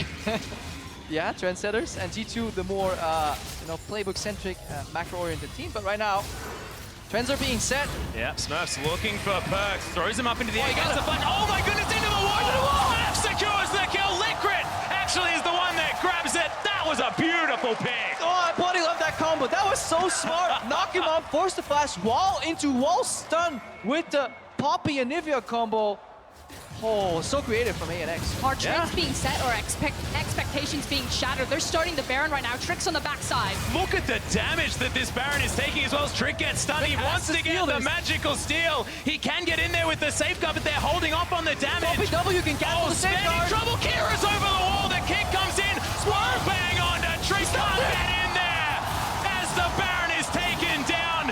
Trick has no health as well as Smurf's looking for a flank, but Albus Nox get everything they want. They lock them off the Baron, and they'll be able to reset the recalls and deal with Expect. Albus Nox, again, opening this game up, swinging it huge in their favor. I love the steadfast presence. It just blocks anything of Lee Sin. Q follow-up, nope. W, nope. You have to flash. And look right here, Perks. What can he do? He flashes into wall, into wall stun, into Q, even if he somehow walks around here. This is just a beautiful combo. Not to mention the fact that Albus Nox all did it at the same time, then made this play and knew exactly how to execute it. Yeah, and it was smart, because they don't commit on the Baron. They find Trick, they isolate him, and they say, whatever you do, don't let him get into the pit. Smurf gets a wall stun right here, over the wall. Then he holds W for a second. Okay, right here. Right here. There we go. Thank you. They're slowing it down even more. And then Trick tries to get in here, but he gets cancelled by the steadfast presence. It's such a slick combo, really utilizing their kit. Yeah, and turning on the damage onto the Baron once again as well as that was happening, knowing that they had a small window to play with, everything just being orchestrated by Albus Nox. I cannot get over how cool that was. Damn right. Well, this is not quite as cool for Albus Nox fans as PvP South does flash over, uses the pillar of his opponent to create distance. And if you would have told me ahead of the tournament that I would be happy to see the #1 team in my region get smashed 0-3, I probably wouldn't have believed it, but this is such a fantastic game, and what an upset here for Albus Nox, and what it means for their region, what it means for wildcard teams in general. They actually opted in could potentially make it out of groups for the first time in World's history. Yeah, and this isn't a joke. This is just incredible play from these guys that's brand new on the world stage. Perks taking a lot of poke damage. This siege still needs to complete for Albus Nox. We're only 34 minutes in. We're getting very excited. They still have to close this one out. And in the IWC queue that got Albus Nox here, they were really well known for their team fighting ability and just that synergy and coordination. So it's so beautiful to see it orchestrated so wonderfully on this international stage like this. This combo, this composition, this is sick. All right, look for the ball. Perks is looking to aggressively defend with a shockwave right here, especially. Oh, in goes kicks Kira into the shockwave. Still able to get some damage down as Liquid almost just solo kills Sven. Massive damage. They've traded 1-for-1. This is still huge for Albus Nox. Take down the turret. This is fine as Mithy can't get the snare. Steos not going to find the cocoon either. Both top laners still just unaware of what's going on elsewhere on the map. Suddenly, one teleport available. Nowhere. Trick came flying in and finds the kick onto Kira, who had lost his egg in the earlier exchange here. So that was a really good opener because they were at the brink of losing the tower. And at that point, ANX could take it slow again and really isolate that inhibitor. So they break the inhib line, but the Elder Dragon is spawning now in 22 seconds. Albus Nox just need to reset their position and just run towards that objective, start setting up their vision. All right, look, everybody's looking at the ball. It's like, don't get ulted, don't get shockwave, bomb the spears. Yeah, a really good Q with the combo. Kira playing at the wrong side. You can't play near that wall. You gotta have vision of the Lee Sin. Yes, he survived very long. Liquid almost solos out Sven in the top side too. But that's a really great hold by G2. And in reality, you just trade Kira for G2's health bars, force them off the tower, and get what you came for by breaking that inhib line. The thing is, how many teams have been used to playing against a 5-threat composition? It just doesn't happen all that often. Again, if we're talking about the roller coaster of Lee Sin's relevance in a game, you know, he kind of has that mid-game power trough, depending on if he gets ahead or not. Good point. But late game, it just takes that one kick. If he doesn't get a massive one kick with an Orianna ball, like, even if you delete Liquid, you're still dealing with the Nivea, you're still dealing with the Lucian, the Love Poppy. that you talk about him as being the priority target. He's doing so much Gotta damage. kill the support. Yeah, gotta kill the support. But yeah, playing against Albus Nox Luna seems like a roller coaster right now. Look at the build too. Rylai's into Void Staff here. Whoop. Really helping these team fights. We didn't mean it, Elder Dragon. No. Oh, don't hurt us. Please go home. I'm just a support. I'm actually not mid-brand. Elder Dragon's just angry at how much damage Brand does. I think ANX need to wait until Oh, good double stun as a Miracle throws down the culling. Good shield comes out of Mythia's Sven, gets himself to safety, but yet to really break out as the ultimate doesn't find anyone from Smurf. Actually hasn't thrown it just yet. Good wallbang on to expect, takes a heck of a lot of damage. Ultis though, so he gets out. Re-engage here, so dangerous to catch. Oh, goes in. Ego Trick doesn't get the kick that time as Smurf evacuates the rest of the team. Good wallbang onto Trick to punish him for the failed engage. These fights have to be taken so slowly, but in a second, split second, they can get so explosive. Trick goes in, doesn't find a kick here, but Perks still has ultimate available, and everybody is dancing around that Orianna ball. That said, PvP Stejos is still incredibly low, so approaching the Elder Dragon still kind of a risky maneuver here, which is why they're being so respectful. Oh, another one! Mithy in trouble as expect. Might have that GA push. Kira gets hit by another shockwave, but it's just not enough. That ultimate from Liquid did ridiculous damage. A Miracle not quite able to get close enough to do damage to these G2 members, but this is on a knife edge. Sven looking to kite and poke and poke and poke, and when the engage fails, G2 actually get the upper hand because this Ezreal is ramping up to late game. Well, on a ward. This top lane inhibitor is in trouble. On the side of G2, they will need to go back and deal with it. Perks is the one with the job. We're coming into a scenario where across from these 5v5s, if G2... Oh no, Liquid possibly in trouble. The rest of the team are here. Expect, he gets walled in. The GA is going to be popped. The teleport from Smurf, and he's waiting with the heroic charge. See you later, Trundle. 2 members of G2 Esports are in base. Their jungler and their mid laner are not even present, and Expect goes for an aggressive invade. Poor team communication. Albus Nox Luna is playing more like a team than G2 in this game. And I was just about to say, G2 can look to win a team fight if they can survive the burst damage and start layering that poke with Sven and Orianna. But if they just walk head first into certain destruction... Yeah, I just want to talk to you about the 8,000 gold lead that Albus Nox have as well. That is massive for this squad. The items that have come in, there's a Void Staff on Liquid now. He's a legit mid laner. He's actually had that for a while. He's probably looking for his next item right now. Trick can't W out. Right now he can. Yeah, okay. The asterisk here, though, is that yes, it is a massive gold lead, but we're coming to that point of the game where the gold lead really doesn't mean so much. So again, when everyone's running around on their core itemization, 5, 6+ items, it can go either way. All right, look for the wall here. They actually want to funnel them. Trick has the ball. They're looking for a combo. Perks, he has to press R. Smurf gets the juggler out of here, and that's Elder Drake. But Albus Nox, can they start the fight, though? They're relatively low. They're trying to get out. Good inspire from Mithy with that mantra for the speed for everyone. No Q to land. There's the flash. Cocoon immediately cleansed from Perks' Trick. Caught out of... There's another one from Smurf. The Lee Sin explodes. A Miracle gets Shockwave, but that's only one target. Ingo Steos, the Q onto Perks. Spec! He's been through Perks as well. Albus Nox take 3 for nothing. Every time G2 think they've made it out alive, there's a flash poppy and a wall interaction or steadfast presence to cancel the gap closer. The chase potential from this lineup is actually hidden very well within the composition. You wouldn't expect them to be able to chase this well. Unbelievable. The inhibitor is going to go down. Albus Nox looking to finish the game. Only Expect and Mythy alive. Expect has to flash. The wall's there. The Nexus turret's getting decimated. That's it. Last Nexus goes down. Nox, 2 and 1 in the group. What beasts from the CIS region.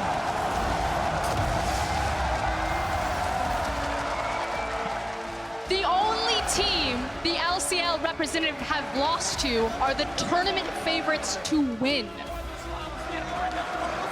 Let that sink in, everyone, because that was some of the coolest League of Legends I have ever seen in my life. They have now taken down both North America and Europe.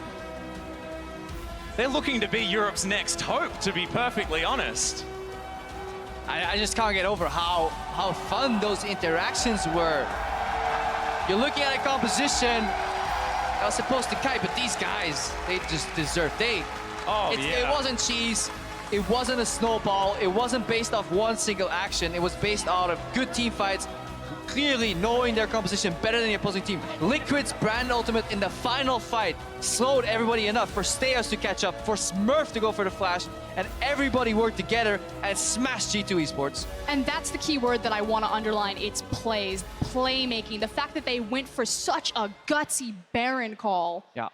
Swinging the game wildly in their favor, but that's back-to-back games. Now CLG and G2, where the gold lead has swung back and forth, and LCL has proven that they can play from behind, that they can play from ahead, and that they're here to win. But they never showed the interaction. Like, if you ask any pro player, does Poppy E work into wall from Anivia? They'll tell you yes. But you forget about that until you've been shown that once or twice, and they held it until the late game, until they found the pick onto Perks a couple of times, and then there was the follow-up. Suddenly, this brand ultimate starts spreading throughout the team, and everybody tries to walk away, but it's actually a rivalized Crystal Scepter, which now on AoE effects slows way more than it used to back in the day. So nobody can actually run away once these guys start winning a fight. There's a lot about remembering as well, because one of the reasons why Lee Sin fell out of the meta was Poppy. Steadfast Presence was like, no, you can't be a champion anymore. Like, it's a direct no button, and we saw that demonstrated, but at the perfect times from this team. And think about the execution of that, the fact that the Olaf was banned, that the Elise was taken away, getting him on the Lee Sin, and then having the Poppy there for that. Just so well orchestrated across the board. And again, it bolsters this idea that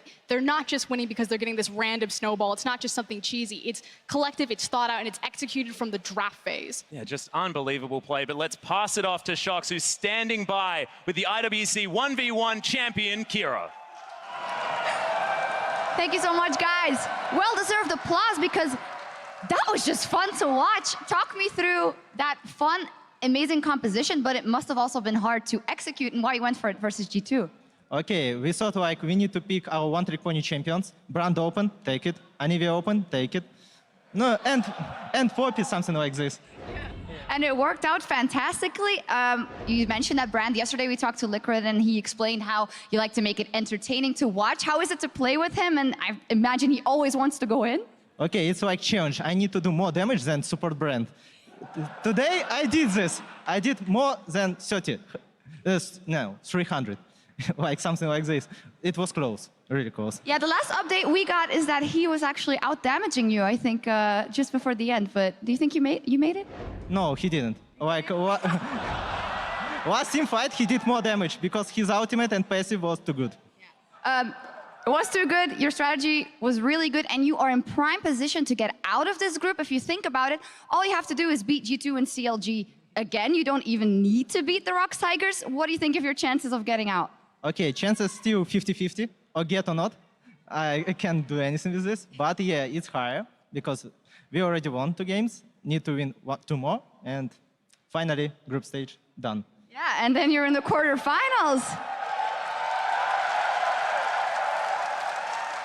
Is there anything you want to say to these guys? Because over the past couple of days, all these people have become fans of Albus Nox Luna. I hope you like our crazy play style. Nice. It's really nice. We will do something like this more and more to win this world. There we go. Super entertaining to watch and effective. Thank you so much, Kira. ANX with another win. Take it away, Dash. Thank you very much, Shocks. What a win there for Albus Nox Luna. And I don't think we can stress Krepo's point enough that this wasn't cheese. This wasn't a single fight swinging one way. This was a well-played game from start to finish from this squad. And quite an interesting composition that they built. And the way they played it was stunning. Yeah, they laned well. They were able to actually pull off the synergies between their champions really well. And by the time that they get the itemization that they needed, they just steamrolled with really aggressive calls that you don't expect. And they had a lot of inbuilt synergies, which is why I do have to criticize G2 a little bit about giving them their comfort picks. Right. There are a lot of champions that you can trade back and forth, and G2 is a very diverse team that can play almost anything. So why not ban the champions you're not going to play, but the other team is incredibly comfortable on? Because you saw once Kira and Lecrit and Smurf were playing those 3 together, they had the synergies completely down. Yeah, I think G2 here, they went for a gamble. They went for a lot of scaling compositions, the Orianna, the Ezreal, but they wanted to outplay them late game. Albus Luna Snox did not let them do that. They did the objective sneak. They did that against CLG, and they're doing it here again. The Dragon and then the Baron. Nobody expects that. I mean, even before that, that Baron sneak, right? It was just very clean play in that they understood getting Anivia to that late game state. As long as they secured that first Dragon or 2, they were in a position to wave clear for days, let their support scale up in damage, which is a crazy thing to say on the world stage that you would actually wait for that to happen, but they did it, and it pays off. No, I absolutely love it. And I think that one of the really fun facts about this game, just watching how they play it, the crowd's really... One of the crazy things about the game was actually the fact that they were able to utilize the W, as Atlas has mentioned, to just deny Lee Sin. The only playmaking opportunity, as we were talking about, was either Trick or Orianna with a really nice ball positioning. Perks looked completely off, and without Perks and Trick being stopped, there was nothing G2 could do. Yeah, I mean, you talked about the built-in synergies for this team. I want to dial in on the decisive call, plus the Baron that helped this win for Albus Nox. Here's another look brought to you by Acer. And this is another thing that they were doing so well. Smurf was on the same page as the rest of their team, and even Kira was on the same page as well. Normally, you'd expect the Anivia ult to be on the Baron to burst it down faster, but they didn't care about the speed of taking the Baron. They cared about the security of taking the Baron. They wanted to burst Sven off with damage, which Kira was able to accomplish, and then Smurf prevented the Lee Sin from being able to come in with the Poppy's steadfast presence. It was a really well-executed play. And let's not forget that that Baron there followed what was a great initiation in the mid lane with that Anivia wall and the Poppy. So again, those synergies that we talked about. Player of the game, gonna go to Kira this time around on that Anivia. It was not an easy decision because all of the members played well. Smurf probably getting honorable mention this time around. Yeah, and I just want to say we're probably witnessing the birth of a contending region right here. I can't imagine what the guys are feeling there in LCL. They must be so happy. Like, LMS was a wildcard region a couple of years back, but really it's the belief that you can be a contender, you can actually win a championship, that's going to drive the entire region forward. Yeah, I don't know if it's belief anymore, it's reality. They're contenders here to get out of this group. But on the other side of the coin, G2, I mean, it's got to be rough for them. Going 0-3 as Europe's #1 seed and just really not having a single footing in this game whatsoever. And the only time that they looked good was yesterday against Rocks, and it was completely dependent on the early game by Trick. And it seems like they just rely way too much on key members. Yeah, and I just want to mention a few things here because I do think their performance is exceptional. 2 wins at Worlds ties the record for as many wins as a wildcard region has had at the World Championship. But also I want to talk about last year. We had a team in Cloud9 that was 3-0 in week 1 and still didn't make it out of groups, which is why I like the fact that Kira was saying their chances are 50-50 because they're not saying they've done it yet. They're not relaxing in any sense of the word. They know they have to continue to compete if they want to make history and make it into the quarterfinals as a wildcard region. That's very key. And then, of course, if you do look at the flip side with G2 starting 0-3, I mean, it's going to be a very big hill for them to climb if they want to get out of this group. When you think about the fact that they're going to have to play the Rocks Tigers again, and that's, you know, probably an expected loss coming into the week. You know, aside from that, fun little statistic in terms of Liquid's damage, because I know a lot of people are going to be curious. He was 350 damage away from being the highest on his team in that game.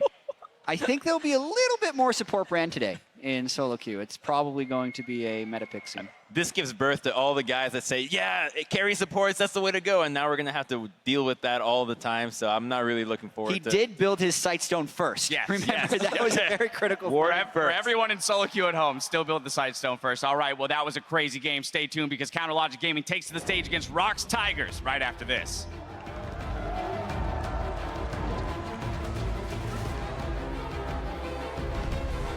Baby, baby, looking for something, sweet dreams I never been. Everybody looking for something. Oh, the cute little wall, and Perks takes so much damage. The cleanse not gonna work out.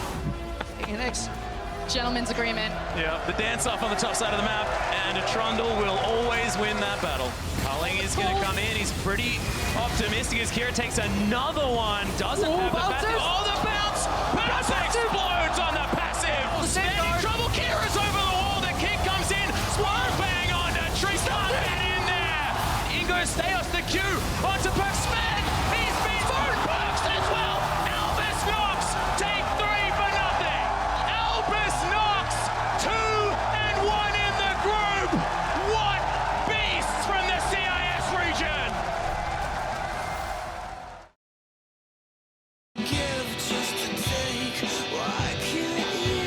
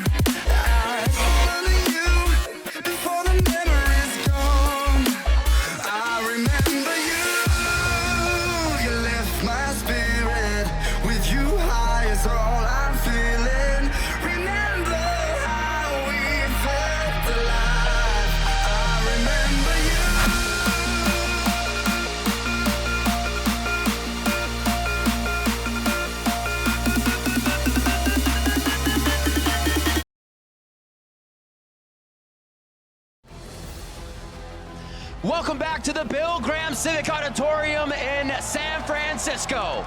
I'm Rivington Business III, joined by Sam Kobe, Hartman Kensler, and Chris Papa Smithy Smith. Guys, we got a great game going on. How are we feeling already? It's been some amazing games today. Go ahead. The day today is, I'm just so excited after upsets like that. I love underdogs. And Group A, you know, Rox Tigers come in a big favorite, but now Albus Nox actually in pole position for second. Crazy, crazy world. That's right, and we get to check out a little more of Group A right now. We're bringing you the call for the battle between North America's second seed, Counter Logic Gaming, and LCK champions, Rox Tigers. But the Rox Tigers, crazy. They're 2-0, right, Riv? In pole position in this third group. seed. Sorry. But it's kind of a weird scenario because they come in tournament favorites, yet you look at their plays, especially against G2 yesterday. Now, I'm on the analyst desk, I'm soliciting votes. I'm saying, Kobe, vote for the Rox Tigers. But you look at this team, and you have to say they've played pretty gimmicky. They've actually played 2 unique champions each, 10 different champions played by the Rox Tigers in 2 games, and Ezreal Nocturne comp yesterday. It doesn't look like the practice polished Rox Tigers for at least throughout all of a game. Definitely would agree. You know, coming into the tournament as the tournament favorites, even though they are 2-0, we actually had more comeback victories yesterday than we had normal victories. Rox Tigers were down over 5,000 gold to G2, and they are not living up to the standard that people had coming into this. That being said, they're still very much favorites in this game as well. Absolutely. It's been a little bit of the play that needs to be cleaned up before these guys can really be seen as a contender. Now, Counter Logic Gaming, on the other hand, well, they bested G2 on day 1. They stumbled yesterday against Albus Nox Luna, making it really hard to put a bead on their strength as well this far into Worlds. I have to say that's kind of a theme of this Worlds. The variance in play from day to day for most of the teams here has been huge, and CLG are no exception. I mean, yesterday they looked completely different. They were no longer proactive. They were no longer creating these cross-map opportunities and throwing decision after decision at their opponents like we're used to seeing from them. Yeah, they may be heavy favorites, but it's an interesting one here for this game. Yep, and the Rox Tigers bot lane is formidable and certain in their path to victory. 저는 일단 지금 롤드컵 3번 온 것만 해도 저는 되게 뿌듯해요. 뿌듯해서 자신감은 정말 어딜 가나 밀리진 않을 것 같아요. 왜냐하면 보띠오가 제가 프레이 형이랑 같이 하기 때문에 프레이 형은 진짜 어디 내놔도 손색 없는 그 원딜이기 때문에 정말 좋은 원딜이랑 하고 있어서 저는 자신감이 넘치는 것 같아요. We'll see how it goes. Let's do a little roster rundown. Lining up on the blue side is North America's Counter Logic Gaming. That means it's going to be Darshan battling it out in the top lane. Nick Smithy roaming around in the jungle. Huki in mid looking for that support. Stixade AD carry with the tried and true Afro Moo as support with Coach Six on behind. And on the red side, it is the LCK champions for the first time, the Rox Tigers. Top laner, it's #1 on the power rankings in SMEB. Jungle is Peanut, mid lane Kuro, AD carry is Bray. You saw him on your screen a moment ago, Gorilla, and their coach is No Faye. Well, what are we expecting out of this picks and bans right away? We've seen a few junglers being really the highlight of these teams. What do we expect it to go, though? Definitely so. I mean, Smithy came out in their win versus G2. He was instrumental on the Olaf. Definitely a big pick in North America. And you can see the influence of Reignover as well in their boot camp. Meanwhile, Peanut on the Nocturne. I was so impressed with his Baron steal, especially yesterday. Doing a lot to keep Rox Tigers in that one until they could come back. You guys are talking about trends. As I said, 2 unique champions in 2 games for the Rox Tigers. Seem like very much pre-planned strategies like the Nocturne Ezreal they were running. So will it be another one of these out-of-the-box strategies that no one else is trying, or will it be back to standard for the Rox Tigers? Well, first area I'm going to look at is the top lane, because Darshan for CLG has played 2 games of Poppy. And this is something that recently CLG have been doing, where they stick Darshan on a tank. In North America, in their previous series, it was Shen. Every single game on Shen. So far today, or so far here at Worlds, it has been Poppy the go-to tank for them, the team fighter that they want him to be. I really liked the Olaf ban on the side of the Rox Tigers. There were no games of Olaf jungle in Korea in summer. It was very much an unknown pick. You see it from G2. It threw off the bot lane in particular in the last game. So if there's an unknown variable, just ban it away. Take it out. You don't want to fight against it. especially if it's not something you can take. Syndra as well gets put on the board. The cannon is out. Remember, Aurelion Sol is back today, ladies and gentlemen, so that may be something we see coming into picks and bans. One more for the side of Rocks Tigers before CLG has their first pick. No one's going to forget Smeb's cannon play, that massive team fight, and the big multi-kill he got there. He's actually 7-0 on the year for Kennen. Played it in and out of meta, so very practiced on what is a big pick in Worlds. Definitely a very important ban, and it is shrinking that top lane pool that I had my eye on for this matchup, because, you know, people talked about Smeb, oh, maybe he was starting a little bit slow since he is talked up as being #1 player in the world, but man, that one play put a lot of those questions to sleep. Immediately though, the Nidalee is left up in favor of the Nami ban here, last ban from the Tigers, which CLG have put a very high priority on drafting strong bottom lanes. So they'll have to go with something else, as another strong bottom lane support is taken away in the Karma. I do like the strategy from Rocks already. Should be no surprise that Ezreal's taken was the first pick in their draft yesterday. You have to deny the Nidalee away from Peanut. This guy is a god on this champion, undefeated this year on Nidalee, so makes it a smart move to ban it away. And Ezreal Karma, as you say, could be a bully lane or might be a flex pick for Kuro in the mid lane. Yep, definitely true there. Could still be flexed. I have to say, that's a very strong bottom lane, but you also need to respect Smithy's Nidalee as well. He has had a lot of success on that in North America. We'll see what he can do with it, because as we said, he has been one of the best players for this team currently at Worlds. I mean, it's always great to get that first jungle pick, and when the jungler as well is the guy who is making the highlight plays, it's going to feel so much better to get him on that S tier. Looking at the bottom lane as well, wants to be aggressive, put a little damage on, they get the Alistar Caitlyn. The classic Afro Moo Alistar, and there's the playmaking from CLG already. Meanwhile, on Rocks Tigers, they need some more CC. Immediately they lock it in. Quickest lock-in I've ever seen. The Malzahar once again for Kuro, and on top of it, the Rek'Sai there for Peanuts. You have to wonder what the status is of the Aurelion Sol. Always been a big pick for Huhi. Isn't on the ban list here, so will be surely a contender for a pick in the mid lane. Kuro has been favoring more of the Malzahar, played it with that Nocturne in the comp yesterday. Peanut plays Rek'Sai, but isn't necessarily one of his strongest champions. But of course, smart pathing jungler. There's plenty of aggression expected from Peanut. Yeah, I mean, Aurelion Sol definitely is an option. Huhi usually roams very heavily super early on with it, and then as they transition into the team fights, is more about creating space for Stixxay to get off the damage. And since Stixxay's on Caitlyn, you know, it could be one of the things they're trying to set up, but there are more options here open into the Malzahar, since Kuro has already shown that one. And what will that top lane be for Rocks? Still waiting for 1-2 pick here. Could be the Aurelion Sol locked in. It is Gnar for Darshan, and Huhi gets Aurelion Sol. I do like the Gnar pickup here for CLG. Gnar's very versatile, can opt to play extremely safe. You can throw the boomerang out if you're worried about enemy jungler presence and just try and CS from afar, plus rely on your hop to escape those things. Yes, you might give up a couple extra CS, but he has the option of playing very defensively or trying to press the matchup and go offensive. You have to say though, Ezreal, the safest of AD carries, you know, those are mobile AD carries. Gnar is a huge threat from the flank, but will be relatively safe in the backline. Will be Prey, who's kind of an afterthought in yesterday's win, went 9-1 and 4, was carrying from the backline, so still relative safely for Prey, on one of his strongest champs. Definitely crucial that Prey on Ezreal is not an afterthought, because that man is one amazing Ezreal. And there's the Poppy. They actually give it over to Smeb in this one. I don't expect him to bully Darshan, you know, just because he is the stronger player doesn't mean he's going to be able to make this matchup work in his favor without jungler presence. So I think that CLG actually pretty happy with that top side. It gives them true engage also, the Poppy onto the Nidalee when they set up, when the Caitlyn sets up. So I think it's a needed pick, but it's a bit of a different one from Smeb, who played it a lot in spring, but wasn't a pick in summer in Korea. I'm very excited to see how he does play it in team fights, because that's where Poppy shines, and she has so much playmaking ability, as we just saw in the last game from Smurf. And Smeb, he's been one of those guys that kind of just opens your eyes to new ways of playing these top lane champions in team fights. Last Worlds, for me, the biggest eye-opening moment was the way that he team fought with Echo, because it's so unreliable, yet it seemed like it it was a point-and-click ability to have Echo's stun land over and over again for him. It incredibly wows you. The positions they can find, the way to make the plays that are so hard seem so seamless, just as Kennen did yesterday, and we may see it once again here.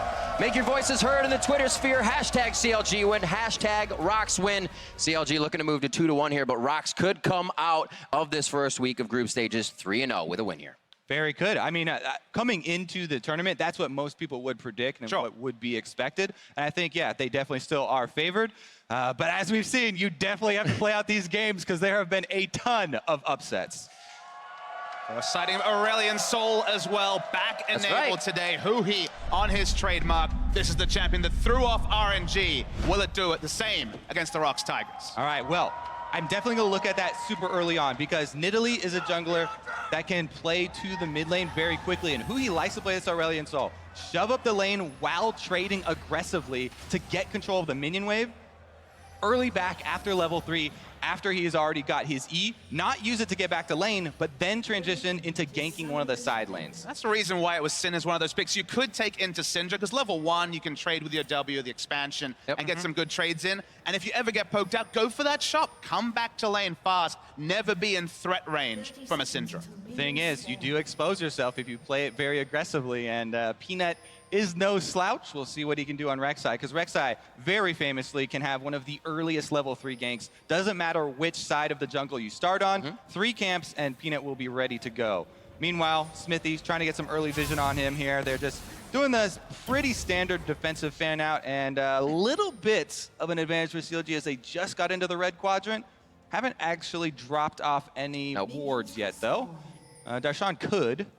Seems like he's waiting to get it down for the most timely vision. He'll set it down now and make his way out and head towards that top side. See if they do any more of the kind of damage back and forth we saw previously with taking a few hits and trying to fake out the other team. And that ward is very important because, as I mentioned, Rek'Sai could easily just do Krugs into red, Raptors, and then try and gank mid since Huhi is going to be playing aggressively. So they're going to use that ward to allow Huhi to play to the bottom side. You know, they'll see Rek'Sai once he goes to the red and try and keep track of him that way. I have to say, that's one of the things that has impressed me so far in the group stages from CLG, is their planning in the early stages. From the champion select, depending on what they have, they've been able to track the enemy junglers really well, but Peanut actually goes right by it, but Huhi, level 1 down, Prey gets hit, yes, it is the roam! That fog of war toggle on the top side! Whoa! Tunnel vision on the junglers, and Huhi, level 1 roam, are you kidding me? I mean, you can never criticize someone for being caught out by a level 1 roam, but Huhi for once isn't running the exhaust, isn't running the heal, is running Ghost, and just completely outfoxed the Rocks Tigers. That's the thing, you can't stay predictable. We talked about, yeah, he likes to play this lane aggressively. Oh, they're on to Gorilla now. A few shots coming out of Peacemaker through Gorilla, and it's gonna be Afromu that picks up the next kill. That's beautiful layering the headbutt pulverize into the trap from Caitlyn. Rocks Tigers have been behind the majority of their games, and it doesn't look like it's gonna end here. Yeah, okay, so we do need to calm down a little bit. I don't know, Kobe. Afromu's going for another play here, inventing in the jungle. See, this when you get too sure of yourself, Afromuno turning around, they may have to slow things down as Rock just as fast and ready to react on these engages. A headbutt back onto Peanut is gonna slow things down here. Stixay's been farming in the bot lane, has a good lead for himself out of all of this. Whew, incredibly exciting start here, but we do have to remember, as Papa said, like, the early game has not been where Rocks Tigers shine. All right, let's look at this level 1 roam, because Huhi, right off the bat, Afromu doesn't hesitate. Talked about playmaking on the Alistar.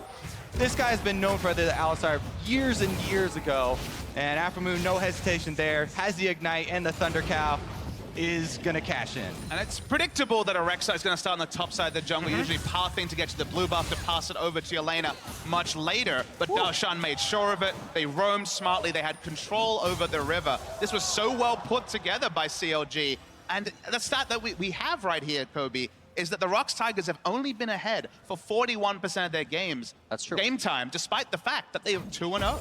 Yeah, and even in Korea, right, it wasn't about Rocks Tiger blowing people out in the early game. It's this 10-minute to 20 mark where they really take over. So We're going to temper expectations a little bit, but man, CLG are off to such a good start. And as I said, that has just been their biggest strength. I have to credit a lot Zix, their coach, as well as Aframu, designing these early level 1s and warding plans around the champions in Champion Select, and then executing for the first 5 minutes in game. It's just been so good for them. It's good that you touched on Zix, of course, was having his issues actually being able to perform his duties with some medical conditions in the last few months. So it's good to see him back on the stage, looking better. And a small little thing for Rox, at least the 2v2 lane isn't completely a write-off. They have all 4 summoners, so they're not down summoners and down kills. Huhi coming back to lane with his ring, able to get the heals. I don't know if it's going to help him here. He gets the flash out, still holds Ghost. And Xmithy is there as well to trade some damage, but they seem to miss on the shots in. Yep, attempted layering there of the knock up into the silence, but couldn't quite get in range in time. That allowed him to... Aframu has no flash, remember? Aframu definitely pulling out the roam card today. It might get him in trouble here on this one. A great block by Stixxay on the Q coming out from Gorilla. But Smeb's teleport on point. He's going to get one more shot in as the chase happens towards Tribrush. And Aframu's going to try to walk this one now. They get to kill the prey, so it's a few assists left and right. The minion wave is crashing to top, so of course we'll take some CS as punishment, but good job by Smeb. So much of the initial inertia had been going towards CLG. They had to make a pressure play work. And after all these early plays, you have to keep your eyes on the first turret gold because it's incredibly important. Tigers are trying to get some damage here, but remember, it's also past 5 minutes, so some damage up top was dealt by Darshan, and if this lead between Gnar and Poppy gets any worse, then even Smeb, as good as he is, will have trouble in that 1 versus 1. Gnar, even though after the nerfs, very good at punishing if left alone in those matchups. Here we go, Aframu tries to escape. You see he's gonna try and get this minion to execute. I think maybe, he didn't have a Targon charge, never mind.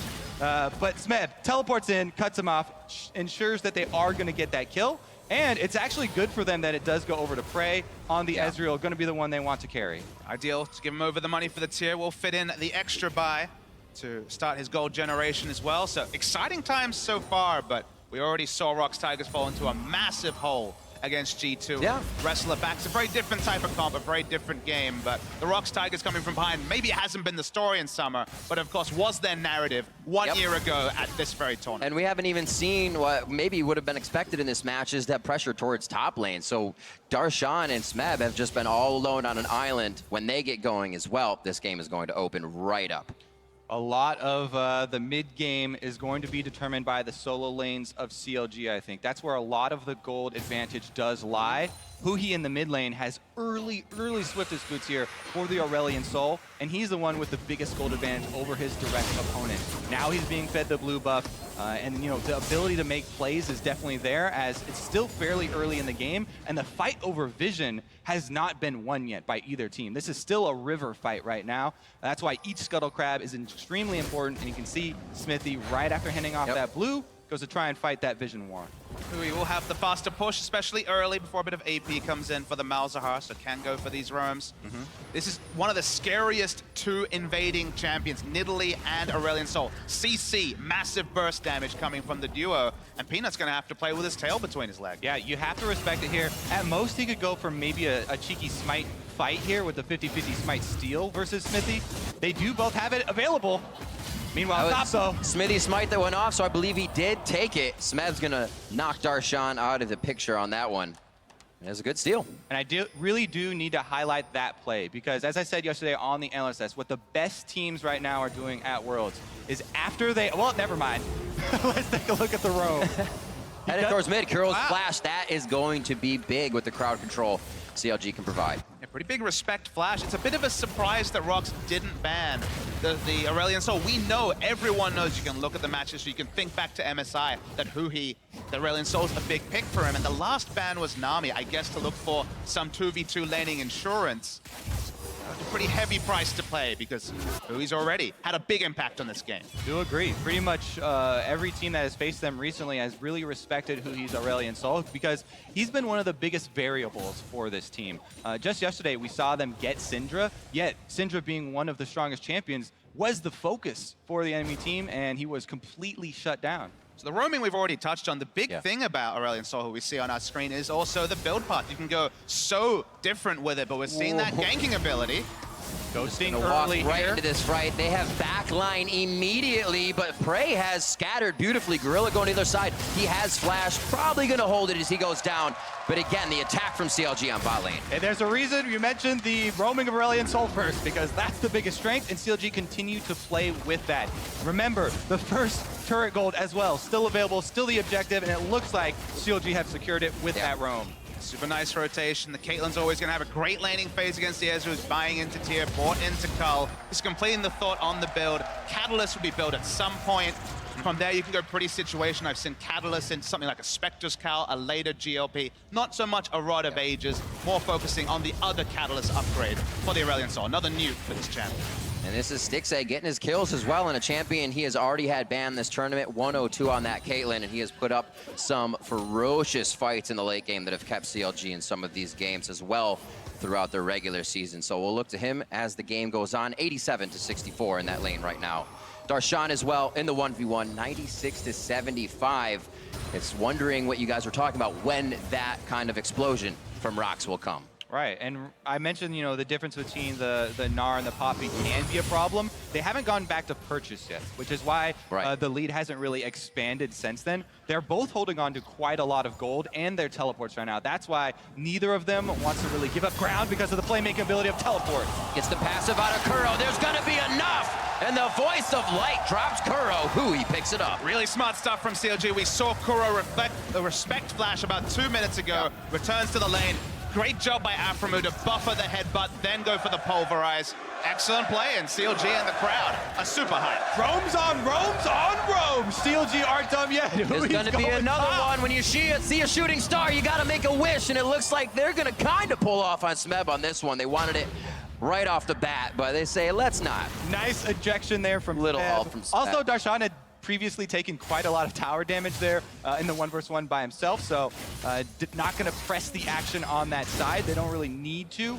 Now we do need to start looking for deep wards, because teleport into a deep ward is where that you can really cut off the team if you combine that with the roam of Aurelion Sol and the speed of Nidalee. CLG setting up very cleanly around the dragon. We will finally see those buys in top lane, which probably helps Darshan a lot more. We'll have a much bigger one-item power spike than Smeb and his inevitable Sunfire. Rock's actually getting position on the Drake, though. Yep, Smeb waiting in the fountain as well with his teleport, ready to come in. He had just purchased, whereas Darshan was still sitting up top. Darshan not having purchased would have a smaller effect on the fight. And it looks like Rox Tigers, good job there, bullying CLG off of that objective and securing the first pick. And, you know, we look at Smeb, and obviously had the big play yesterday. You know, before that, people were like, I don't know about this Smeb. The other kind of cool thing is that because of his back timing, they didn't know if Smeb was just teleporting to a ward they didn't have in vision, and they had to respect the Poppy coming in. Poppy's 20 CS down, but Darshan already showed us in the first game of this tournament that this kit from Poppy with just a bit of tankiness can make big plays around the Drake. So because of the timing, CLG hung back, and it's against the run of play, a first Drake to Rox. Very true. Good point there. I have to say, two of the most important rules in League that we found at Worlds have been don't underestimate Faker and always respect Smeb as well. Let's see where they go from here. Kuro back to the mid lane. No real level discrepancies across the board. Just waiting for the first fight. As you're saying, Rox able to pick up the first dragon. If they're not winning mechanically in each lane, they'll win mentally through that play of making CLG kind of juke themselves. And we'll see what Xmithy can do here as he's back to the red with that timing. Yeah, and no vision here for the Tigers. Smithy does find the small one. I think he's too late, though, yeah. Good secure there by Peanut. The Frozen Mallet has been picked up by Darshan on the Gnar, and that really is, the uh-oh. That's the that's right, Kobe. A Peacemaker through Gorilla. He's gonna get dropped most likely, but Prey, the bodyguard, comes in. Stixxay's out of mana, and Peanut over the wall. Flash knock up onto him. The rest of the team is closing in. New challengers approach from the top side, and that's gonna be the Prey Seeker hit coming in. Beautiful job, Peanut, with the swipes. Gorilla is gonna go down as Stixxay has fallen as well, and that's damage for CLG that they're not gonna have here in this fight. Seems like he's a bit scattered. Darshan on the outside as they try to drop Prey. They don't have a priority focus here, and it looks like it's the walkout. They can't help Darshan. Prey is an absolute monster. Darshan's not done yet, but honestly, that is a highlight Prey, right? Make that to a YouTube play right now. That's a whole highlight clip in itself. My goodness, first saving Gorilla, then escaping the fight, coming back over the wall, baiting Huhi in, and securing that last kill. My God, Prey. And the best thing about Ezreal being in the meta, we've seen so much of it, but the gulf between a fantastic Ezreal, which is all the players at World, and someone like Prey is massive to see. Gorilla doesn't burst, he uses his flash, but Prey makes it work. Right, Afro and Stixxay, they combo the Alistar combo into the trap there, but Prey jumps in front, gets the heal down, then he jukes out here. He's gonna kite half CLG up into their own base so that now they're separated. Smeb comes in with that teleport. There's the playmaking he talked about. Shoves him into the wall. Actually here, baiting Huhi, getting damage off still as well, and CLG are completely split inside enemy territory. And what I want people to take away from that is the fact that he never stops doing damage, never not going for mystic shots, never zone, but this time, maybe. One of my favorite things about a player is that they fight to the very last breath because your teammates can still pull that fight in your favor. This one going for CLG as they instantly come back from the batting order and head down to the bot lane. Huhi is doing so well this game, and CLG playing around it extremely well. They're going to have to keep it up, though, because we have gotten into that mid-game zone where the Tigers really like to have their team play shine, and that little jungle fight was just a window into what they're trying to do here. CLG still with a very comfortable lead, though. So what they need to do to limit those options of the Tigers is get extra wards into the blue quadrant of the jungle, which they're starting to do here. You can see a couple of pinks, and they've rotated Darshan down to the bomb side so they can try and abuse this Frozen Mallet lead that Darshan does have in the 1v1. Peanuts sniffing around Darshan. Doesn't have flash this time, so should be able to make it. Oh, he turned around. He gave him the knock-up. He may also get the slow for himself off the boomerang. This semi-close-in from Smeb. He's turned around on the null zone. Is going to be doing good damage to Darshan. There is enough. And Smithy actually left him there. Smithy was very close in the jungle, but decided to leave Darshan and thought that Darshan could get away on his own. Good punish by Rox Tigers. They do rotate down, but CLG had priority on top. Exactly. They've actually used this time very wisely. They have almost complete control on the inside track. Aframu! Rox has always been able to answer CLG's kill. Now CLG again wants to answer back. Rinse and repeat as they go to the top side. And a double kill for Huhi. This is something we have sorely missed. Aframu on the Thunder Cow with Ignite. Go button, just smashing it over and over again. The new age Bard pick didn't really work for him the last time out, but bringing back the Alistar, still going. Smeb's gonna be getting hit on this one. He throws back a bit of damage, but Huhi wants to chase a few more autos. Stixxay in range, and Stixxay picks up the kill.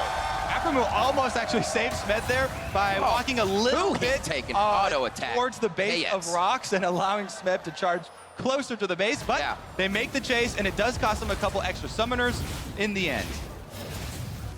Rox just not playing around their power. They tried to defend, even though CLG had a good 20 to 30 seconds while we watched the Gnar slowly die on the bot side to set up. It's not respecting the potential aggression. Look at this play from Aframu. Instant flash into the pulverize. A couple of kills were always going to be cleaned up. No way to get out. Smeb came in so late. There's already 2 dead. No reason for him to be there. Exactly. I mean, they've only got Rek'Sai Poppy. You are not going to accomplish anything with that combo. He's not getting experience, he's not getting CS, not getting anything standing where he was. It's actually not even Rek'Sai now. It's literally just Smeb trying to farm. And there is the punish. As you know, Aframu once again, easy combo into the chain CC there from Huhi.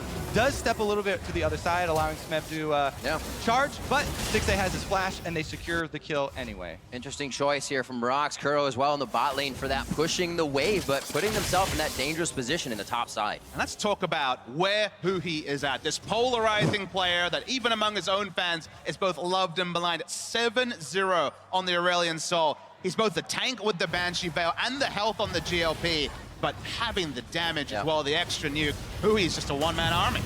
I mean, you brought it up before, Papa. They're not, respecting the Aurelion Soul of Huhi. There's a reason it's been banned so frequently against CLG. And not to mention just that pick by itself, though, they also gave over Nidalee for the fastest junglers, allowing, working the best with this roaming mid laner. That's just a dream combo right there, and CLG are making it work. Syndra banned and picking Nidalee and Aurelion Sol on the same side should basically never happen on 618. We saw the roam power of the duo because it gives a fast roaming initiation CC for Nidalee to do her thing, and the problems in mid lane have spilled all over the map for Rox Tiger. I love how this group has been thrown into chaos. ANX has 2 victories. Rox Tigers are currently losing to CLG, who gave up one of those victories. This is honestly, we picked the wrong group of death. Things that didn't make sense one day before Worlds started. You could fill a book with them at this point. League of Legends does not make sense. That's a lot of them. I think Bjergsen just tweeted the same thing. Well, it's almost to be expected that something crazy is going to happen now in this Worlds event with the way that this first week has gone. We have another week to come after it, but still 2 more games today, I should say. And CLG putting on a show to start these ones off. 20 minutes into the game, they finally drop that middle turret. The final outer for Rox is now they have the entire inner map to play with on that side. The roaming picks, we've seen the roaming plays. Another thing to realize, the instant wave clear from Rox isn't massive. They actually do have a struggle trying to keep their turrets up, especially against very strong sieging champions like Nidalee and the Caitlyn. So going back to the other mode of this comp, not so much the skirmishing, just the pushing. Now have those outer ring of turrets down and coming close to pretty much full map control for CLG. Acting on what they thought would be viable for them. That early game when Rox falls behind, let's gank level 1 in the bottom lane. They got Nidalee in the first place, so that's gonna help the jungle as well. All the cards playing in their favor here to start this one off, but Rox not out just yet. 6K looks bad, but we have seen worse. True, but I have to say, CLG has some very fearsome tools. Let's look at where, the advantages lie. Obviously, it is the mid lane there on the Aurelion Sol. That puts pressure on the entire map. Plus, they have this Gnar, who should be very strong in the 1 versus 1 split, so they should be able to pull the Tigers across the map. That will open up opportunities to get the vision down in between lanes. That's how you hinder the rotations of Rox Tigers. And whoa, stifle the income. Whew. A headshot coming over from Stixxay. Voice of Light causing Gorilla to flash. They're on to Smithy now. He should definitely go down in this fight, but gets himself out. Beautiful heal as he was hopping away from Aframu. Just a little triumphant roar. And Rox is trying to focus these kills, trying to edge out a little bit more as they watch Smithy and other champions get away with a sliver of health. Now Darshan starts to attack back with the rest of the team. Finds Peanut by himself. Who's going to pick this one up?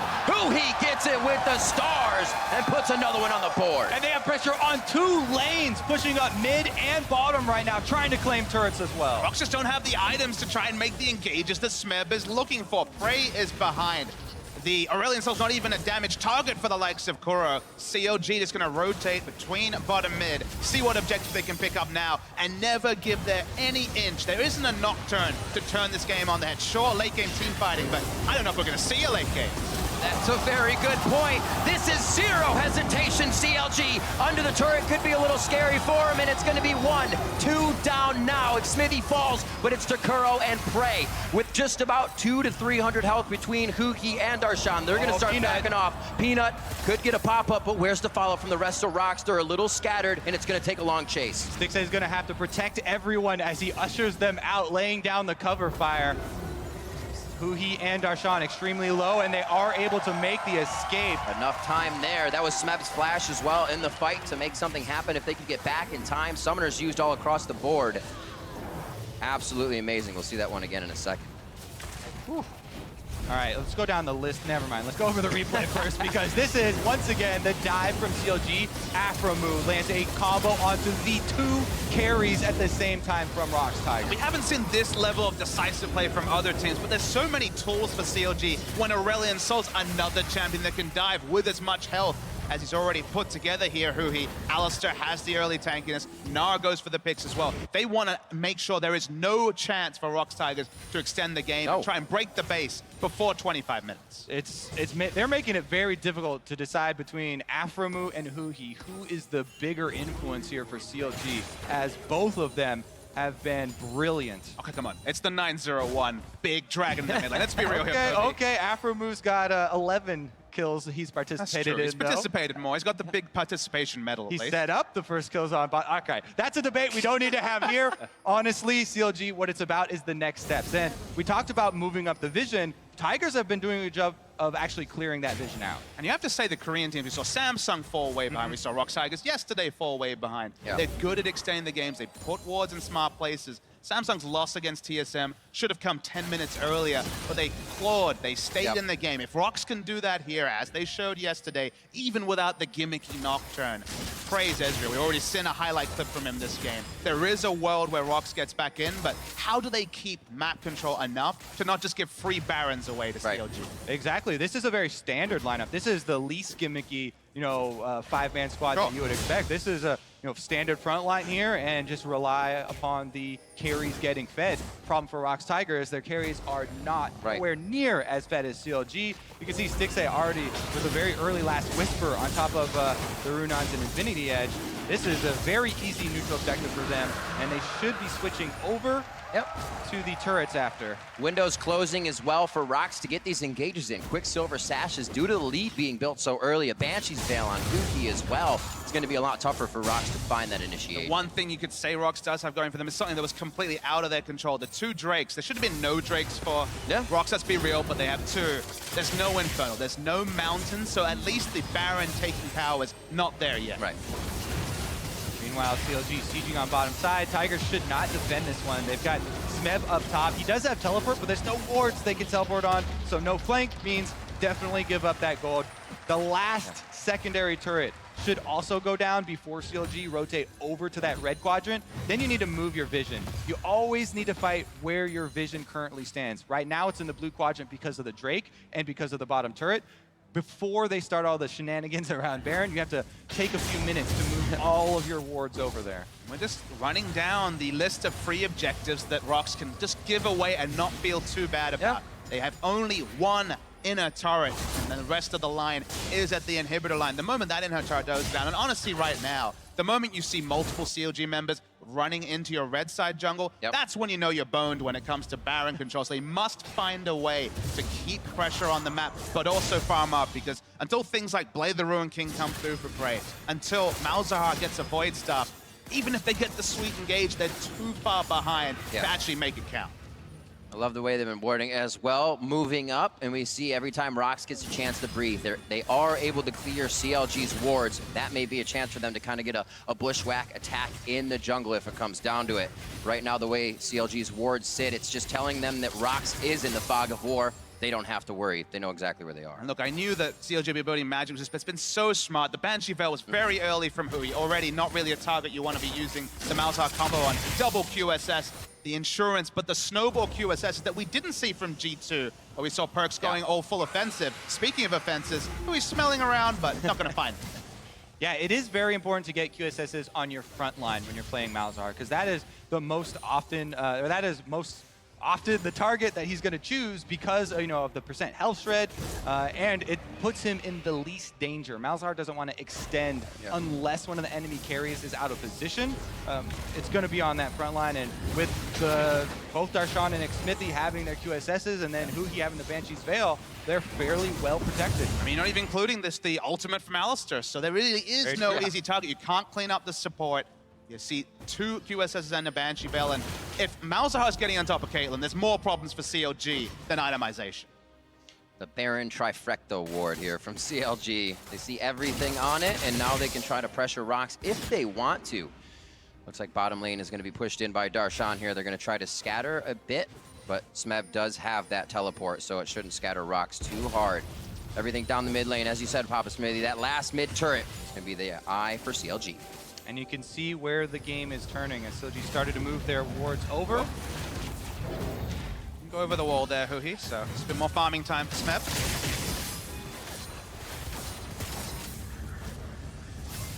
Slowly walking back through the jungle they still own, and being very careful about it too. Power in numbers, never letting one straggle. And it looks like they will wait for the mini wave here. Stix A now for a move, ready to get on the front line and do some damage. Yeah, they have Caitlyn traps, they have Nidalee spears, plus they also have the option to dive with the Alistar. Ooh. And their 1 versus 1 on the other side should be winning as well there with Darshan chunking down Smeb. Smeb has actually been able to get an experience lead due to picking up constant waves. They're rotating him back and forth to absorb those minion waves, but Darshan still with the extra power there. Black Trigger completed as well. Yeah, following on your point, it's kind of insane that Rocks are keeping up in levels and getting that gold or gold value that comes with the levels, but they just don't have options against this Siege outside of a massive engage that just don't think it's time yet. Yeah, Caitlyn is just too safe. Smeb though. There's the ghost. Ghost from Kuro. He's trying to get the hit from Smab. They're right on the Stix A. He goes down. They were waiting for the moment to pull the trigger. And Huhi's going to do a bit of damage to keep them at bay.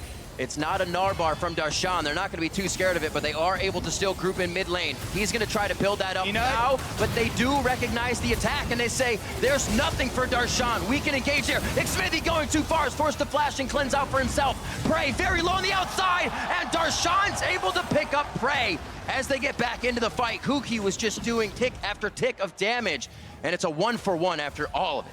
And you take scope of where the game is though, Riv. It's a 9,000 gold. Going for 1-1, going 1-for-1 is great for the Rocks Tigers. CLG got foxed. Smeb coming in from the flank, taking out 2 members. Doesn't matter how much of a gold lead you have when 15,000 gold worth of character is off the screen. That's the reason I want to watch Smeb in the team fights, right? Just as I said, Caitlyn is too safe. He comes in, he ejects the backline, they're all alone, he's got the perfect angle, lands the charge, and they take out the center of CLG's comp. This is such a beautiful flank from Smeb. Look at all the wards CLG had too. I mean, honestly, that was the best play Tigers could hope for, and yet it still only resulted in a 1-for-1 because of the ensuing team fight here. Huhi on Aurelion Soul, the damage is constantly being pumped out there, plus the Rylai slow keeps them at range. Look at the backline, even though the focus is on Darshan there, CLG see the opening, and Prey just this kind of auto-attack. casually dies. Yeah, that's first the expansion and then just an auto attack. We gave him too much praise. I mean, I'm super caster cursed this game.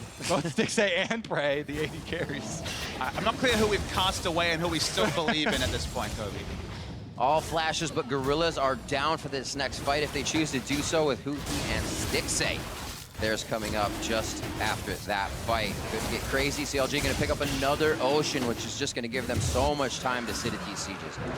Just want to note for all the people making fun of Huhi as well, he's still yet to die in this game, and he's carrying these teams. Yeah, all you people. Remember, Stix A died at the beginning of that fight? That was literally a 4 versus 5 turnaround for CLG. We still have something fun to look forward to, because there might be a manliness check coming up very soon for Huhi. He has 10 stacks on his Dark Seal. Is it Medjai's time? That'd be a fun one. Medjai's against Rocks Tigers at World. That's the one you dream of and then wake up and kind of, you know, pick at yourself and think, okay, that's not going to happen, but... The observer scared me. I was still wondering if Smeb was in that bush. Looks like he is, and Prey as well. Here's your test, Papa. Very thanky. Level 15, 902, absolutely blows up Prey. Holy crap. Leads the rest of the team to do so as they try to get away now. Smeb, Keeper's Verdict, has no say in this fight, and he's going to be the next focus. A Gnar out from Darshan causes the rest of the Rocks to turn away, and they get just that, rocked out of the fight. And Huhi passes the test with flying colors. 100% spray before Smeb even arrives. Just wonder why this Aurelion Soul was not targeted. The information was out there. Everyone knew it was available against it. Bound's getting low. Alpha Moon and Best Bot able to use the Unbreakable Will to crush Kuro's ultimate. They're still trying though. Rocks sees these entries, but CLG's able to just act on them. These are the chances Rocks has to get back in. Darshan's now gonna get Pina in the top side. And it seems like CLG is able to stop that engage from Rocks Tigers every time and then get a bag of chips. Now the gold lead is really spiraling out of control for Rocks Tigers. There's 5,000 gold lead returns. There's 7,000. And then there's 13,000 with a raid boss, 11-0-2. Huhi. This is one exciting group, guys, I have to say. CLG looking poised to take over and deliver Rocks Tigers their first defeat of the group stages. Inhibitor turrets still stand though, and that is always the most crucial defense point. CLG in a best of one. People talk about cheese, what type of cheese will be today, but this is pure preparation. The level 1 Zix really drilled his players smartly in how to set up and take advantage of some of the things that Rox Tigers do a little bit lazily in the early game. Here we're going to see that replay. Praise life. It was there for about a second, and this at super slow motion is a 3-shot. Like it. He's not done yet either. Hui doesn't stop. Chases multiple people down here. He's like, okay, Smeb, he's probably cornered right now. And then he tries to go after Gorilla as well. They lock down the stun. Smeb, nowhere to go. That's the Baron for them. And CLG, let's see if they can crack that inhibitor turret line, because that is the big question. What does a team fight that the Rox Tigers win even look like, Kobe? Maybe we're not even going to see a team fight because here's the gank crew. Smeb, this could be Hui over the wall. They get the GLP slow, and they get the rest of the slow from the Boomerang. This is a Guardian Angel going down. He didn't have one. I thought he did at the end. So many effects. That was Darshan's. Another one there. Smeb won't need to teleport back out. They are right up on the front doorstep of Rox Tigers base. 45 seconds, however, on the clock here. Baroned up minions headed in to this inhibitor turret. Much damage already. Once it goes down, speaking of, Darshan considers it engaged, but take the inhibitor, go from there. Yep, inhibitor should be fairly easy. 27 seconds actually still on Smeb. Yeah. They can end this with the Baron buff. Peanuts knockup could really throw him for a loop, but I don't know if Prey has enough damage to get over the minions. There's a huge wave blocking the rest of CLG. They're going to drop the first Nexus turret. CLG's new strategy, lose one game to the wild card to give the #1 Korean seed false hope. Bringing them back. 35 minutes into this one, Counterlogic Gaming's going to play it safe, but still aggressive, making sure they get a Nexus turret, make a statement on the way out. A little bit of pressure here from Peanut as he does the Void Rush to let them know they have somebody on their heels. On the walk over, Kobe. At CLG, they could definitely take a win off a Rox Tigers team that have honestly looked pretty casual, pretty careless in the first couple of games, and they're just about a hair's breadth away from upsetting the tournament favorites. Definitely true. Albus knocks Luna also in a very good spot this week. But, I mean, so much can happen next week. Let's keep our eyes on this game as CLG try and take another inhibitor turret. Smeb coming in. Keeper's verdict. How many does he get? That's going to be Xmithy. It's Stixay out of the fight. Huki, Afromu, and Darshan. A huge Gnar ultimate against the wall. Prey now with Stixay 1v1 as he tries to get out of the fight. Kuro and Prey are down. That's the DPS. That's the fight as Rox runs for the fountain for solace. And Peanut does everything he can, going for broke with the last knockup. But Darshan's going to follow him all the way home, and he's going to look for more kills, showing up on the world stage after having a troublesome season. The rest of CLG coming together as well here to pick up another victory at Worlds to go 2-1 in the first week.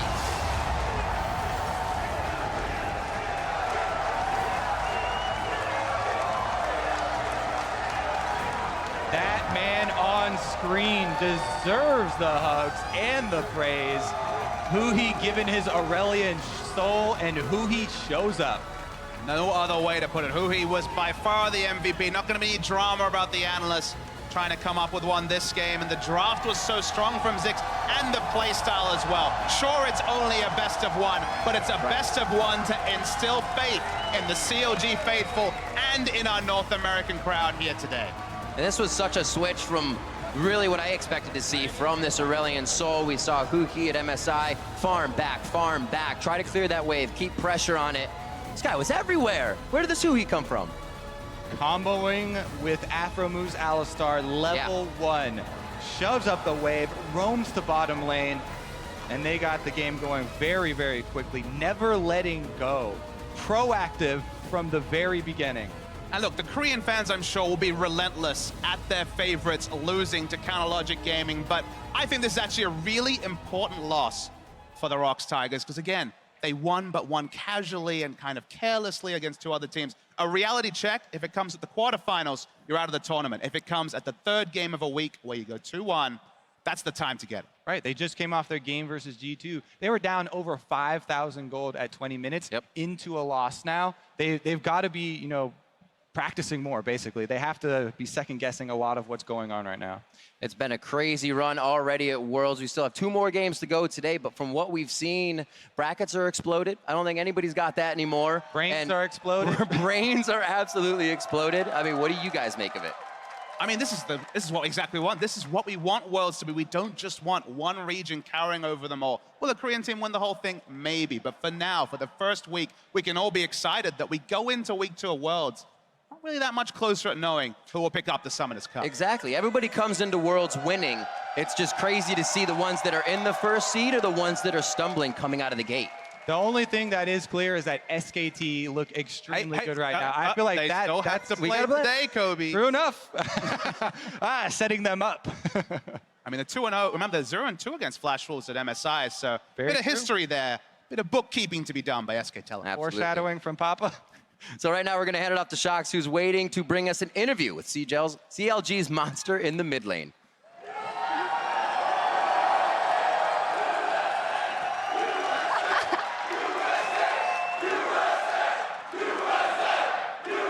Well-deserved chance for Huhi. First up, did you have fun playing Aurelion Sol today? Yeah. Secondly, how sad are you that you're probably not gonna get to play him again? I mean, I hope people misclick and don't ban Aurelion Sol, so.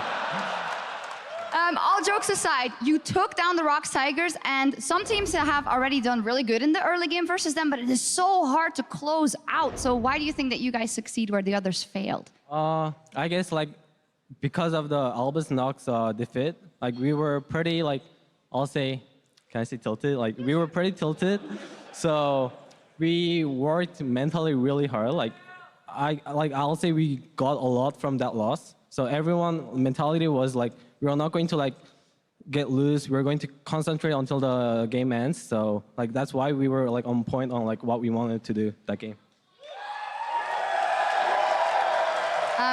Did it help that G2 lost to Albus Noxuna moments before?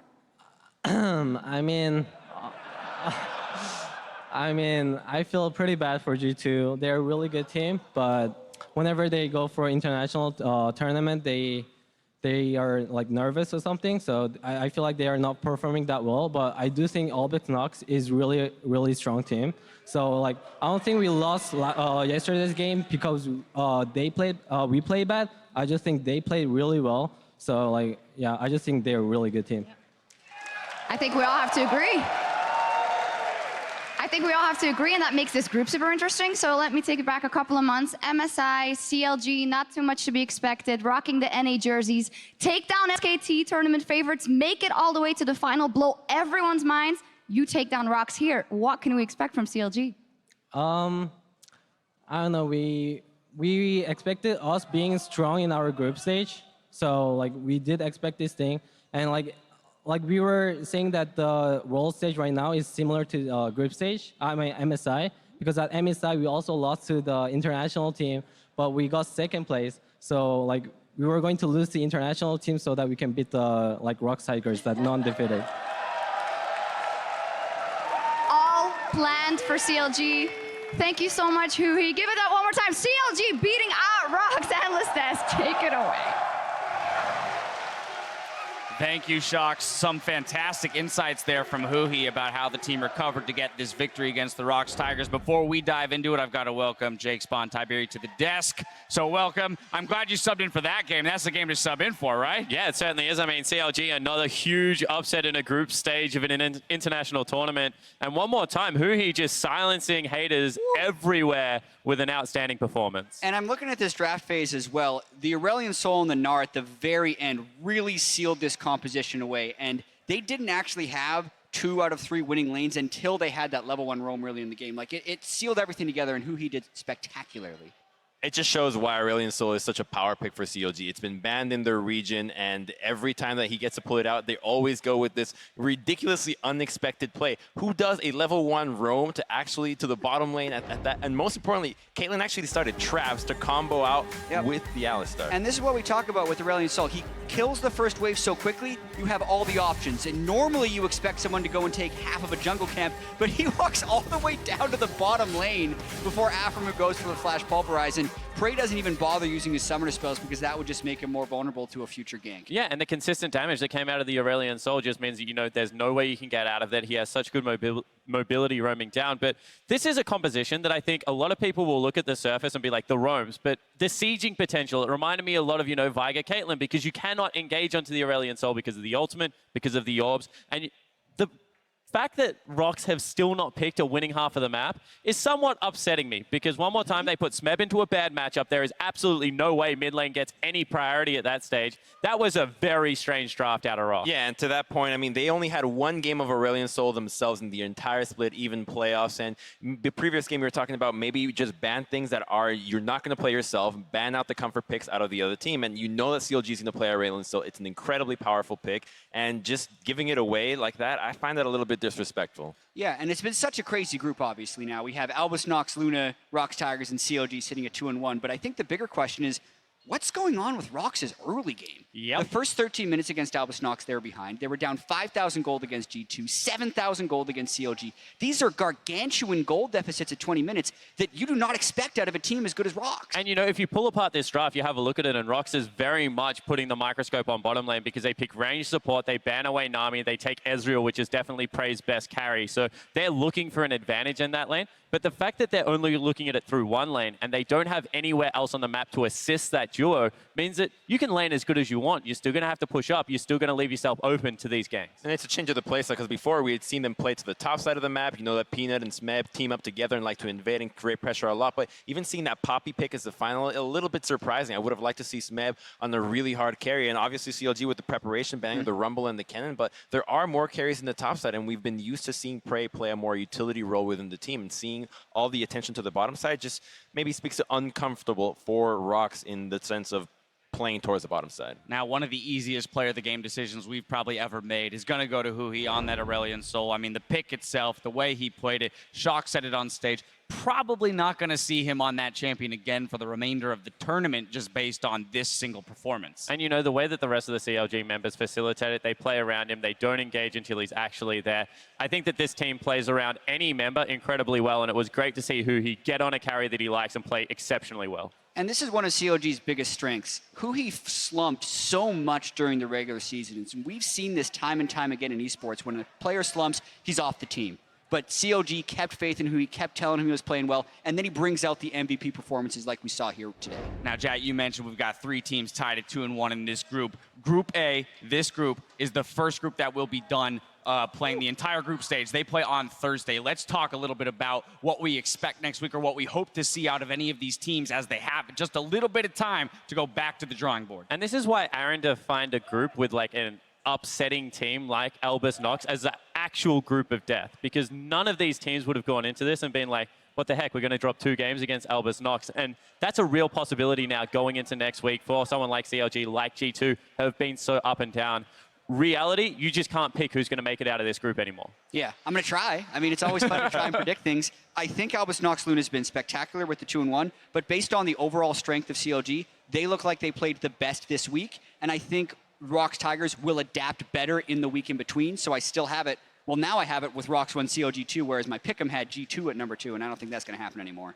I personally actually think that Albus Nox might be able to make it out of here, but the inconsistency from CLG is something that I find hard to get by. They just keep playing it at your heart by having a really poor performance and then all of a sudden being able to have such a monster game. And it seems that it's so dependent on the picks that they actually get to have. And if a team can figure out what they're trying to do, and if they can expand their champion pool in the next couple of days, I think that they'll be able to have a really good shot. Yeah, but so talk to me about this, because we just mentioned, okay, Aurelion Sol might not get picked up, but that's not the whole aspect of this champion select, right? They still had the Nidalee with the Caitlyn. When you talk about the turret sieging, the playmaking potential on Aphromoo, who, by the way, played phenomenally in this game as well. If it weren't for for Huhi. I mean, we would have been looking at him probably for player of the game. So how would you attack this CLG draft? How do you attack this CLG squad going into next week? You look at this one in particular, I think you do take away the Aurelion Sol, and maybe you take away the Caitlyn. It's in a super simplistic sense, if you take all the prep out of it, what have they most succeeded with, and what are the linchpins to those compositions? They succeeded with Caitlyn Nami in Game 1 against G2, and they succeeded with the Aurelion Sol and the Caitlyn here. So I think those are two big bans. Yeah, I think the other option is you just go hard at the solo laners. I mean, you get Smeb on a better matchup and you take away the Aurelion Sol, and you just say, you know what, you can snowboard bottom lane as much as you want. We still have Peanut running around with Smeb on the top side of the map, and, you know, we're going to be able to take it to you there. And I also think that, you know, Smurf showed today that if you get him a favorable matchup against a good top laner, he's still going to be able to go to town. So I think that the solo lanes are still a big question for me about CLG. I think that their jungler, fantastic. Their duo lane is also very, very good. But I still have big questions about Huhi not on ASOL as well as Darshan.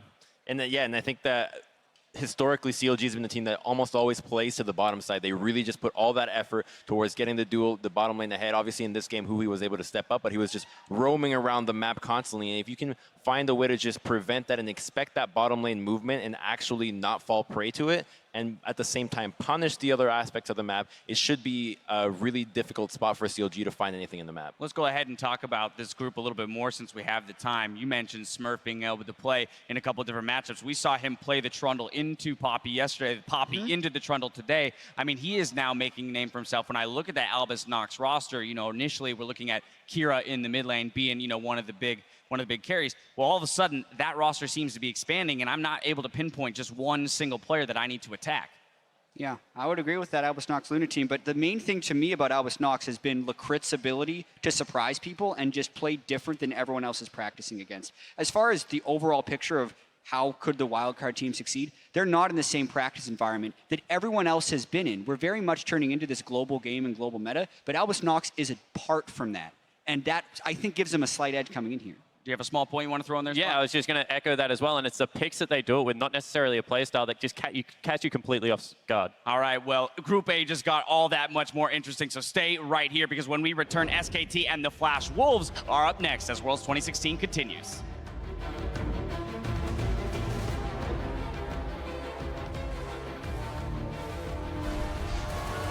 Citing Aurelion Sol as well, back enabled today. Huhi on his trademark. This is the champion that threw off RNG. He actually goes right by it, but Huhi level right one down. Prey gets hit. Yes, it is the roam. 6A's out of mana and Peanut over the wall. Flash knock up onto him. The rest of the team is closing in. New challengers approach from the top side, and that's going to be the Prey Seeker. Can you see us? I'm eating over. Coming. Watch us. Hands go flash. Ulted. Nice. Holy fucking shit, Jay. Good shit. This is zero hesitation, CLG. Under the turret could be a little scary for him, and it's going to be 1-2 down. 천천히. I didn't kill him. Here's your test, Papa. Very thanky.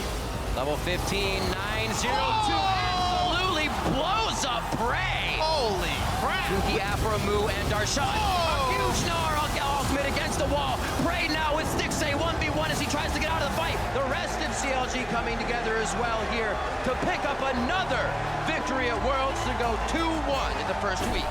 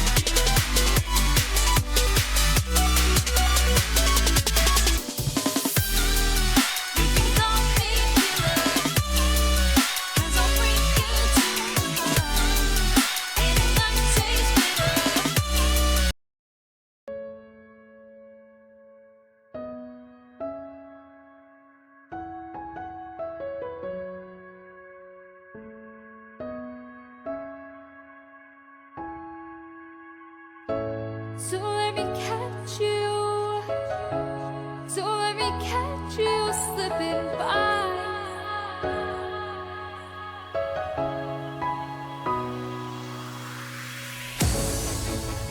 Why do I get myself? Why do I get myself caught up in these lonely nights? Oh, why? Why do I get myself? Why do I get myself caught up in these lonely nights?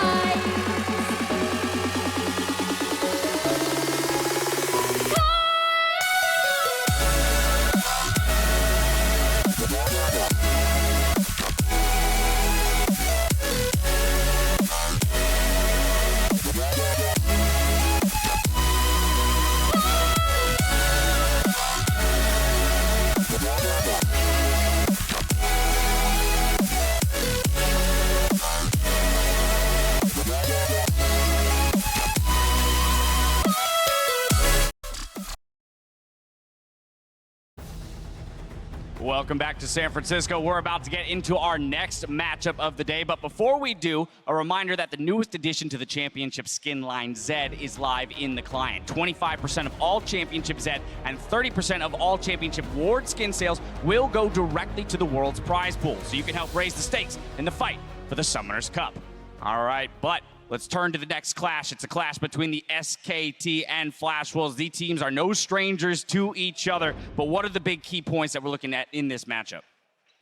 I love Flash Wolves, I really do. They're one of my favorite teams ever. Fell in love with them in the Taiwanese region. However, when you lead for 97 out of 117 minutes game time and cannot close out a single victory at Worlds so far, that is incredibly frustrating to watch. This team has just lost all semblance of like late game macro, and that really has to eventually get into your mindset. Yeah, I think it's really worrying. But the other thing that's funny about that stat is that's the second highest percentage of gold lead to SKT. So these two teams have been ahead of their opponents more than any other team here at Worlds. So if there was a game to kind of descend everyone's pick'em into chaos, it would be this one if Flash was able to take down SKT and make it so no one was undefeated. And the one semblance of hope for Flash Wolves is the fact that they have improved their ability to at least get more objectives in the mid and late game from game 1 to game 2. Game 1, they weren't even able to take down the mid turret against IMA, which is incredibly worrying. Game 2 against Cloud9, they're at least able to break the base and almost get inhibitors, which is an improvement, right? We were worried that they weren't going to be able to do it, and hopefully against SKT, if they can actually get an advantage, because both of these teams get early leads, they could be able to take a little bit more. Yeah, context on Jad's point about SKT. They have led in 63 minutes out of the 65 minutes that they've been on the Rift. So that's only 2 minutes that they've not been leading the game, and that was the first 2 minutes in their game against C9. Yeah, I mean, they don't count minute 0 in this stat, and then I guess the other team shoved the lane. And other than that, SKT has been able to dominate them. So they've definitely been the most dominant team we've seen, and they've only ever lost 4 games at Worlds. They lost 3 in 2013, 1 in 2015 in the finals, and they've yet to lose here. So they're pretty good. That's a scary stat. That is a scary stat, actually. I didn't, if I was playing against that and I heard that's, oh, Jesus. Right, hopefully they have their headsets on already, because that would definitely make me feel a little worried going into this matchup. But Faker on your screen here, I mean, he's the talk of the town. I guess that is. That's the biggest story for me. I mean, we knew that he was coming in on reasonably good form, but like, how does that stand up on the world stage and with the rest of the team around him not really performing in the LCK? Where does that leave Faker? And the answer to that question was like better than ever. I mean, this guy's once again on a tear. So I think that when you look at this SKT lineup and you have a look at, you know, the Carson Maple synergy, you start to worry because Carson's maybe slumping a little bit. And if he can't help Maple out, how does this mid lane even go? Because Maple does not take a step backwards. He always likes to step up in a lane. And to that point, SKT is one of the best teams that's actually removing vision around mid lane. Anytime that they recognize that there is vision in that area, they will just go in there with as many people as they can to just sweep it out as quickly as possible and just allow Faker to have as much pressure as possible and make that mid laner just feel completely constrained. restricted. History suggests that Flash Wolves might find success against SKT, but recency says that SKT has it all. And while defending his team's title, Wolf is focused on his own play and isn't concerned with other tournament favorites. 뭐 저희 팀이 우승할 거다라는 생각을 하시는 분이 많은지는 잘 모르겠어요. 아마 뭐 락스나 뭐 TSM이나 뭐 RNG, EDG 쪽을 그렇게 생각하실 것 같았는데 그래서 그런지 별로 그런 압박은 없는 것 같아요. 그냥 뭐 제 할 것만 잘하고 좋은 성적 최대한 내서 후회 없는 게임만 하고 싶어요. Almost flying under the radar until they really need to attack. Now let's check out the starting lineups. On the blue side, it is going to be SK Telecom T1. That means in the top lane, it is Duke. Jungling is Blank. The mid lane is going to be Faker with Bang and Wolf at AD carry and support. And as always, Coach Koma. And on the red side, it's the Flash Wolves. Up top is MMD. In the jungle, Karsa. Mid, Maple. At AD carry, NL. Support, Sword Art, and Coach Fluid Wind. It's crazy that objectives to describe the early games between these two teams are pretty similar. Methodical, smart, till that 20-minute mark where Flash Wolves have just let it all go away. It's crazy how they can get such a lead but not know how to close, kind of have to just go to the Baron and hope that will do it. What I want to see from them here, some initiation, some real pick CC, because they've gone for these intricate comps, pulled them up off to a point, and then kind of fallen away. I really like your initiation point, you know, maybe Sword Art back on the Alice side. Exactly. That's been one of the biggest tools for them in the past, because honestly, the inability to end was very, very stark over the past couple days. It almost seems like they're getting in their own heads. We actually see a lot of teams at Worlds get that hesitation, but are still trying, as Rox did in that game. They were behind, but they were still trying to engage. It's something you have to do, but Flash Wolves seems much more timid at actually continuing to try, even when they have the lead, and it's hurting them so much.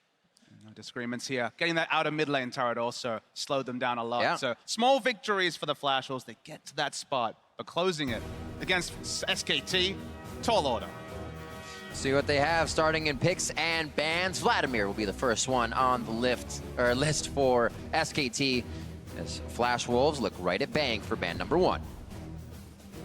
I'm also going to be looking at Wolf in this game. As he, we just saw that shot from him. He's concentrating on his own play. He has been roaming a ton. Talk about playmaking. He actually only spent 4 minutes of the first 15 minutes of the game with Bang. This guy has been everywhere. I just loved his play in game 1, especially where Faker obviously had a massive lead over Jensen in the mid lane, was zoning him off turret.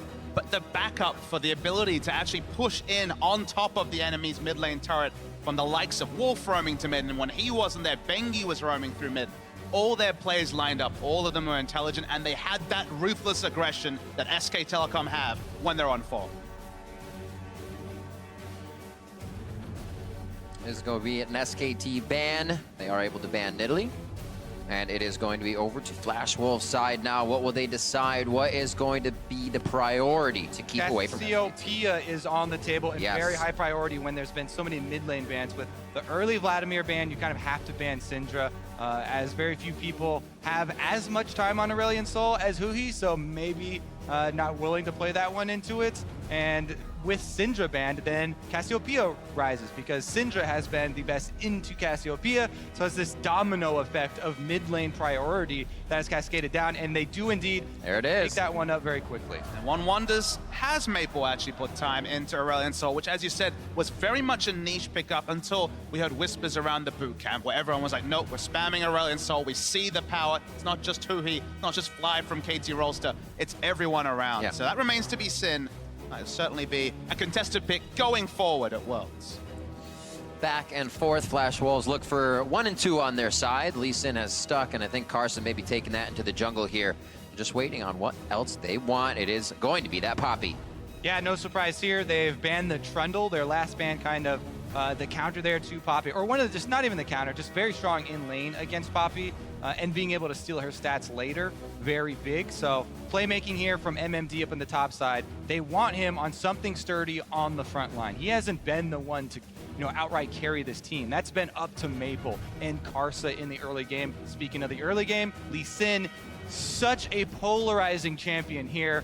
at the Worlds group stage. I mean, we've seen some of the most amazing Lee Sins. We've seen some not be able to accomplish much in the early game, and there's a very big difference. Karsa is one of the Lee Sins with a ton of time on the champion. And we're going to see a jungle Olaf from a Korean team. As I said, the stat in the previous game, 0 jungle Olaf games in summer. Only 3 Olaf picks over the course of spring. Reyno, of course, famous for that pick, formerly an LCK jungler, but it very much left. It was extradited with Reyno, went over to Europe, then North America.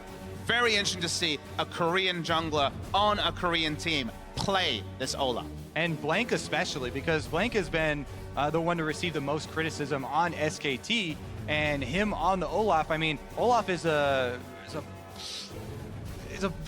a polarizing champion. I don't want to say it again, but I mean, there's your hover there for your Maple Aurelion Soul, actually, Papa.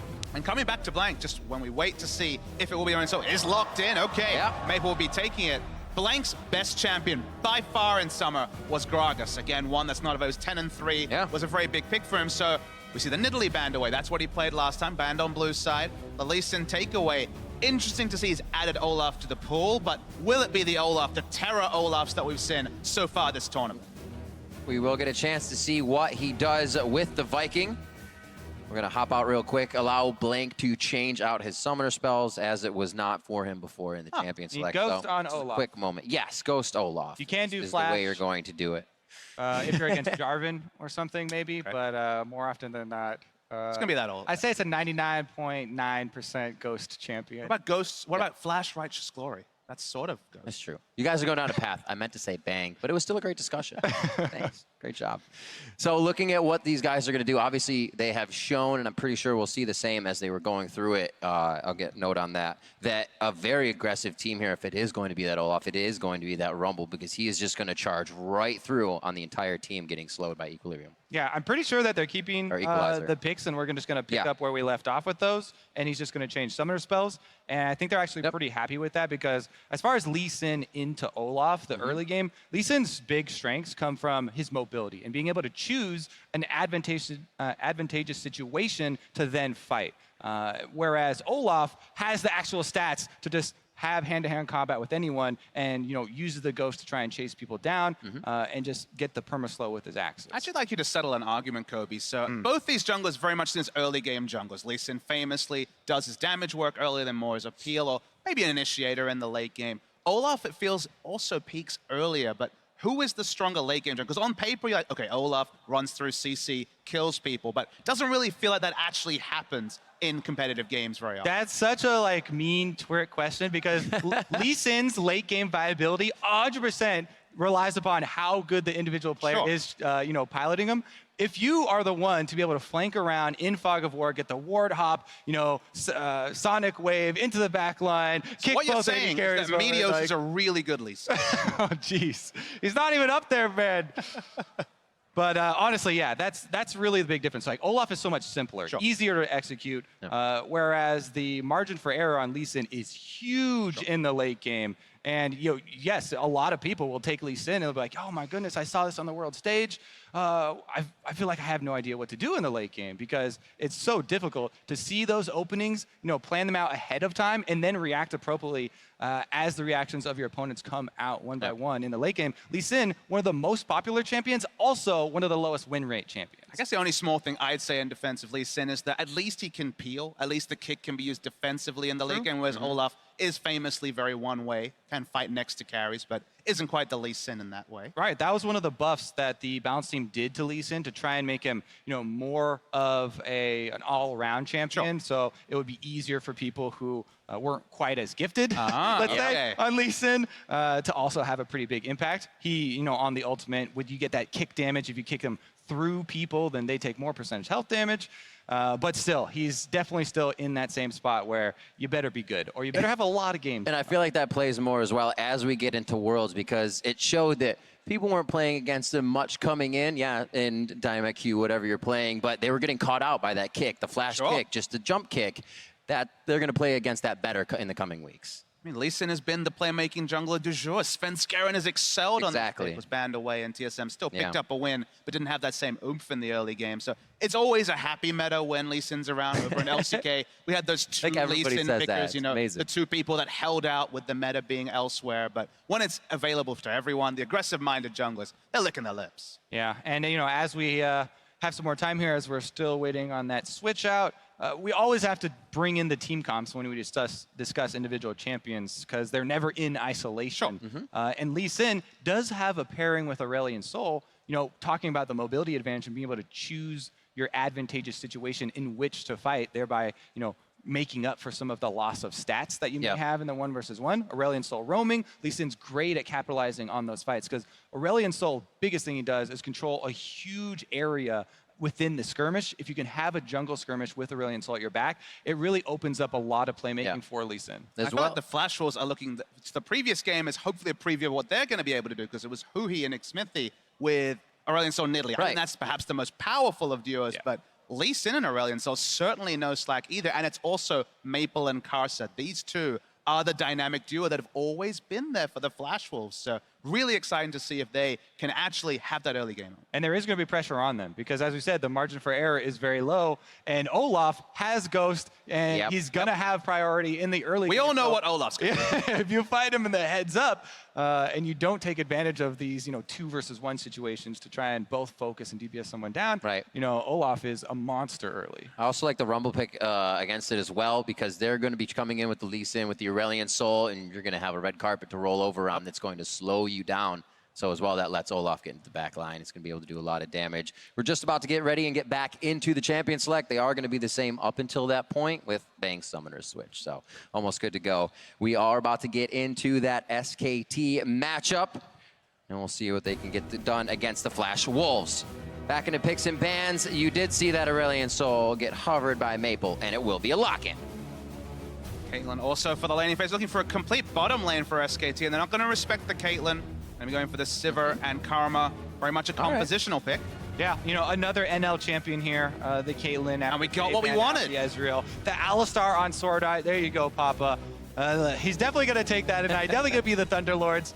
This guy is the one to watch as far as Fog of War plays as well. And they will have a similar combo to CLG to see if they can actually pull it off in a similar fashion. Flash Wolves spent so much time ahead, but when these Pokecoms didn't have engage. If you ever get a vision advantage with Poppy, Lee Sin, Aurelion Sol, and Alistar, the ping pong that can happen for the carries is unbelievable. This is definitely a comp that if it gets ahead, can be oppressive to play against because you even go up to your Raptors, you even go up to your Krugs, and you can be bouncy castle to death. Definitely, a tremendous amount of similarities. However, this time around, we focus so heavily on this Aurelion Sol because he had such a big impact before. On the side of SKT, they have Sivir and Karma. That's so much speed for the Olaf. We talk about Olaf, you know, and him going one way. That train is going to be moving very quickly. The put all your eggs in the blank basket comp. I don't know about that one. Not all of the eggs. I don't know about that because just behind the train is Faker on Cassiopeia. And that's a lot of DPS. Makes sense. Support your team or support the team of your choice over on Twitter. Hashtag SKT win, hashtag Flash Wolves win, hashtag FW win that is. And we will see who gets the early lead in this one. We've seen that SKT is playing very clean, but Flash Wolves looking to make a statement here. Now 0-2 in the group stages versus that 2-0 of SKT. I'm definitely going to keep an eye on SKT, see if they can use this movement speed to dodge the Flash Wolves' early moves. Because that does give an advantage, you know, in dodging the Aurelion Sol roams and trying to get out of the way of those spheres. You just worry that if this Cassiopeia ever loses lane pressure, it's Faker, okay? But still, Faker ever uses his flash, uses his summoners, you see the map control to Lee Sin and Aurelion Sol. And Huhi gave us a great demonstration of what can happen. This is actually my first time seeing that Olaf skin, and I am a huge fan. I'm definitely picking that up when I get back. I've been playing so much Olaf recently just because of Worlds and because you know, all the NA junglers were talking about it. There's actually quite a few small things you can do to optimize your early jungling. And that's one of the first things you should concentrate on if you are a new jungler, is just the PvE aspect. Because there's so much time you can save and so much health you can save if you think about the way that you're clearing these neutral camps, But it's important to mention, though, to get that maximum clear time, the fastest clear time possible, you're pretty much kind of relegated to starting blue or starting Grom and taking blue on the first side. Starting the top side of the jungle, the red side of the jungle as the Olaf does actually impact your speed of clear. So that is actually extra information to the other team. So blue does help tremendously with the clear speed, but he also has a very effective Krug side route that quite a few people have been trying out. And it does allow him also to stay healthy if he wants to, because one of the things is everyone expects Olaf to get low in the jungle, right? You talk about optimizing that attack time. Exactly. The passive, you want to get more attack speed. Sometimes if you're expecting the route, and it is, you know, this common route of blue buff over down into the bottom side, which is the quickest, you can try and catch him on a camp at low health, and Lee Sin's got execute damage. I've been tracking the Olaf, learning about it since, again, we don't have it over in Korea till now.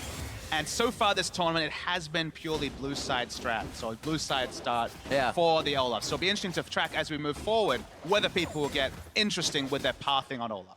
You cannot get predictable, especially if you are going to get low health. Here we go, though. Maple playing in the Aurelion Soul. Same fashion. You want to get those orbs passing through the minions as well as onto the enemy champion.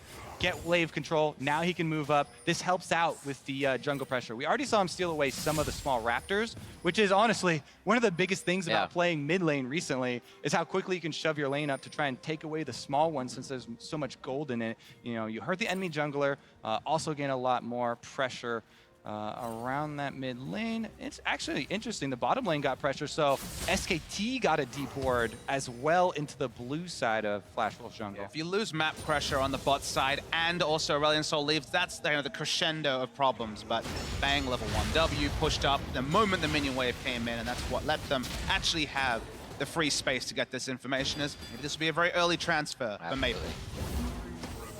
Yep, should be a pretty easy handoff here.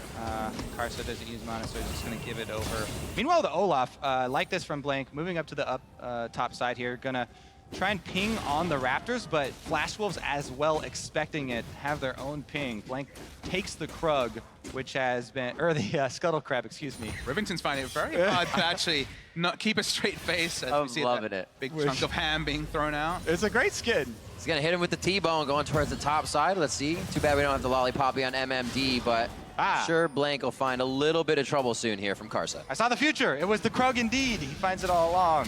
Oh, a good tag. Sonic Wave resonating strike is a thank you very much from Karsa. That's a huge, boost to morale. When you find someone counter jungle, you Wasting take it their away. time. He snags it with the smite there as well. It's gonna be a pretty big one. Let's see if he keeps tabs on him. They got the ping in. It says, I'm going here, and I bet he is too. That push up on Maple makes this nice. Yeah, the mid lane control, plus the respect just given in the 1v1. There's no way he wants to take that fight because Cassiopeia can join very quickly, but also he doesn't want to go toe-to-toe there, as Blank was still very healthy on Olaf.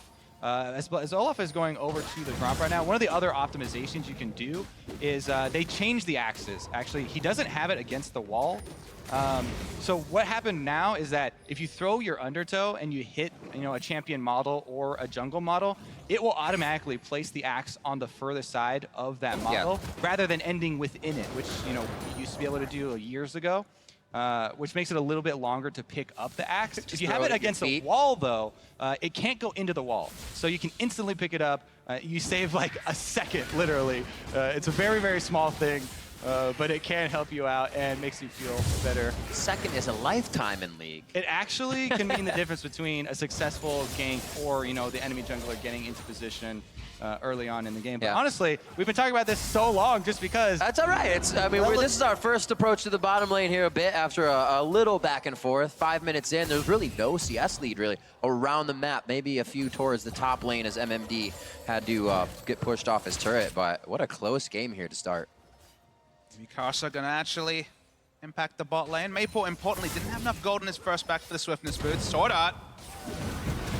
There it is. Wolf gets pushed back. A little bit of a lead for SKT, maybe nullified here, but Bang quickly gets in way, puts up the spell shield, and denies the damage onto Wolf a little bit. Well done. Slight advantage as they gain 3 summoners to 2. However, they did show Karsa on the bottom side as well, and he's got camps up. So this is one thing as a jungler, you always have to keep this in mind. if you're going to go gank that other side, you have to worry about your small camps. There is a ward here that's a defense that Maple, I believe, placed that ward in advance earlier, but it's still going to cost him a camp. Every time you go for a gank first, worry about the small camps on your opposite side. Blank going with the very standard tax, basically, for a bottom side gank, and Olaf has a level advantage. Even gets a refresh on the Raptor buff, so 2 wards cleared out from that as well. Oh, Faker coming over for the chunk as well. Another ward here for Blank. Those do give, you know, a little bit of experience as well now in addition to the gold, so racking those up. Plus he's got a very easy clear now. He stole away the Raptors, can move into his blue quadrant, 2 camps, then his red quadrant will respawn, so very, very clean here from Blank so far on the Olaf. So I was watching Duke. That does not look fun for MMD in the top lane as he's just getting cooked up. A little back and forth here as Karsa's on the backside of Faker. Voice of light from Maple. There is no ult from Karsa, so Faker flashes over the wall. They're going to be able to connect first blood, though. Really nice stuff from Karsa. Good pathing, waited on the Q, followed the flash. Excellent mechanics as expected from this duo. And Maple and Karsa getting going is what so often helps Flash Wolves grow these gold leads they've been getting consistently. Maybe not converting, but obtaining nonetheless. One of the differences between, you know, having Blanking and having Bengi, and Bengi is almost always there. When Faker goes for these aggressive trades, like, look at this aggressive trade. Faker has no vision on the top side there, and he's going up to the turret, basically, taking 50% of his health before Karsa is even spotted. And then we talk about the mobility of Lee Sin, still has the flash because he used ward hop to get into lane. Great capitalization there. That's the duo that you set up about carrying this Flash Wolves team.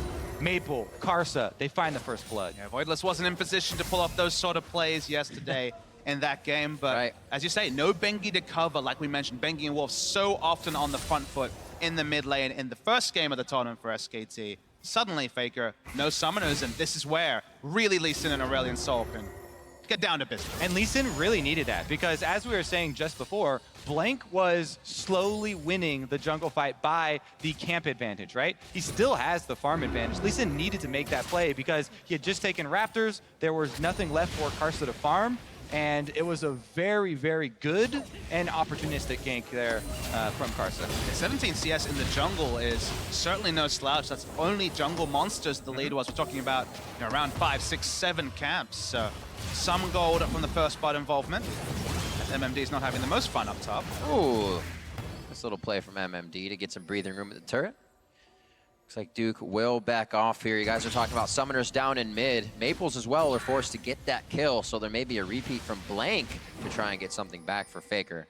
That mid lane becomes a bit more dangerous. Taking an Aurelion Sol summoners, it means something, but it doesn't mean that much, just because if the lane ever gets in an awkward spot, just back, buy something, whether it's a Dark Seal or another Doran's, and come back to lane, and your opponent eventually has to push up to punish you for being out of lane. Yeah, I do think that is definitely somewhere SKT should pressure, because Olaf, the one thing he doesn't have is the hard CC for the ganks, right? So mid lane, if you push him up to the turret, you know, it can force them back. That's a great thing for them, because if you stay at your turret, this Olaf is level 7. He has Ghost, he has his ultimate, he can charge under there. Flash Wolves, though, camping around mid. Pressure down towards the bot side, as well as Karsa revisiting mid lane. And it doesn't look like anything will come of this as Faker dodges out left. A little tussle in the bot lane. Nothing really came of this other than a little bit of damage on the turret as Bane goes back for one last love tap. Rome starting bottom lane there, though. They just shoved in Faker, and then you see the feint here from Flash Wolves. They start to move down. SKT noticed this because Faker just said, hey, they pushed me in, and they just went into Fog of War. You guys need to back off right now. So they do accordingly, and SKT don't lose any more ground. Even with that first blood going over, SKT still holding this lead. Rumble up top is bullying, and of course, the jungle gold that you mentioned. You see Duke on the screen finally. It's only a first purchase, looking like magic penetration early. Some people like to go for the proto build. Other people just prefer to go the old school build of the double magic penetration. I'm expecting to see some magic resist as the next purchase from it, but you're not on a timer like most Catalyst champions. Not Rod of Age is necessary as a first buy, but wow, actually much more aggressive than that. Rushing on the Sorcerer's Shoes and not worrying about a Spectre's Cal or any magic resist as an early buy. Yeah, upgrading your boots is so important as Aurelion Sol, right? That's why we saw Huhi go with the Brutes' swiftness even so early on in the previous game. So definitely need to prioritize getting to level 2 Brutes as quickly as possible. And he's actually chosen for the extra damage here. We'll see how that does turn out for Maple, as he hasn't gotten the early kills. It did go over to Lee Sin, so he's trying to make up for a little bit extra damage here with the flat pen. Looks like they're going to try to work on this pink ward and see if they can get any deeper vision. They will find themselves a blank, which gives some great knowledge to the rest of the map. MMD knows he's safe for now, getting pushed in. Blank. That's 2 camps now. Arsa, yeah. Stolen in front of his face. Trying to go for one and then taken from his own resources. And it looks like Flash Wolves do get a nice push in for that vision and maybe act off of this in just the next few minutes. It's going to be a Cloud Drake up first, and no rush for that. Oh, taking Faker back. He did just get that flash shot. They're trying to time it. Throws back. Oh! The ultimate. Oh, dodging it. Looks for the movement speed from the Noxious Blast, but it's Maple that's faster. Karsa gets out mid lane with the hop to a ward, and Blank is on a hunt. Have we counted to 10 here? Is Maple going to get off this execute? I think he's good. He's good. He should be good. He actually should be able to execute by now. The worst thing is when you miscalculate that. If you go it a little early. You're speaking about calculations. Faker actually turning around, doing damage, avoiding the spears. I have never seen such a turnaround. It looked like it would be easy kill, get out, but the replay shows it was so much closer. Yeah, look, he pops the ghost so that he can play the hokey pokey here. 1 foot in, 1 foot out, trying to kite through. He's on 100 health. Oh, that turn on Maple too. He gets the extra speed boost from landing his cube. So it was really good, and he tried to buy as much time as he could, but bottom lane. We're not done yet, boys. Ragnarok is on, and Blank calls for the stars. They're going to be able to get the kill done on NL. Blank's out, bangs out of this one. Keeper's verdict knocks him home, and that's going to be Wolf's call to get out of this one as well. He picked up a kill after everything in the bot lane, and SKT is being relentless right now because Faker is getting attacked. Even getting camped, he shows his class, though, on that play. You won't see that too often, but Faker knows his limits oh so well. Flash Wolves setting her up around the red side. I guess an earlier dragon is possible for them. Blank, he's just dead. That's exactly what we talked about. The advantage of Lee Sin is being able to have that mobility and choose your advantageous situation. You watch Olaf walk into his jungle, predict that he's going to start his Krugs, because Olaf doesn't back when he's low health. And but you look where the minion wave was crashing. I think he would have been happy with stealing a Krug, but he got a Olaf instead. It's like, I'm just going to counter jungle more. Oh, people! Maple down to the bot, flashes right on to try and get the double stun, but they spread. That means they only get a Wolf. Good enough, as Flash Wolves has bot lane. That's the thing, right? Jungling is so much about good guesses and playing off the expected natural behavior of your opponent. And, this move here from Karsa, he is not going for a Krug steal. Bonus! There is this little guy here. Might have peeked him. You just say good guess. It's educated guess. It says, wow, okay, Flash Wolves, keep up the pressure. Very, very fast early game. And that stat's going to be switched around here for SKT. A few more minutes being behind, and gold will be added to the board for them. Now 5-1 with a 2K gold lead at Flash Wolves. They put the AD carry support topside, and they're going to start pressuring Duke. SKT, the only thing they can really take from this early game is that at least all the gold has gone to Karsa. Never ideal to feed anyone, but Lee Sin of anyone is who you want from the side of SKT. That's actually such a good point, because that's what I say every time in ranks when I'm getting destroyed by Lee Sin. No handoffs. Lee Sin's getting the gold, all right. Coming up on 15 minutes, Flash Wolves poised to make some more moves. And this is what the question is. Can they continue to make moves from that lead? Can they push it forward? Or, once again, a team like SKT could stall them out very easily in the mid game. It's certainly nothing disastrous. 1,600 gold in spite of the 4-kill lead. So certainly not riding off SK Telecom in any way. Absolutely. And Faker getting camped is ahead in CS over the Aurelion Sol. I am definitely anticipating some more proactive moves. Petrifying Gate. It's the second time Maple has dodged that. Will there be a follow-up? Keeper's verdict off to the right side as Faker ghosted out to safety. Woo. The dance moves on Faker sometimes are just outstanding. The first game on the Syndra, he was doing the same thing against Cloud9 when absolutely. Meteos was meaty coming through the mid lane, and he's had to do it because everyone from Flash Wolves is rotating through Faker's lane. Truly, you know, pop the ghost, snake-like movements here from Faker, dodging multiple Lore appropriate ultimates, exactly. That's all right. Faker sheds a little skin, gets back to lane. He's good to go. And good to fight one more time. 138 to 136, like you said, he'll come back to that lane, still be up in CS, since Maple was just able to close the gap. And Duke holding on to that turret as well. Bottom lane has been lost, but it's the 1-to-1 turret trade across the map here for both teams. So the focus changes to now mid and top side. Yeah, 4 members of SKT moving up here, as they call it, blank up as well. Duke is going down to try and catch that bottom wave, and Flashwell is actually trying to collapse here. Watch Karsa. Yeah, the one cautionary tale for, it's, you know, it's not that bad, although the gold is going to Lee Sin, is if you're the support, because you're under level, and Lee Sin can one-shot, can combo you with the ultimate available, so definitely be cautious. I mean, he knows his role. Look at the boot choice, gone for the summoner spell cooldown reduction. Obviously, regular cooldown reduction is a massive for Lee Sin pick with how the energy system works, but the insect flashy plays that Karsa certainly fits under his the potential to make is basically what's going to be the story. So we'll see if he can translate his early lead with the big plays on the likes of Faker or Bang. Well, look what it's translating into already. More damage. He's gone with the semi-offensive build here, the Hex Drinker on Lee Sin. Karsa is not messing around.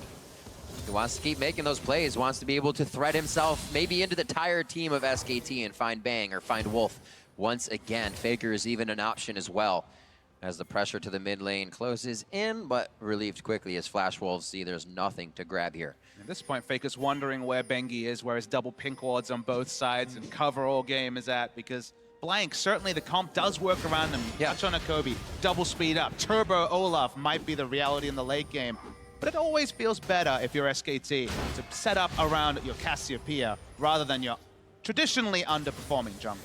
And I'm most looking forward to Turbo Faker, actually, with the dodges. Okay. He's already pulled off with the Ghost. More speed on Faker. We'll see what he can do in the team fights. Definitely knows the limits of his champions. One last Q, saving him almost from his second death. I should say first death in mid lane. Plays it out to the last second. We'll see, being a bit aggressive here as he knows there's a fight going on towards the top side. Flash Wolves don't feel like they have all that much control over it. Nothing worth fighting for here. 80 carries to the top side to continue farming. We still haven't seen any love for the Dragons and Baron spawns in a minute and a half here. Both teams are kind of just jockeying for position and see who would really take the fight first. Quick check-in says that Karsa's perhaps the most manly Lee Sin. He's actually rushing more of Malmortius as his first completed item. That's very high on the damage side of things. More focus on Faker. This time they're bringing 3. Oh, beautiful flash. Saw it coming as well. Said things are a little too quiet.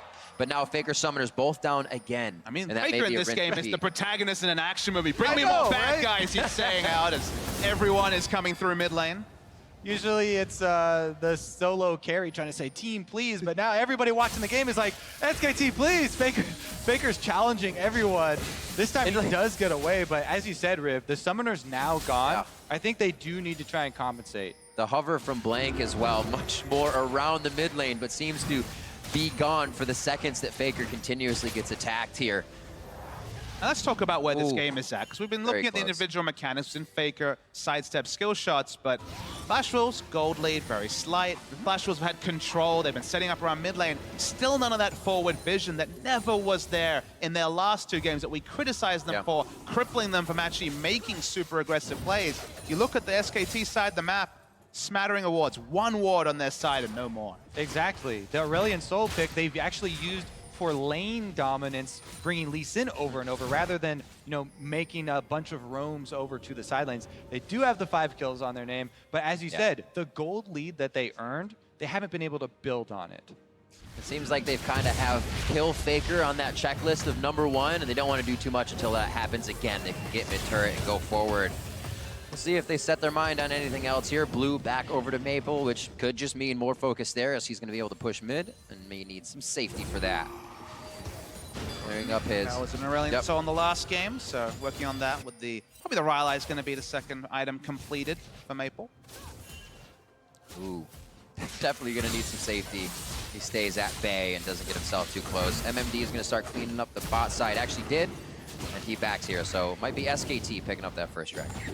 Wow, 20 minutes into the game. Yeah. They didn't take a Drake for Flash Wolves. They didn't get off of some high impact roams, and SKT actually get the first Drake. They're very happy with how this game is going, because as you transition later and later towards the team fights, Cassiopeia will do way more damage than Aurelion Sol, especially considering SKT have so much move speed to dodge out the Aurelion Sol abilities. You just kind of have to check in. Was the plan of picking a champion that ditches lane so well with his jungler and then ganking mid lane actually the correct use of the resources? Because at times it looked very good. They very much jumped to a 5-1 kill lead. But since then, the game has stalled out to the point where it's 1,500 gold, and we're getting closer and closer to the time where SKT really shines. And everyone also, watching this game is hyper-focused on Flash Wolves late game, because we've seen them twice get early game leads and not be able to close. So everyone's going to be very critical if they're not able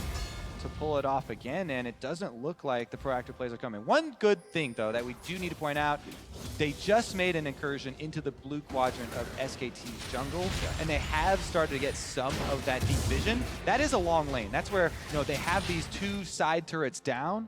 There's a possibility of trying to make something there, but they just have not been pulling the trigger, even with Sword Art having that Alistar we talked up.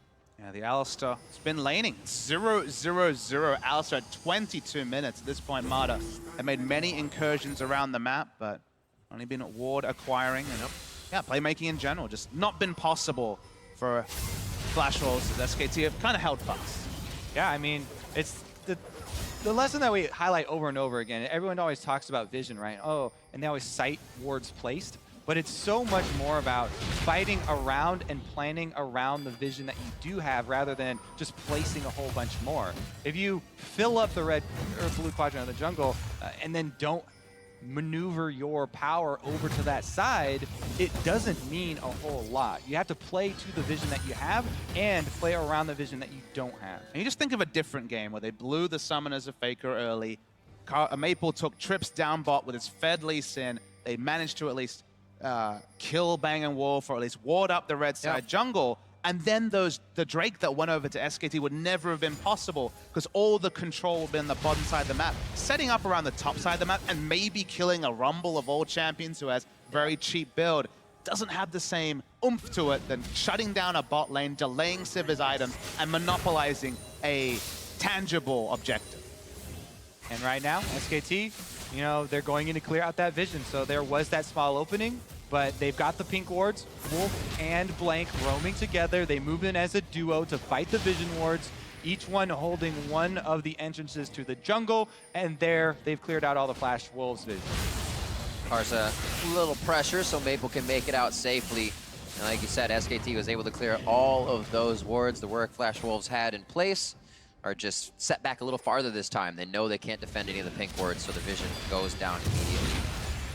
4-0-1 Karsa has also slowed down a bit, as like you were saying, Papa Smithy, neither him or Aurelion Sol went to the side lanes. None of that resource was given to the rest of the lane to snowball. Flash Wolves are now left kind of even with SKT, who look very poised to make something happen. Yeah, and I do think that's an issue. Here's their move against Faker, but they pull up because the vision that they had set up 2.5 minutes ago was already cleared out by SKT. So they don't have that option anymore.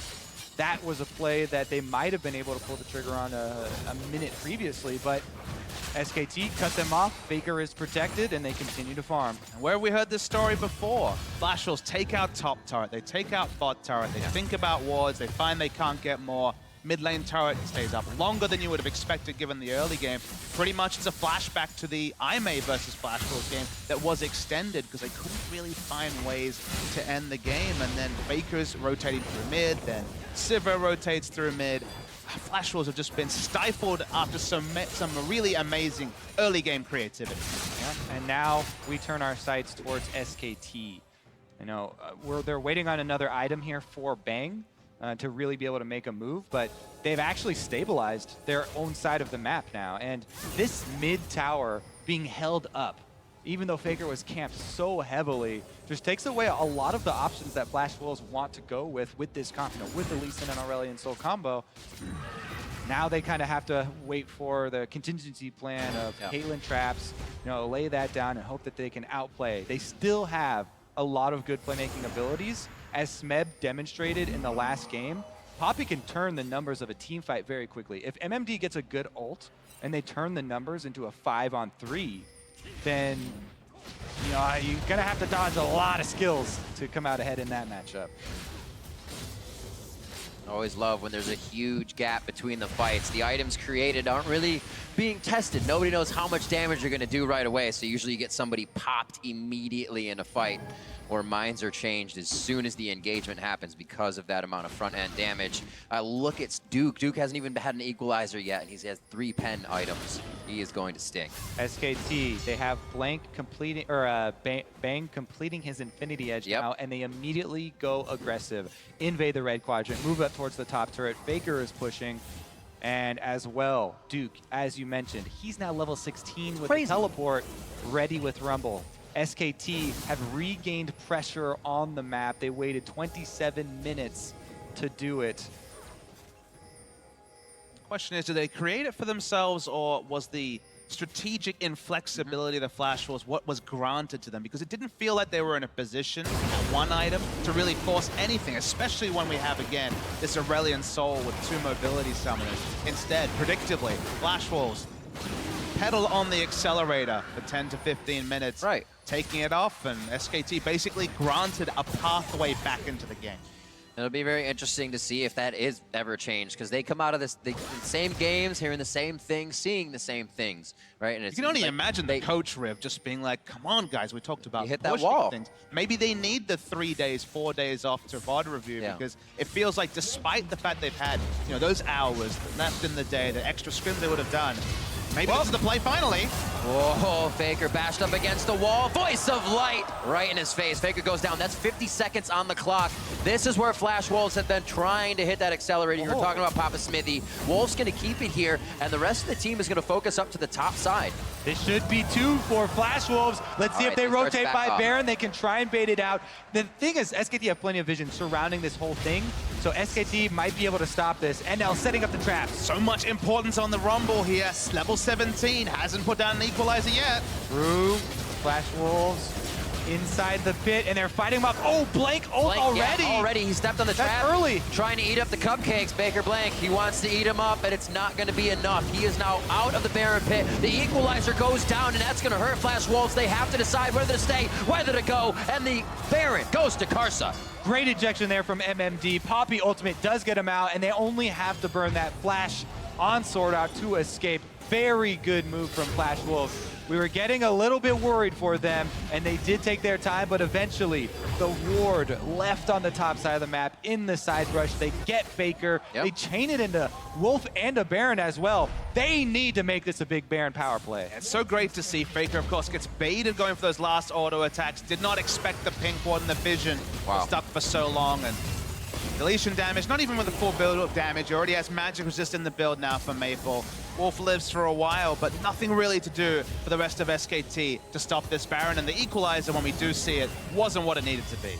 Definitely need to give credit to Flash Wolves. After so many questions and criticism, it did take a long time, but they pulled it off. Oh, Wolf gets caught out doing a little warding.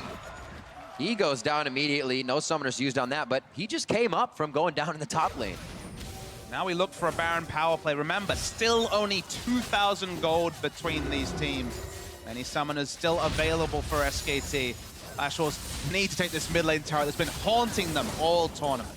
Definitely difficult against the wave clear of Sivir plus Cassiopeia. Meanwhile, MMD actually, I got a hiccup there, but they should be able to use this Baron buff to at least get down the mid turret. And we talked about how the mid turret was stifling so much of the playmaking ability of Flash Wolves and so many of the options. This will be crucial for them. The reason why it's so important is you look at a champion like Poppy, he needs to find a flank, needs to find an area to come in on. If you don't have that mid lane turret and SKT, the Baron's down, there's very few angles you're ever going to get where SKT's going to walk up far enough for a big teleport play to happen. Here we go, SKT pulling the Sivir ultimate. On the hunt, should have a jump to safety if he wants to get it through Sword Art, but Karsa's gonna stay for this one. Doesn't decide to get out and goes down. Classic, you run on ahead without me, I will go down, I will pay for this one. And Karsa does give up his life. Now, that was also a kill bounty, as Karsa, we talked about him being fed in the early game, had 4 to his name. SKT with a decent chunk of gold there. They're able to get back. But again, the main objective, the biggest thing where for Flash Wolves, they got down that mid turret. An item choice here by Wolf. Actually rushed Ardent Sensor as his first completed item. You usually only see this at this point in the game from, say, a Karma going for the Athene's Ardent Sensor early power spike build. Bang has already got a lot of attack damage, and it gives him a bit of attack speed to really get the most out of his kit. Power on a budget for Bang, basically. Hey, whatever they can get right now, it seems like the bank has been a little dry for them as the kills aren't coming up. Bjergsen's, what? Faker CS has been matched. Where's my brain Faker at? Bjergsen, same, right? Right, the same people. Maple to 300 now, just hitting that cap, but it's Duke, 326. Still waiting for him to kind of pop off on this Rumble. And like you said, the first ultimate wasn't really everything that SKT was looking for in that Baron attempt. Now a 1K gold lead just about going over to the side of Flash Wolves that could easily be closed by SKT. It's just at what point? Consider how small this Baron buff power play is. We've seen over 5,000. It's about to time out. 1280 gold, I think, has to go on record as the lowest Baron buff power play, as SKT, even against Baron, continue to stabilize. Yeah, I mean, we do have to think about the stress that comes with playing against SKT, and Flash Wolves are being very cautious. Again, a lot of the vision that they've worked to try and get as well during that Baron has, started a timeout, and SKT have started to clear it out. They are not letting Flash Wolves move into their territory. It's really hard to separate respect from, again, the indecisiveness that's plagued Flash Wolves so much this tournament. The scouting report on LMS for summer was that the games had slowed down. It's gone from modeling the LCK, gone towards modeling the LCK in the slower game times rather than perhaps the old LPL image for more of the fighting. So it wasn't unexpected for Flash Wolves to be more methodical. It's just the fact that there's a difference between being methodical and just never looking for an opening and actually creating a win. Definitely true. We got some stats, guys, to get back to us on your Baron power play there, Papa. Unfortunately, it's not the lowest of worlds. However, the average is over 4,000. So comparatively, very low. Usually a small Baron power play is about getting a Baron against the run of form and stabilizing. So when they actually were ahead in the game to only pull out 1280 gold is an upsetting thing for a Flash Wolves fan as about Drake. This has been one of the biggest things, how SKT were able to get Dragons while even behind. Here it's going to be a spike fight, though. Things heating up. Karsa's going to grab that one as MMD looks to come in, but that's just going to be the mid lane. They say we'll close the gap here. Could have actually kept pushing on that top side. They didn't actually have deep wards to come back from, flanking around the Raptors, so bet on SKT going to the mid lane. They obviously adjusted and moved away, so could say the teleport is wasted. Remember, Duke still does have his teleport available. Very true. It is an easy walk for MMD down to the bot side to do some janitorial duty on that lane. It actually doesn't look like Duke's going to be leaving here. He knows they have to teleport. This is when SKT goes for the fight and tries to push off Flash Wolves, but they also have that idea. Play it safe if MMD's teleport is down.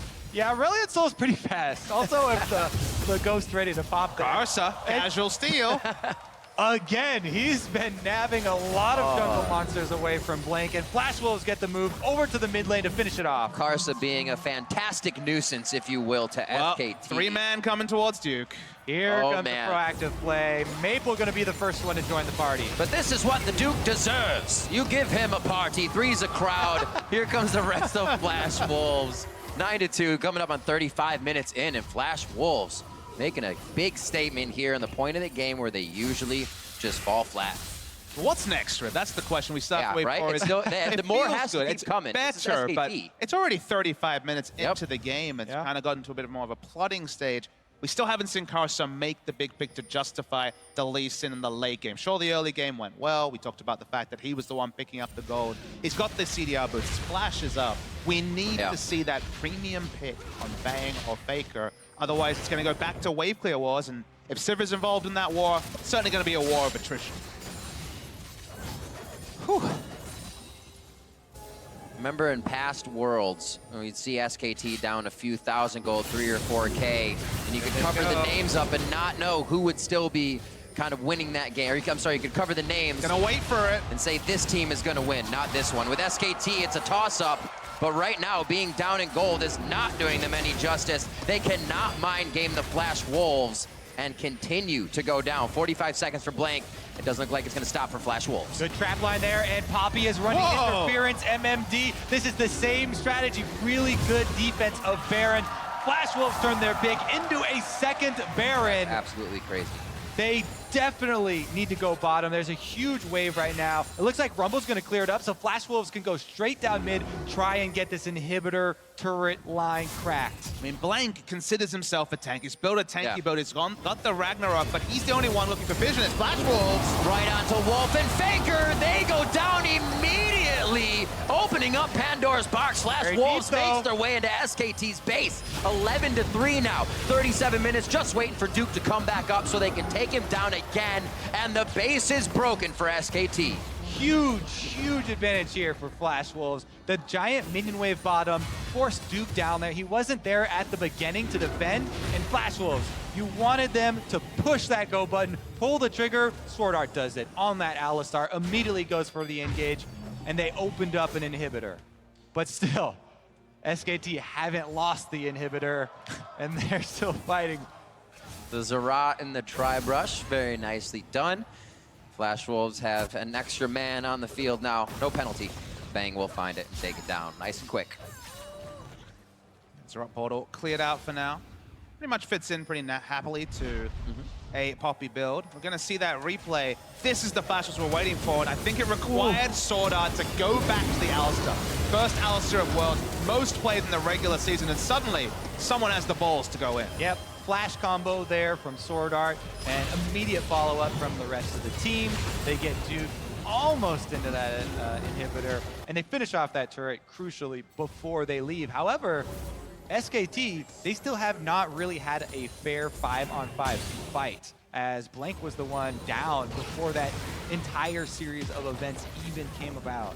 Coming back to Sword Art, I think we've kind of done the Flash Wolves narrative a little bit of injustice. So we talk about Maple Castle, mid lane jungle, but the missing part has been Sword Art. They're known as a 3-man roaming team, and Alistar is that third man that makes picks. MMD, he's got a lot, but he's very tanky.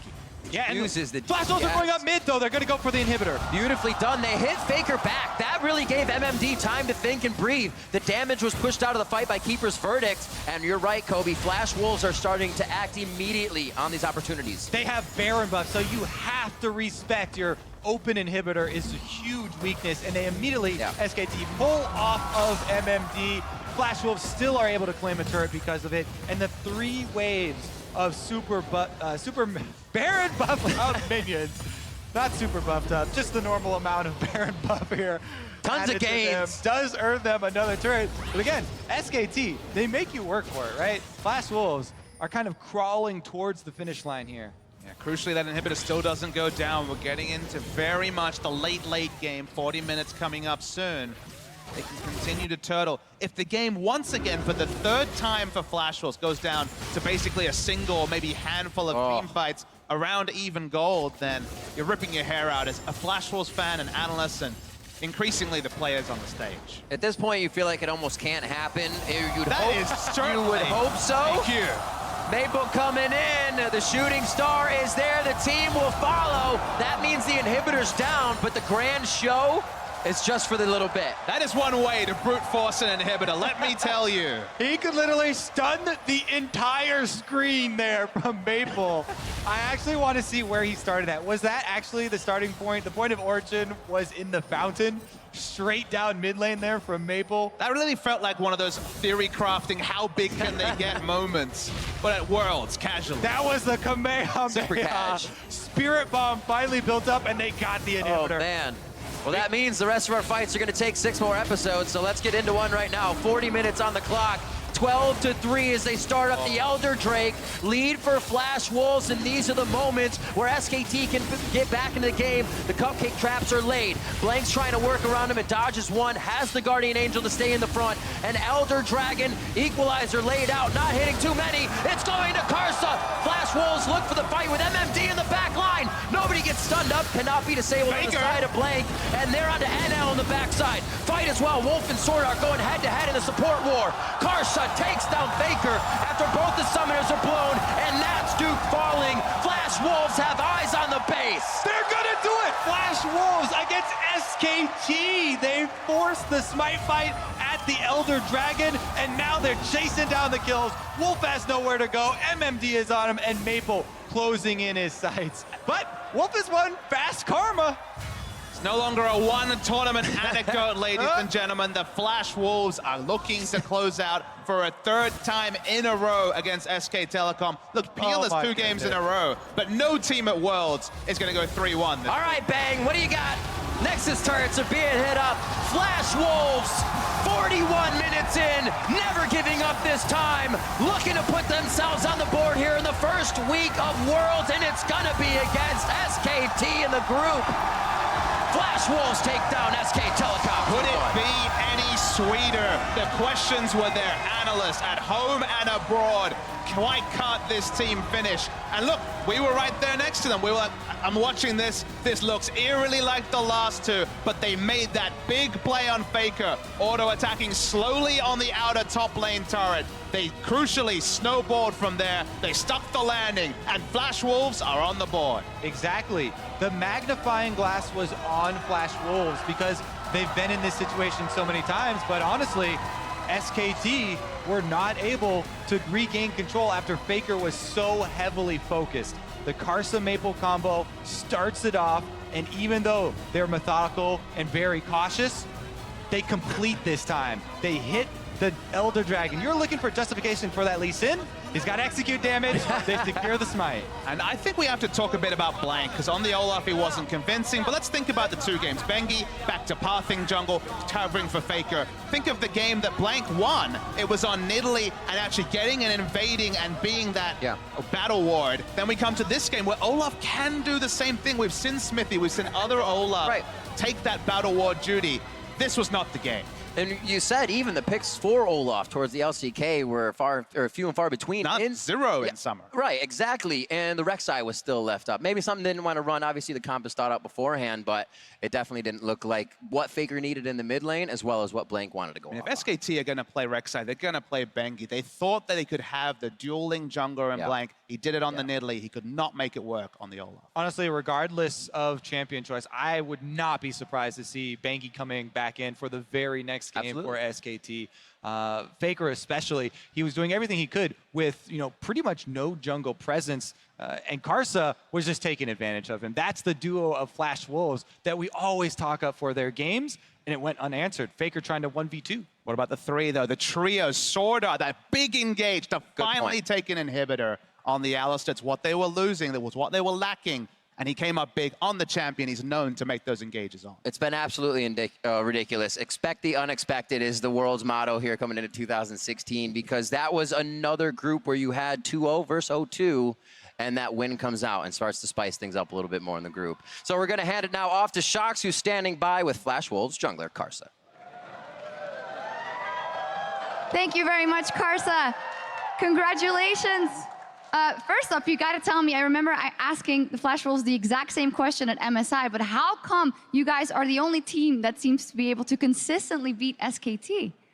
我先跟你讲恭喜，然后我要再问一次我在 MSI 问你的问题，就是为什么感觉闪电狼总是可以打败 SKT？ 我也不知道啊，因为我们绰号就叫韩国队杀手吧。I don't know why either, but our nickname is the Korean Team Killers. Yeah, there we go. At all seriousness, you guys had a rough 2 first games at the tournament. You guys got ahead, but had a really hard time closing out games. Why do you think that was? 他说感觉你们前2场比赛都有领先，可是很难终结掉比赛。那你觉得是为什么？就是我们队伍沟通上有一点小问题，我们在优势的时候没有办法够拿下胜利，所以这2天输了以后，我们也检讨了很多，才能够在第3天的时候今天拿胜利。So there's definitely some miscommunication within the team. So when the first 2 games when we had the lead, it was hard for us to close out games. And we did some reflection and we looked into the communication. So that's how we're going to come out with the win. It worked great today. You had some fantastic play on Lee. Lee Sin is becoming very important in this tournament. Who do you think are the best Lee Sin players here? 感觉李欣在这次世界大赛越来越多被重用。那你觉得最厉害的李欣是谁呢？最厉害的李欣哦，职业选手吗？我想一下哦，最厉害的李欣，我之前觉得是卡靠。He thinks it's Kakao. Okay, Kakao, and then they all think it's Karso, and I think that you did amazing in this game. Congratulations, the Flash Wolves taking home the win over SKT. Take it away, Dash. Thank you very much, Shocks. SKT's Kryptonite strikes again, and now every single team in this tournament has dropped a game in week 1. What's happening, guys? In the first little mini round robin, it's insane.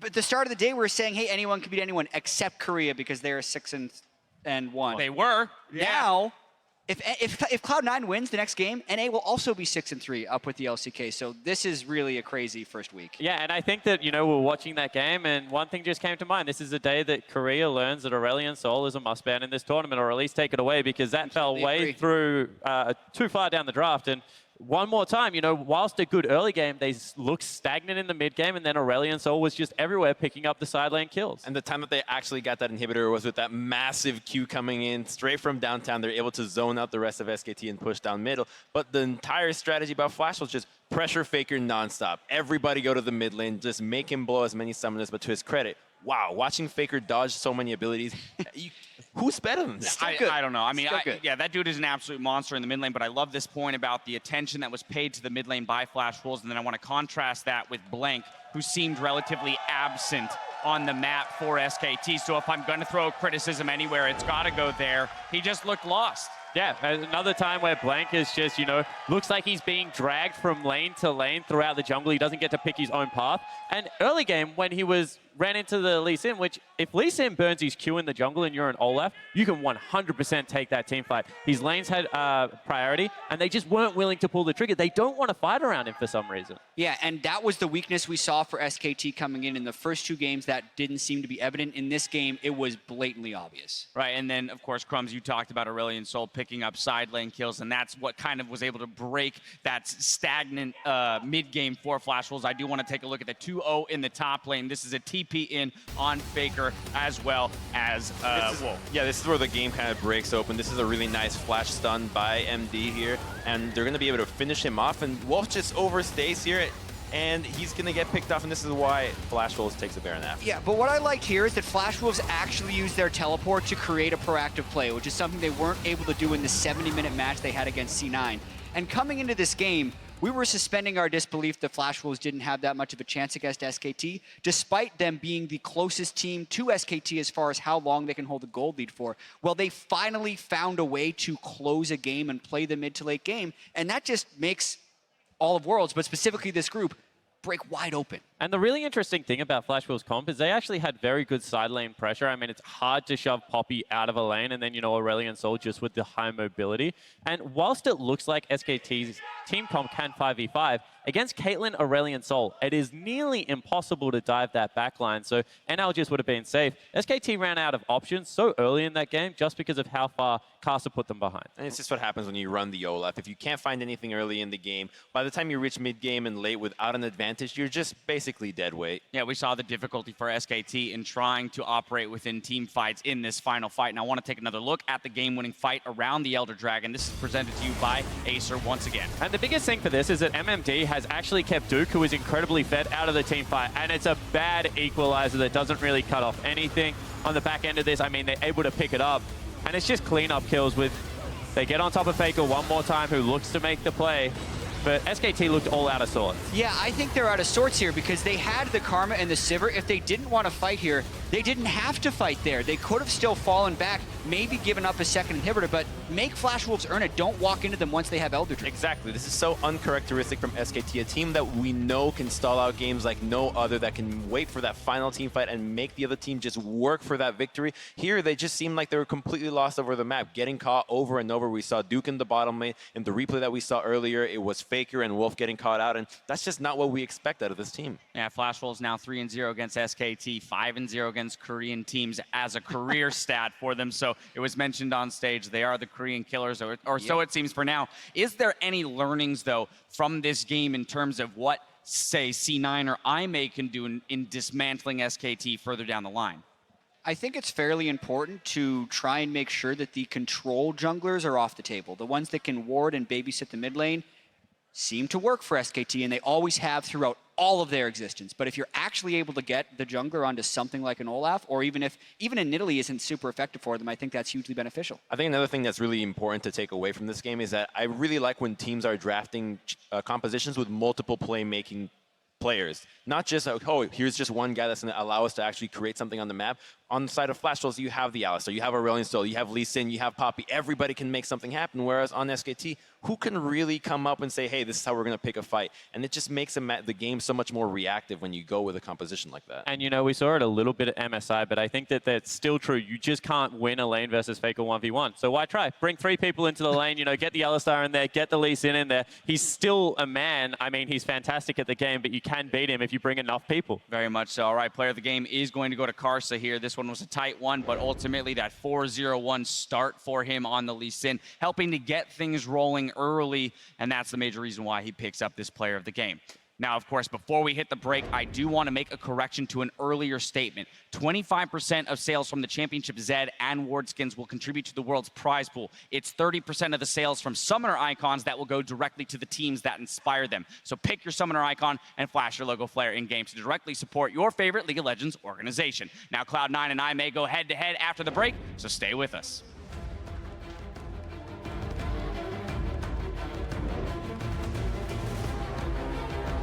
Seeing that SKT is playing very clean, but Flash Wolves looking to make a statement here. A little back and forth here as Karsa is on the backside of Faker. Voice of Light from Maple. There is no ult from Karsa, so Faker flashes over the wall. They're going to be able to connect. 可以吗？可以吗？可以吗？还到吗？神女在这边哦，神女在这边哦。哎，神女来了，神女 Flash Wolves right onto Wolf and Faker. They go down immediately. Karsa takes down Faker after both the summoners are blown, and that's Duke falling. Flash Wolves have eyes on the base. Flash Wolves take down SK Telecom T1.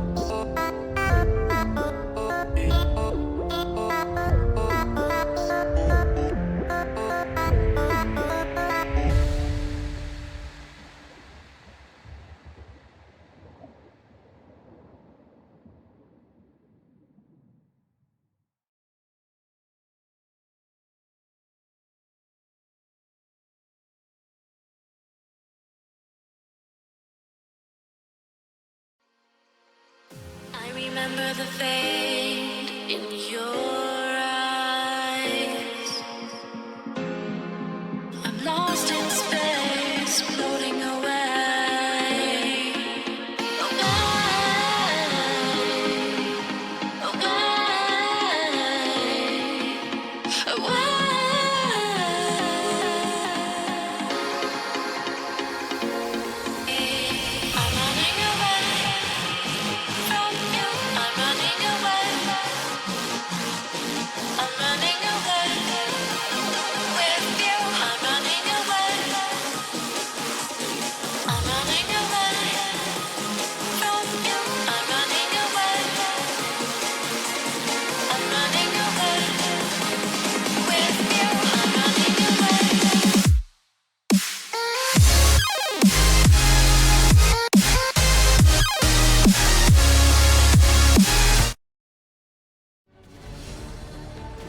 Welcome back to our coverage of Worlds 2016. We're setting up for the day's final matchup, which pits third seed North America Cloud9 against the LPL's IME.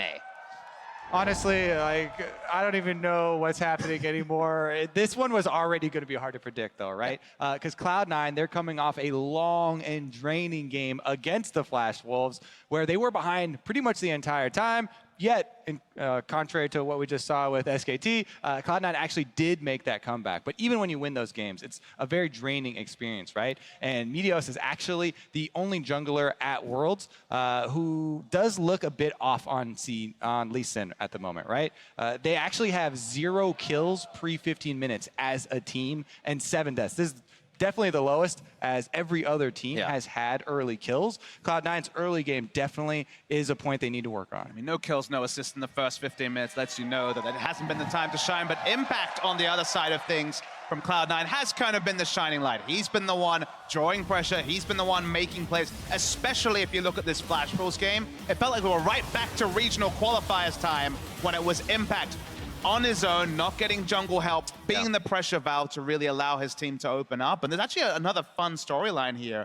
Now, after SKT's loss, Korea is 6-3. This is also a game of regional pride because the winner of this match will go into the first break 6-3, whether it's China, whether it's NA. So 2 regions be locked, at least in terms of regional pride at the top. That would be cool, but as an NA fan, I know that week 1 is just one thing. That's true. Week 1 week 2 is very important. Yep, and looking at the other team here, we have seen that, you know, IME's games have shown that there is somewhat of a lack of coordination, but they came in saying it would take some time.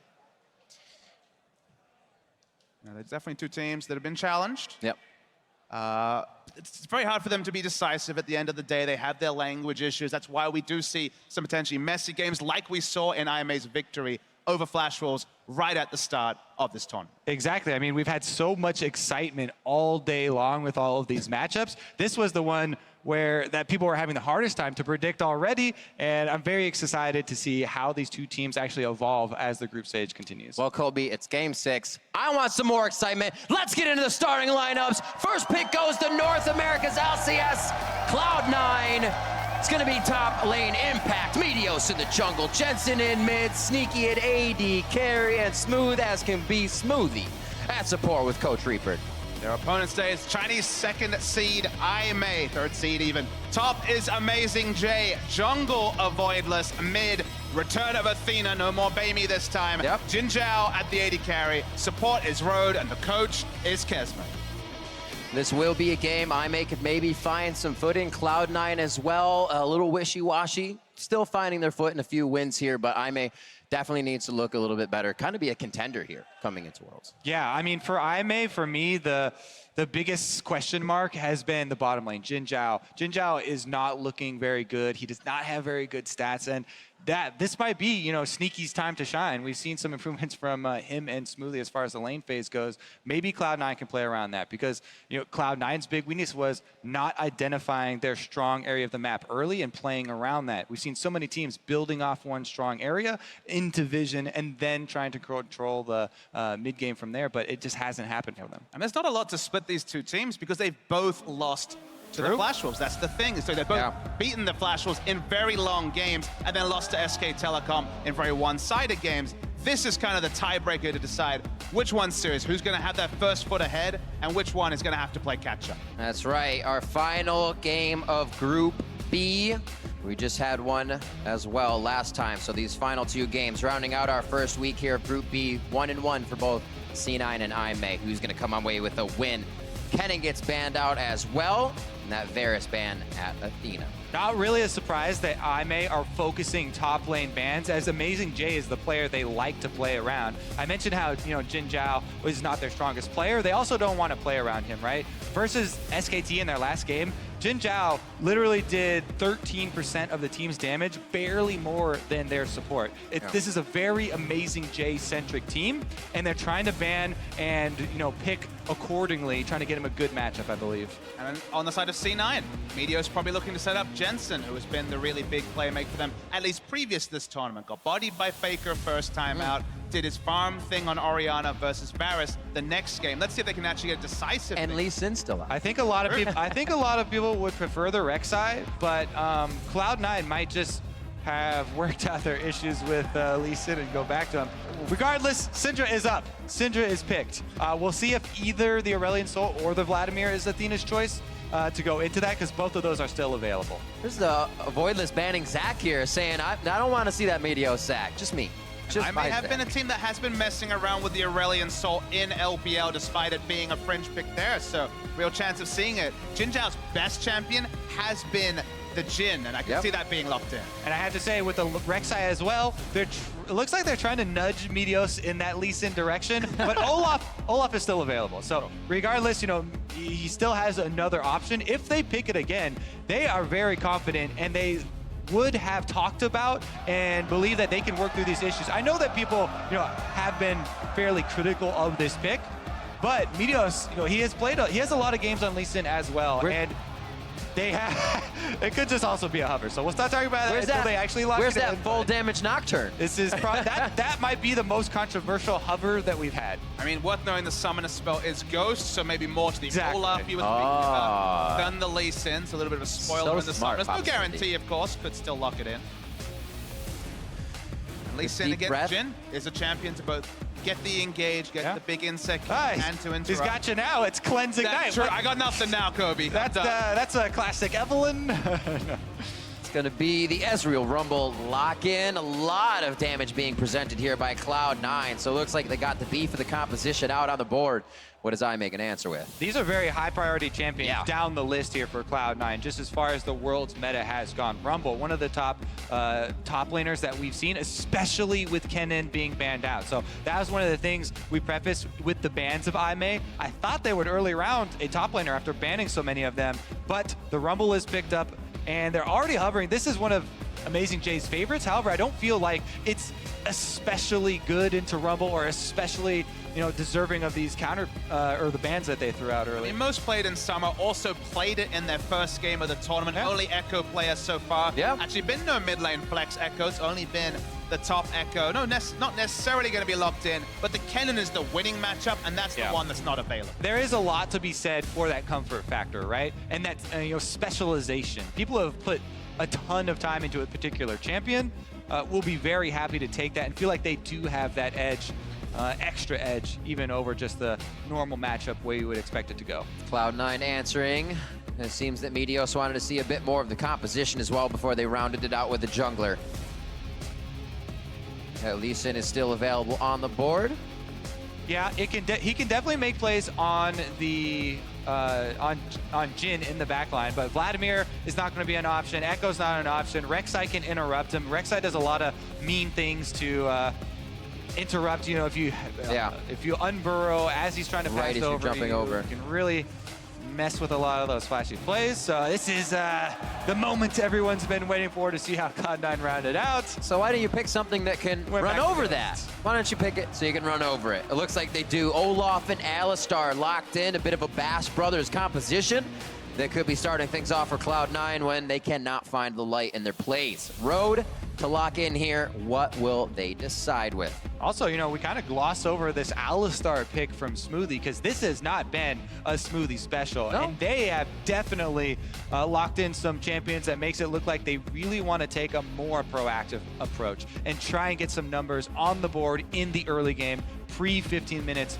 here for Cloud9. The only offensive champion I can really associate with C9 is that Karma, you know, is the more offensive. So Karma, Tom Kench, and Braum have kind of been the staples of Smoothie. So something different, some strong engage.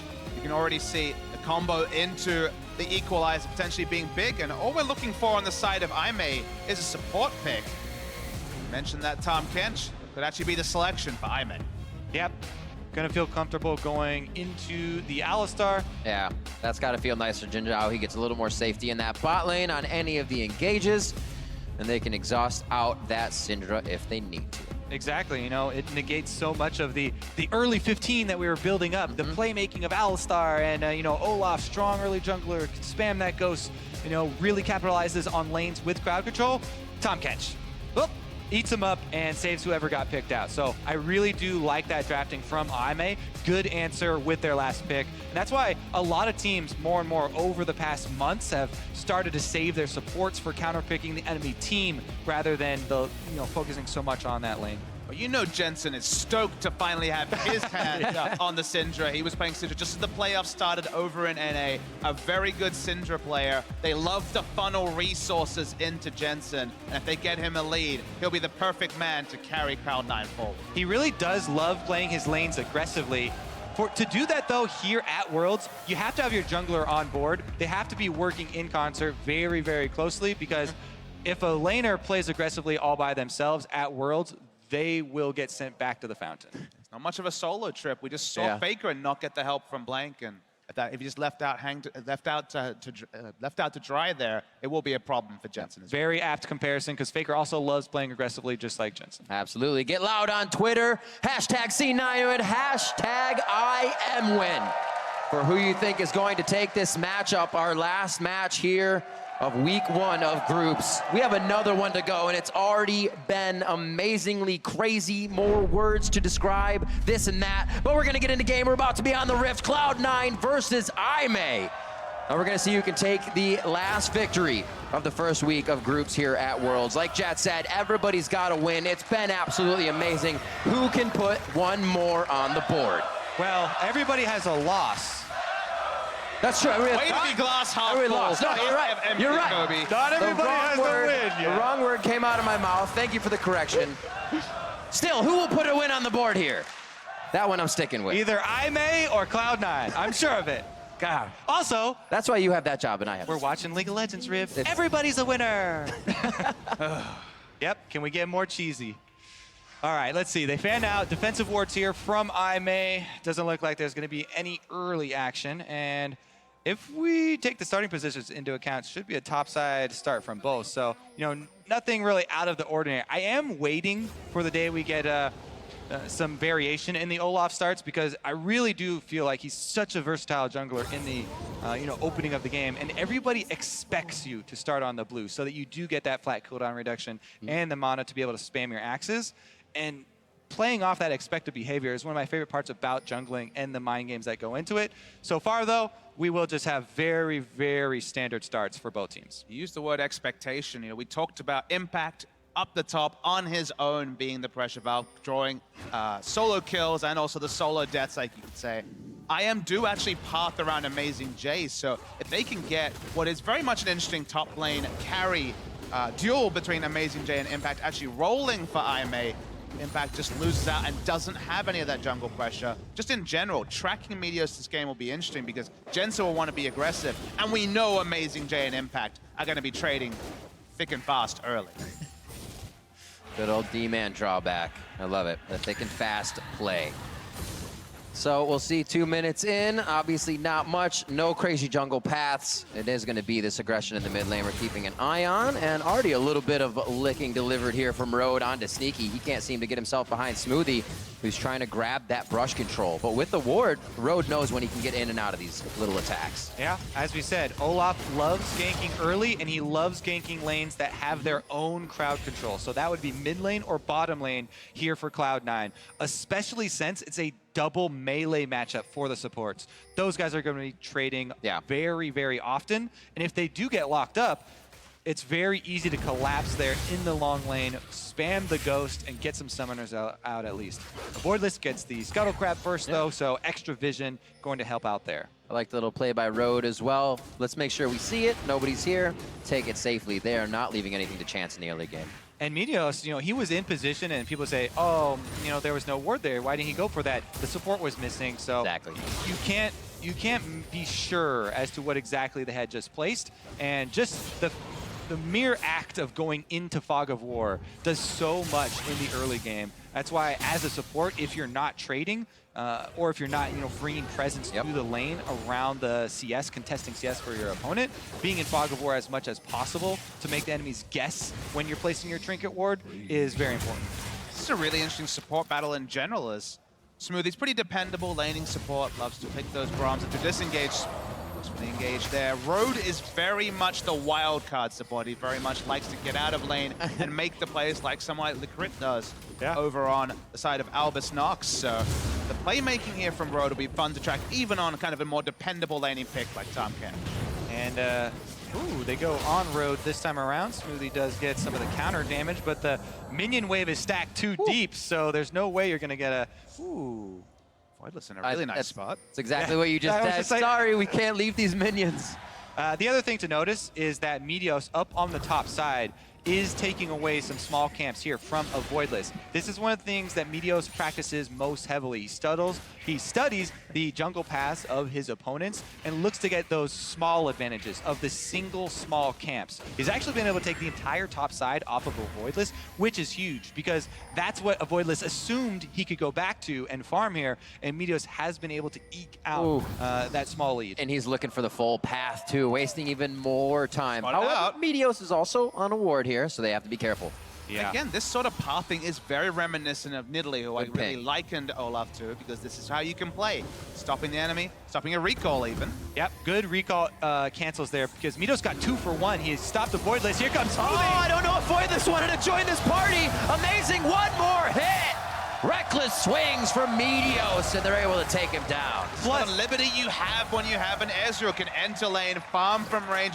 Really nice roam from Smoothie. We haven't seen this from Smoothie this tournament, and on point for Cloud9. Yeah, he's on the Alistar. He goes for the early roam.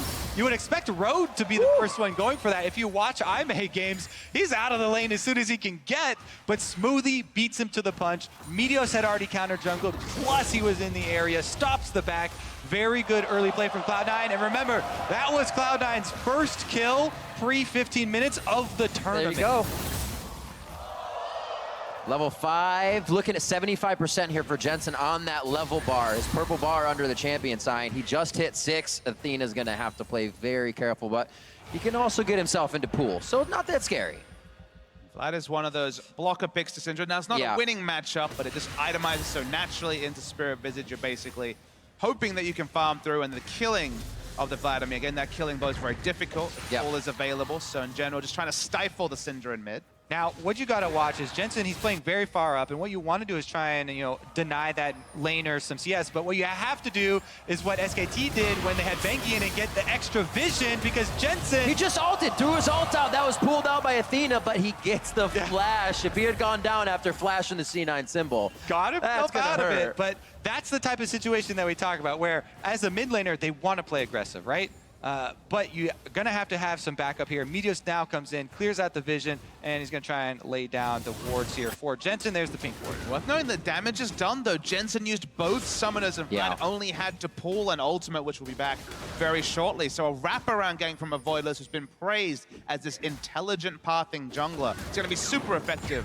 against the Syndra. Exactly, which means that vision around mid doubles in importance because Jensen is a very, very good target right now for IMA and for a Voidless. Right now, he actually doesn't have very complete vision, just the one in the Raptors and the bottom side of the Rift. So maybe he'll temper his aggression, should play a little bit more defensively until he either gets Meteos back up there or is going to have a bit more confidence because of Woodless is spotted on the map elsewhere. Great wards around Dragon. Could allow C9 to play pretty aggressive here.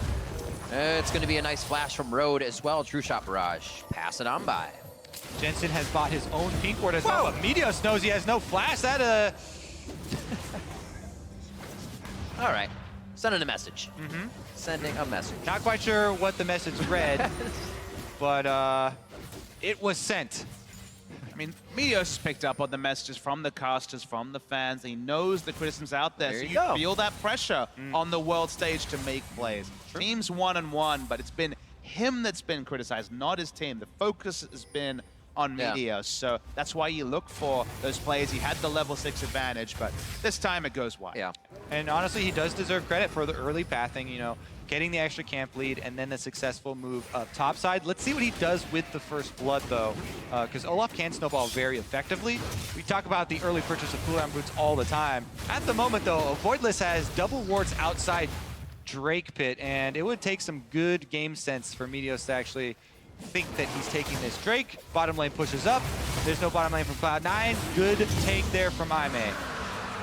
Nice job as well by IMA avoiding all of the wards we just saw by C9 in the bot lane. Put theirs up, get a bit of breathing room, and take the Dragon out as well. Amazing J is level 6 this time, so if Smoothie was to enter top, a lot harder to pick up those turret dives without another damage source than just the Rumble. Yep. You can see the research, though, from Cloud9. You know, they know that IMA like to play around Amazing J. That's another trip up top for Smoothie on the Alistar. This one doesn't get anything. But let's see what this Tahm Kench actually does as well as they're going towards mid. Jensen throws the ball behind, maybe both trying to bait each other into a fight. Athena, Jensen in the brush. Athena's gonna have vision overall in this one, and the curtain call is left, right, and not center at all. They missed the shots, and Meteos is gonna be there to help Jensen out safely. Jensen known in the North American LCS for his skill shot dodging, and there it was crucial. If one of those had landed, it would have meant his death, but Jensen gets himself out of another sticky situation. On the other side of things, Jinzhao dodges lane, loses a couple of minion waves looking for the kill. One shot would have been the slow and probably could have been the follow-up damage from the Vladimir, but losing out on CS selfishly and not picking up a kill is a heavy costers. Ooh, Impact actually using a lot of abilities here mid lane. Avoid this is going to be on him. Flash used. Do they have the damage here? Impact uses his just after. Avoid this very low. This is going to be a kill for Impact. Looking for number 2.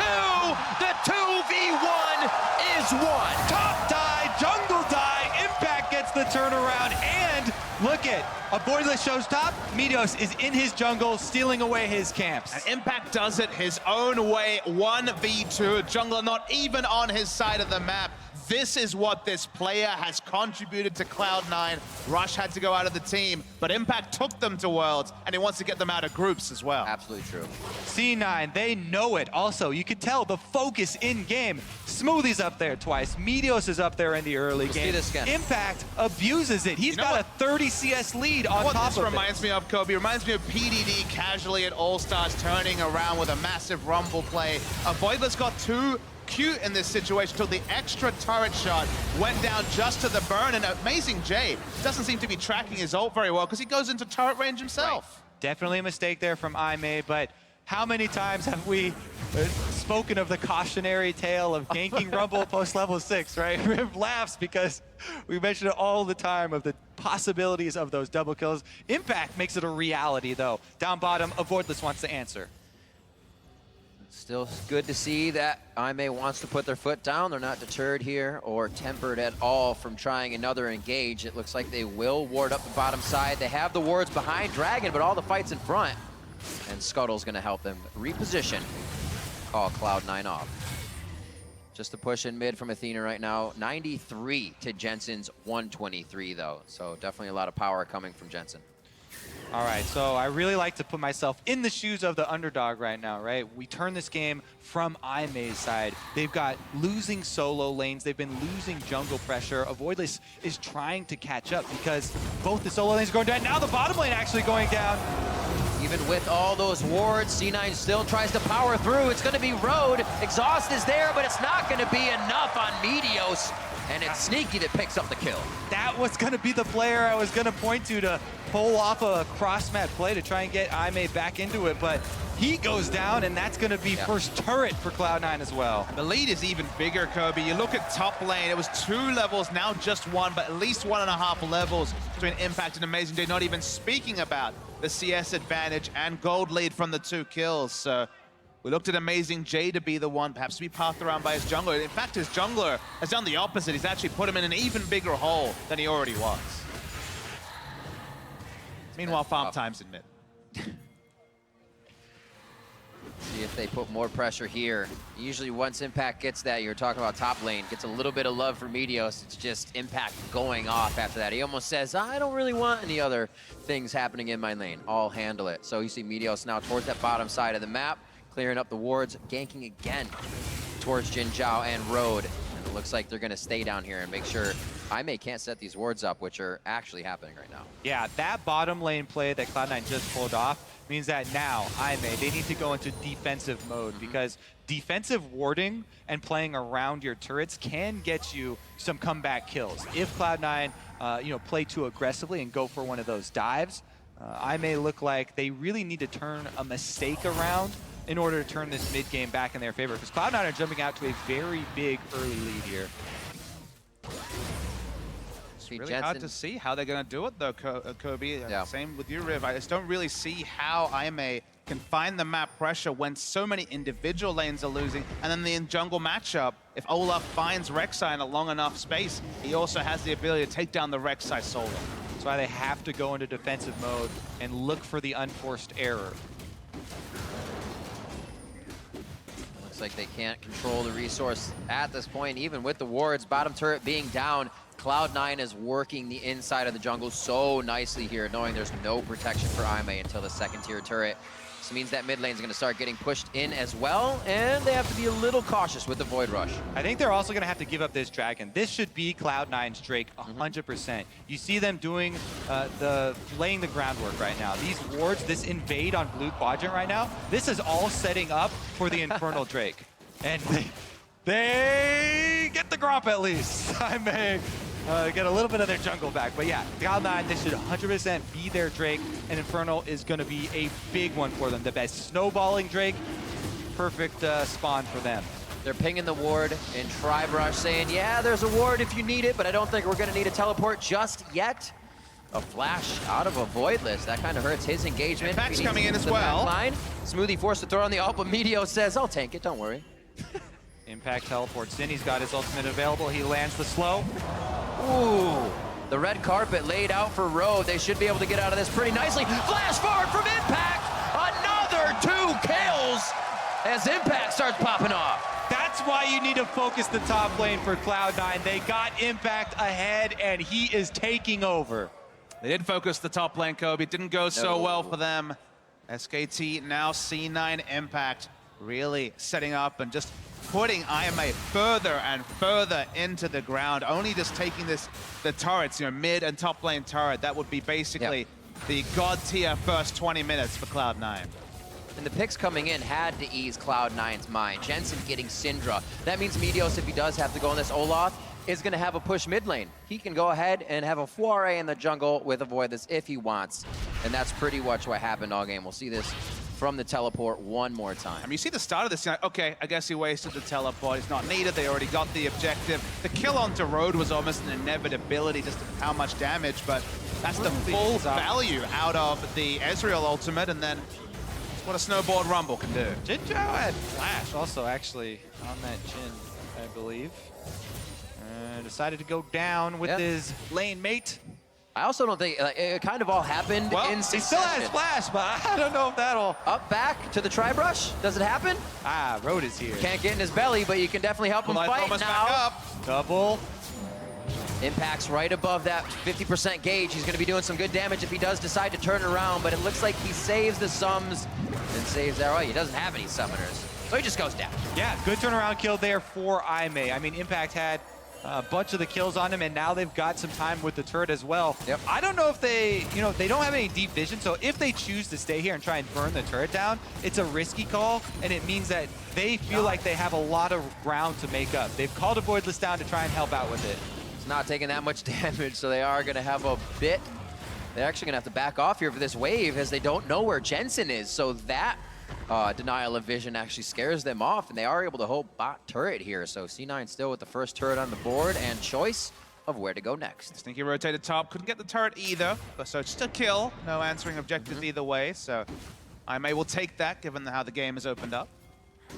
Yeah, Impact still with a very big pressure lead over Amazing J. Oh, yeah. There is no teleport for Impact though, so Amazing J might have the option, of trying to turn the numbers around on the other side of the map. Cloud9 need to be cognizant of this fact that Impact, the one with a lot of their kills, cannot join the fight. At the moment, he's up top, pushing that wave in. So the rest of the team should play accordingly, apply pressure, but be very willing to back off if 5 members of IMA commit. Yeah, on a simple level, a lot of the gold lead is in the pocket of Impact. So if we fight 4v4, the game is deceptively closer than the otherwise indicators we have available to us might suggest. See what the next decision here is for Cloud9, or even for IMA. Maybe they are the ones to make the first move, as Cloud9 over pressures possibly on mid. The numbers aren't really there, and it seems like C9 is just able to group up and collapse that much faster. Amazing J and Smoothie are going to meet for a little walk on the side here. I don't know if this is the full engage, as C9 is just posturing to say we can win this fight if you really want to. Definitely some big improvements from Cloud9 from the beginning of the groups into this game. They're staying at the objective here. They want to continue to use the bottom lane pressure to whittle down this middle turret. Once this turret is open, they can then flood into the jungle to get those wards down and really cut off IMA from their source of income. Impact could guarantee this just by throwing down the equalizer. He's so far ahead that he would chunk out 2 members with just 1 ability.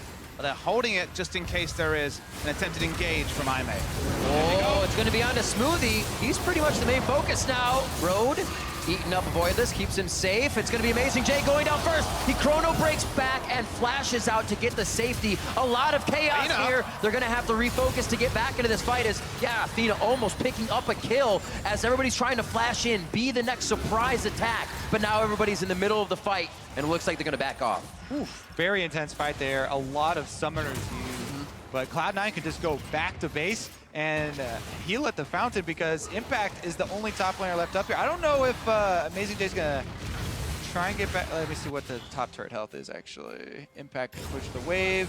Nah, it's far off. Over half, yeah. He will back as well. First proactive move from C9 that didn't net them a big objective. They have to back away at this point. They will recall. Items starting to come in for IMA. Remember that fight was with Athena still very much in the tank phase, with the Spirit Visage and a bit of Ape. Absolutely. Honestly, that proactive move from Cloud9 did earn them most of an objective. 90% of that turret. That turret is very low now, so I feel like going back to that same objective and finishing the job will set them up very well for this next Drake. 17 seconds on the Ocean Drake. They've already started to put more of those wards up. Impact does have his teleport, so if they just knock down that turret first, then they can retreat into that river and try and draw IMA into the river fight now that everybody's summoners are down. Yeah, and there's the focus you're talking about. We can see Smoothie, the rest of the team, making their way down to the boss side of the map to set up the wards. Sneaky is going to be on push duty, as usual, for the wave. And they'll just make sure they have everything necessary to take that down. Giving up a bit of the top side, but like you said, this should all, maybe not, should all result in a positive for C9. My blue. I only wonder in the late game, guys, just thinking about if IM can stabilize, that someone like the Vlad and Magic was just stacking is so valuable against the lineup from C9. Amazing J. Oh. Should be able to get out. Scrap shield. I thought he might put himself back in range. Aggression in the top side means Amazing J's not there to help. TPs are up, but no one goes, and Dragon's taken. Spam pings here from Cloud9 on that mid turret right after the Dragon, and they might go for the dive. This turret's very low, and Jin Zhao is looking juicy. Impact's got to be calling that top from it's back from Amazing J, who teleports second tier mid lane. Just the pressure scares that out of him. That's actually very big for C9. Yeah, couple of flashes out there, or actually flash and teleport from IMA. Cloud9 do get the objective. Good flash from Road, though. Able to eat up Jin Zhao and then flash, expecting the headbutt, so he gets punted to safety rather than going down with the ship. So the gold lead's there. Again, I just have those small queries, specifically Vladimir here at 4-5 items. Not really any answer on C9's side. Only real hard lockdown is the headbutt pulverized that has much higher targets or higher value targets for else to be facing. A champion like Braum can really work very well against a Vladimir team fight-wise from support, but I just feel like there might be an item threshold for IMA where 5v5 team fighting is going to be very execution-heavy for C9. We've already seen kind of a scatter in these fights. C9 not finding that priority target or it getting away with low health, and IMA trying to get back in, so I expect those fights to continue throughout this game. It's going to be fantastic. Coming up on 23 minutes, like you said, though, C9 with that lead as they look for Amazing J. Yep, they've got 4 people up here, so Amazing J gonna have to pull some fancy magic to get out of here. Just a passive proc, actually. Not so fancy after all. Pulls it right out of the hat. Turret's still gonna go down. It's about the pressure that C9's creating around the map. And Amazing J looks like he'll try to stay as much as possible here. The team's not going to lose too much more, but IMA always seems to be a few seconds behind these movements of Cloud9. Yeah, Cloud9 have the big gold lead, so IMA cannot have the even numbers, even round fight. They have to either prey on a mistake from Cloud9 or use the Fog of War to try and get an advantage that way. Meanwhile, Cloud9 continue to slowly knock down more objectives. Haven't managed to push that vision so far into the red side jungle, though. That's where they were playing around. Of course, they got the turret, so it's fine to back away. But for now, it's been ordered. It's been, this is what we want. This is how we set up for it. This is what we're taking. And that's exactly the sign of a strong team that C9 is aspiring to be. So we can't really fault them until there is a gap in that play. It's been 25 minutes of solid play from C9. IMA still with that potential to get a good curtain call, get a pick out, as well as get the team to scatter with a nice Hemo Plague from Athena. It's all about getting the minds of C9 right now for IMA, because it's definitely not going to happen off of items purchased. Just too much in the lead and always able to attack. IMA is always walking around with about 75% HP before these engages happen. 4K gold lead right now and 0 turrets in favor of IMA, which means C9 has just about the other side of the map and theirs to work with now. Given how the game's gone, you have to commend IMA for picking up as much CS they had. There's no big CS holes to really ruminate on. Only in the mid lane again. Except 40, which I guess is finally getting to that point at 25 minutes. But just given how dominant C9 have been, it feels like there should be advantages in multiple lanes. The next step in, trying to push those advantages would be moving up in between the lanes into the jungle. If you have vision in the jungle between those lanes, then it makes IMA take the longer route when they're transitioning between those creep waves to try and farm. And that's where Cloud9 can eke out those extra advantages. They also get the gold income from IMA's jungle, so they increase the gold lead that way. As of right now, you can tell Cloud9 want to play around this Baron. They move 2 of their pink wards up. They're trying to take over the red quadrant of the jungle, focus on the top and middle turret as the next ones. But here comes a teleport. Whoa, if Voidless gets chunked out, they got to abort that at the same mission. time. Yeah, Amazing J is coming in a little far behind. Impact's going to try to rout him immediately, and Amazing J says, I don't really want any of this. They're fighting over a lot of vision near that Raptor brush. Nothing's going to come of this fight just yet, but both teleports used and all summoners still up for engaging. Guess you'll take that if you're IMA. You're swapping teleports with Impact, who of course still has that lead over his direct opponent. Was matched, so at least no global advantage for C9. Every time you see Vladimir delete a minion wave, you start to wonder about where this game may go if it continues to be dragged on. Definitely something to keep in mind, but Cloud9 are doing what we just talked about. They set up the vision in between top and mid lane, and they've been trying to camp there. IMA able to work around, grab the minions though, and Cloud9 actually give up on their red quadrant outpost here and go back to purchase. Second locket now coming in for Road. Looks like they really want to get some of these shields down, even if there's a bit of diminishing return on that. But they want to stay alive. Impact's doing so much. Jensen is zeroing people out. It's one of those games where you almost have to dodge all the ults to be able to use yours. It's a little bit surprising that Sneaky's gone for the higher damage choice with the Ezra's gone for the Trinity Force rather than the Iceborne Gauntlet for another latency C to potentially slow down the double melee in terms of Amazing J and a Voidless, and also Vladimir, because we already commented on the lack of lockdown. Iceborne Gauntlet's only a little bit of that, but damage there, the control is not. Road getting chunked out a little bit in his own jungle, and actually everybody converging here into the scrap. Road may have to use that thick skin soon. Pops it. Curtain call is up. That's going to be a flash from Smoothie. His ult is down, so Alistar definitely capable of being taken down now by iMay as Jensen starts to come back in, finds Amazing J, Chrono Break back. He's right onto Smoothie, but the headbutt away to save himself. Dodges the Deadly Flourish as well, and Smoothie is back and forth to the blue suede shoes. Amazing J, they lay out the red carpet and welcome him to the death. 45 seconds on the clock. That should mean the second inner tier turret is Jensen. Starts to put up a wall of defense. Scatter the weak, and he almost takes another one out. Bleeding and walking away as Jin Zhao and Road, as it's not good here for iMay, but Athena still trying to stand tall at the turret. Athena was out of position the whole time, though, guys. He didn't manage to find it. Only ended up ulting to dissuade Jin Zhao from going down. The collapse was better from C9, but only a single kill to show for it. Man, that was actually pretty touch and go inside the jungle. Sneaky was screening Athena out of the fight by firing Mystic shots and trying to zone him away from the team, barely allowing Meteos and the rest of the crew to escape. Here's actually the chase down after that, though. This is the comboed stun and ultimate from the solo laners of Cloud9. Nice accuracy there. Sneaky jumps forward to pick up the kill as well, so they get it on their AD carry. Much stuff from Jensen to pick up the only kill. Looked like it was going to go killless despite all the trading. C9 continue to push up. They've lost that vision around the red side jungle, so Baron once again goes to become a pretty hard objective to crack, but otherwise, C9 looking good. I love the way Jensen plays that. Syndra always in front of the turret, trying to find a little more aggro. The rest of the team find an aggro as well. Road, he doesn't seem like he can swim away from this one. Asks to flash his way out. That'll be something they can continue to work on. A quick, thick skin. That's going to lose them a decent amount of pressure, though, because Cloud9 have a huge wave top, and they're running straight up mid lane at the same time. Not a lot of mana on Meteos. So they decide to hang for just a second on that engage, but like you said, the pressure might just overflow here in the mid lane. The turret should go down because they've sent Jin Zhao, the AD carry for iMay, up top to deal with the wave, and C9 are going to dive. Pushing back Voidless, he tries to flash out of this fight.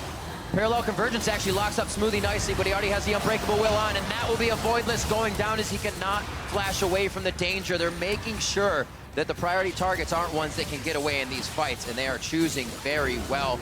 They might just choose the turret to be their next target if Athena's not in range.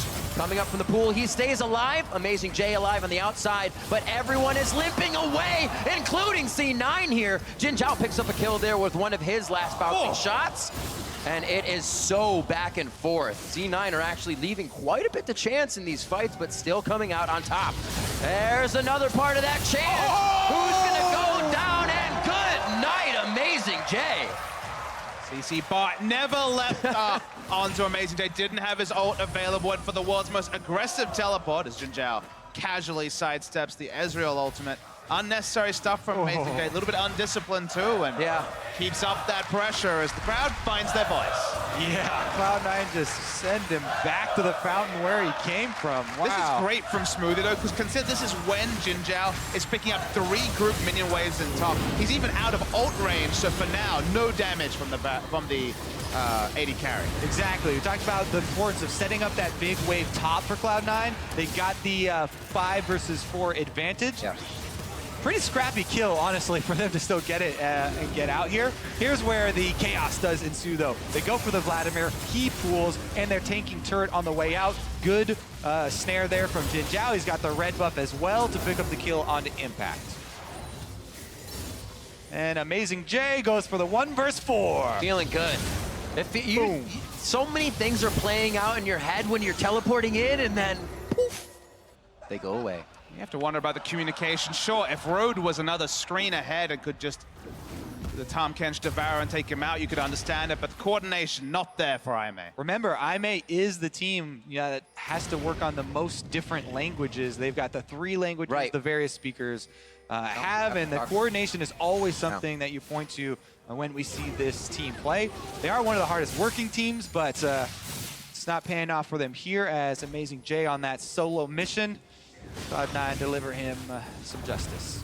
They also may not get another chance to see Cloud9 limping around like that on the Rift with how much of a lead they've gained now. Just 4,000, but the dominance of the map means you can see initiations like Smoothie running around from the backside. These outer turrets still up almost prove worse because it allows IMA to be engaged on outside their base. Now push back to the steps in that mid lane. Looks like Cloud9 is going to start stretching them thin across the map. Oh, yeah, they got their eyes here on Amazing J once again. He does have ultimate this time. And so they're just going to poke him a little. Just some love taps. They should be able to find another fight at the turret if IMA are going to take it. Going to be very careful. Got some level 16 ultimates on the side of C9, but not on the side of IMA, which means a very big power difference. And there's just the start of it. Athena trying to get in with the Tides of Blood, gets knocked off on there. The curtain call is coming through, but there's really no programs to be delivered from IMA. Nobody's watching the show. They are just going right back for the fight. Could be Amazing J getting a kill. This might be that one time where IMA finds a chance once again. Smoothie flies into the front. They're dropping on both sides like flies, but it may be IMA that's dropping faster. C9 sneaky, going in for some more shots, but the skills are still being dodged. And it looks like they come away with the turret after a very scrappy fight. Yeah, very close escape there for the last couple members of IMA as Cloud9 go deep. Cloud9 still took down that turret though. All right, let's take a look at this again. It actually is a couple of good snares. Impact goes under turret range again, and Jin Zhao is able to snare him deep. But here we go. Meteos goes for the dive. He's the one tanking. This is where it switches over to Impact, though.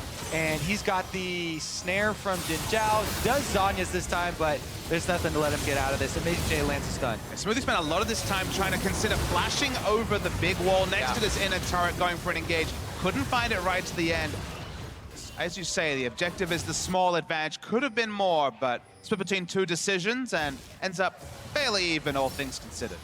All right, Drake coming up again. It is just an Ocean Drake, but that will be one extra one to tag on when the Elder Dragon does spawn. So Cloud9 will probably pick that one up. They have complete vision control right now.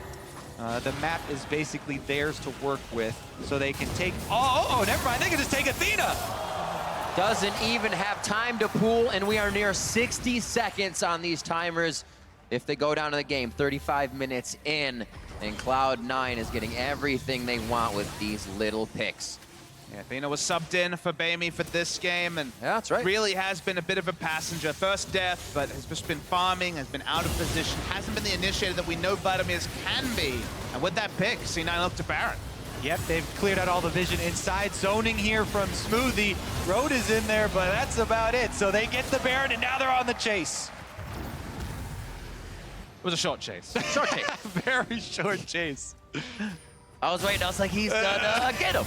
I mean, remember how important this game is for the group, though. SKT just lost to Flash Wolves. This is no longer the group with an undefeated team either. Right. And both IMA and Cloud9 were looking to improve after the first couple of days of Worlds. And these are very important improvements that we've seen in Cloud9 in this game. The proactive play, smoothly with some very cohesive roams combined with Meteos' jungling on the top side and the top lane focus really paying off for them. It's just so weird to work out the storyline of just individual teams at this Worlds. Cloud9 were destroyed by SK Telecom. First game out had a fiesta against Flash Wolves that went really long. Flash Wolves were kind of the ones that were really under the microscope there. Then have now played methodical and smart in great spades for 36 minutes against IMA. So if someone asks you to summarize where Cloud9's at, or really any of the 16 teams at Worlds as we come up to the final game of the tournament. Flip a coin. I mean, the analysts, I think, are all kind of holding their hands up in the air because there's been patches of brilliance and patches of just weird play across the board. Definitely the theme. Huge variance this Worlds. What we can say for sure, though, is that we are almost at the end of week 1 of groups, halfway through, as Cloud9 with the Baron buff outside, knocking on the doors of IMA's base. That's good, because I don't think my brain can explode anymore from this week. It needs to be repaired before we get into next week group games. 37 minutes on this one as we're getting up there in the time for our, they're kind of about average games for Worlds. 12-5, but like you said, Kobe, Cloud9 looking to put the final touches on this game as they approach breaking down the first inhibitor turret. It will be on this wave. They will look for the inhibitor next. Is Jensen getting the cavalry ready behind him to throw forward, and the rest of the team ready to engage. IMA knows it, and they have to let this go. Objective gotten. They're able to back away very comfortably. Complete map control, full court press, like how I like to call it in these games. There's just really nowhere for IMA to go. If they go and meet any of these minion waves, they'll be horribly overextended on the map. Yeah, exactly. We do talk about how much crazy stuff has happened, but this almost feels like one of the most calm late games that we've had, because Cloud9 have had such a solid hold on this mid and late game. They've got 4 of the Drakes, the big gold lead, inhibitor already down, and they're working slowly towards the next one. Seems crazy, but we've actually seen just about the same fight. Cloud9 going low, getting a few kills, coming back and doing it again. Rinse and repeat, and here they're inside the base. Big equalizer. From the mid lane. Ragnarok on for Meteos as he goes through with the undertows, trying to slow for everyone to follow up. A little damage on the inhibitor, but a lot of damage focused onto IMA as they start going for the kills. Nobody down just yet. A Voidless back to the base to try and get himself healthy, and Cloud9 are looking for the win. Well, 5 members up. They could try and force something.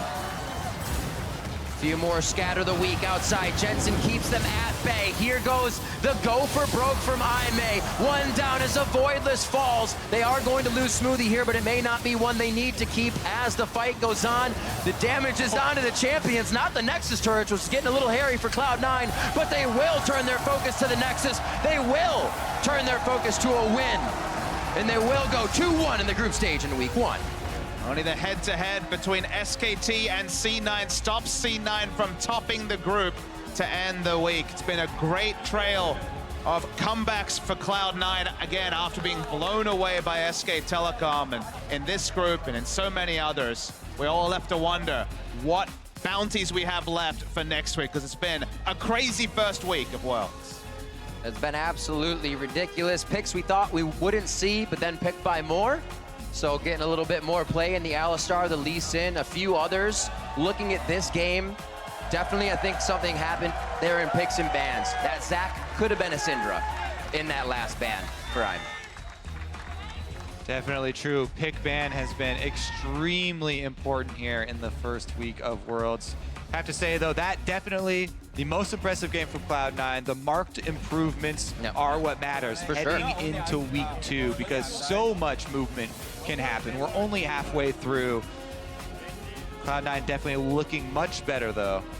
Meteos stepping it up in the early game. We talked about the fact that the team had not had a single kill or assist put together in the first 15 minutes of the first 2 games, but much more on board. Went to the Olaf, one of those Meteos picks. He loves to play in solo queue, executed well, had eyes on the Rex side throughout the majority of the game, and did his job. And noticing as well the kind of the story of Worlds, needing to engage at a certain point. Smoothie going on to that Alistar. Like you said, not something we really see all that much in his wheelhouse of something he's going to bring to the table. But necessary, and they identified that. So Cloud9 coming up very strong in that one. As well, NA's got to be pretty happy. But looking at how everything is going, you have no idea how the rest of this is going to turn out.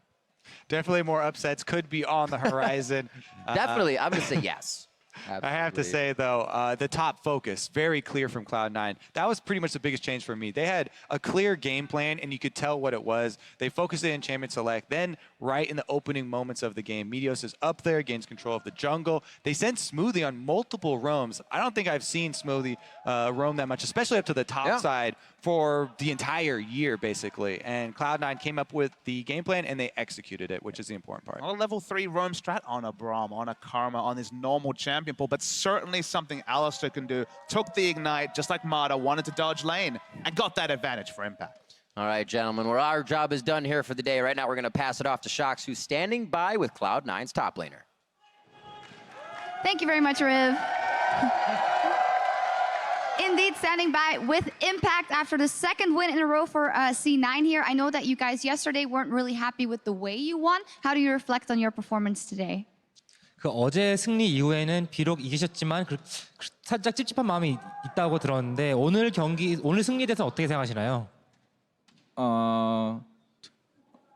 오늘 I think today is good play because we problem is I'm died so many, but just my mistake is team we move is macro is we object control everything. I think it's not it's I can't say good, but I think not bad today. So we 발전하고 있다고. We're still improving. Yeah.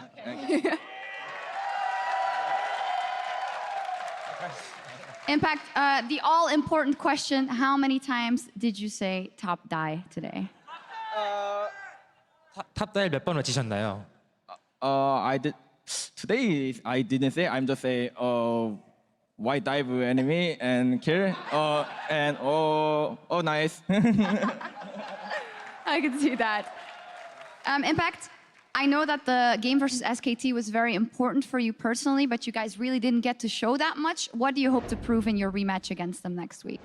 그 이번 주 SKT와 1경기 했을 때 정말 중요한 일전이었을 텐데 비록 아쉽게 패배했지만 다음 주에 있을 그 재대결에서는 어떻게 준비하실 생각이신가요? I think we first match here is SKT. We problem is ban pick. We give up Shindra and we give up just mid pressure. So Jensen is hard to play game. But I think we next week we pick is ban pick, and I think we show is good play. Some changes to the ban pick and we'll see a more competitive game versus SKT. Thank you very much, Impact. Congratulations, C9, second win in a row here at Worlds Dash. Go ahead. Thank you very much, Sharks. And I mean, we're standing here just flabbergasted at the day, but C9 here showing up, making all of the groups interesting at the end of the day. Let's try and dive into this one. Once again, I mean, we do get the Syndra secured for Jensen. He went kind of monstrous on it, at least in terms of a CS number, crested that 200 mark by 18 minutes. I mean, that's insanity in and of itself. I mean, the champion is S tier for a good reason right now. Into the Vladimir, you still have pressure the entire time. Vlad just wants to survive, get to the late game, and try to outpace in the team fights. But C9 just managed to win top lane with a good roam, bot lane with a gank, and then just all business from there. And we saw a different Jensen today than we saw on day one of the group stage. It was back to the skill shot dodging madman we saw in North America, where he trusts his ability to get out of difficult situations. And when he dodged every single Jhin bullet, yes, he popped Ghost, or when he flashed away from the Rex side to avoid the early gank, those are vintage Jensen moves from when he's a dominant NA mid laner. And I think this shows exactly how good Cloud9 can be when they're confident in their individual play, because then it trickles over into the map play, and you see how methodical they can close games out. And even in some team fights, you're like, oh, this is about to go a little bit wrong, but it's like, oh, Impact still has Equalizer. He didn't burn it earlier. They're able to siege down the mid lane turret. So I really do think that a calm, composed Cloud9, when they are playing very good individually, actually makes them scarier as a macro team, because they play with much more, I guess, priority and enthusiasm at that stage of the game. And if we're talking about individual play, we got to take a look at the 10-minute replay. 2-for-1 Impact in the top lane. This was, it wasn't top die, it was wide dive. And this is one of the weaknesses, I would say, of the LPL region, is that if they fall behind, they try and make desperation plays. And flashing underneath a turret of a Rumble with Summoner Spell and Equalizer is definitely a desperation play, and Impact is good enough to make them pay for it. Yeah, this is the second time today we saw top laners get kills in 1v2 situations. Just a wacky day, but I totally agree with you. An overextension by Aime and a great play by Impact. Those are huge damage numbers across the board. Well, I think this is what happens when you kind of draft like this. A lot of damage threats against a lot of tanks on Aime. And Aime is like a grinding team. They want to get nice and tanky. They want to take you to 50 minutes, and they want to grind you down till you make that mistake. But credit to Cloud9, because they were way too good for that. The mistake was just never forthcoming. Yeah, and as Impact had mentioned, he wasn't very happy with the macro. He was saying it wasn't good, it was not bad, but as a game for contrasting what we saw yesterday, especially as establishing dominance over IMA and making sure that the top contenders for the group would be SKT, Flash Wolves, and themselves. I think this is a really nice showing for them that should give them the confidence that will allow them to really showcase what they say is like 80% of how as good as what TSM can be. And Jat, talk to me about this player of the game. It's going to go to Smoothie on that Alistair this time around. Yeah, Smoothie had so many good plays in the early game, and he was the one that really kicked off most of the lane advantages. Really crisp flash plays as far as his pulverize are going. And we've seen Alistair roams in the early game be really pivotal in this tournament. Smoothie was no different. He pulled it off exceptional. And hats off to Reaper, because if any team is going to leave their AD carry one-on-one, it's going to be IMA, and recognizing that therefore you can pick up maybe a weaker laner, but a great roaming support like the Alistar, and Smoothie played it incredibly well, but I think that that is a tendency that, you know, is easily executed against IMA because they're not going to punish you for it. All right, now let's talk about this group as a whole. We've got C9 and SKT now tied at the top 2-1. IMA and Flash Wolves, there you go, at the bottom 1 and 2.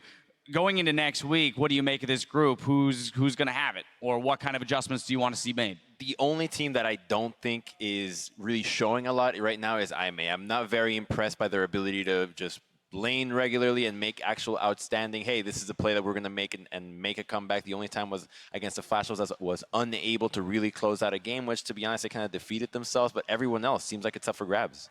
Yeah, I think it's very up for grabs as far as it goes. I still feel like there's a small amount of logic we can use for the madness that's been in this group. SKT still looked the strongest throughout all 3 of their games there, 2-1. It's actually a group that's lining up for the pick'em that I had. We had SKT, C9, then Flash was in 3rd, and IMA in 4th. Yeah, and one thing I will say, you know, just to throw a little bit of a spark onto the IMA fire, is this is a place they've been so often, and they've always come back and win. I don't think they're going to do it this time, but hey, I thought Team WE was going to be at Worlds as well, so who the heck knows what's going to happen. All right, well, as we reach the end of our first week of Worlds 2016, let's review the razor-close standings in each group. In Group A, Albus, Nox, Luna, Counter Logic Gaming, and the Rocks Tigers all have 2-1 records. Group B's leaders are SKT and Cloud9. Edward Gaming and AHQ Esports Club hold the lead in Group C, and Group D has 3 teams with 2-1 records. Again, no team has gone without a loss so far. Now, the action continues here in San Francisco on Thursday for the final week of group stage matches. On Thursday at 4 p.m. Pacific time, G2 Esports and Rocks Tigers take to the stage, followed by 5 more Group A matches. Group C is decided on Friday, Group D plays on Saturday, and Group B plays on Sunday. And if any ties remain after each group's scheduled matches, we'll play them out immediately following that day's games. And 6-3 for North America, chat. That never happened before, Man, surely. I Say it ain't clearly so. can't remember that did not happen in 2015. It did. And it was 6-3 last year in 2015. And then they lost more games than were scheduled for the next week. They went 0-10. So hopefully we can see some improvement. I'm super happy that NA was able to do the 6-3 again this way, and I think a much more controlled fashion with some more impressive victories. So they also remember 0-10. I think it's hard to forget something like that, and I don't think it's going to happen again. While I'm happy that NA has actually gotten on the board, I'm really stoked to see that Korea is not just bleeding. They feel pretty bruised right now. They have been taken down. They have been really shown the ropes about the global meta and exactly what it means to try to play against these other regions and understand the priorities that other guys have and how they play the game, and they paid for it dearly. And, you know, there are a couple of regions that we had big question marks. LPL and the macro play, whilst they don't look very clean at the moment, you can see that at least they can battle, well, EDG at least, on some level of that. They do need to pick it up for week 2. But I think it's the wildcard regions and, you know, the CB LoL and LCL, respectively, that have really come out this week and surprised people because their gameplay, especially when the game gets delayed, has been impressive because they've been able to close team out and stick to their game plans. And that's good discipline play out of very new teams. Yeah, and the other thing I can't wait for as far as the next week of group stage goes is the format changes quite a bit, actually. Every team will now play 3 games on the day, and it's much more like playing a series, even though you're against different teams. You have to make rapid iteration instead of having a day or 2 to try and read things. Not to mention, everyone was hiding their strategies in secret. This week, we got to see them all out on the stage. So there are a lot more tweaks you can make in the week off, and the results could actually completely change. Yeah, and to add to that, the cool thing is the fact that you actually get to change your own little meta by games of other people that are playing. Just based on, let's say that you're CLG playing against Rocks and you see G2 against Albus Nox, whatever they're playing, you're going to implement that into your own play style as well and try to develop that own little meta, even though it's not your own game. And I think that's such a cool element to see in these best of ones. I mean, a lot of information surfaced here over the last 4 days. Dare I say the most exciting Worlds group stage week 1 yet? Yeah, I completely agree. Like, all all right, I got permission to groups. say it, so that's what I'm going to say. That's going to do it for week 1 of the 2016 Worlds Group Stage here at the Bill Graham Civic Auditorium. But stay tuned because Sharks, Kobe, and Atlas will recap the day's action in an all-new Worlds tonight. Now for myself, the casters, the analysts, and the entire live production crew, thank you for joining us, and we'll see you next week as the fight for the Summoners Cup continues.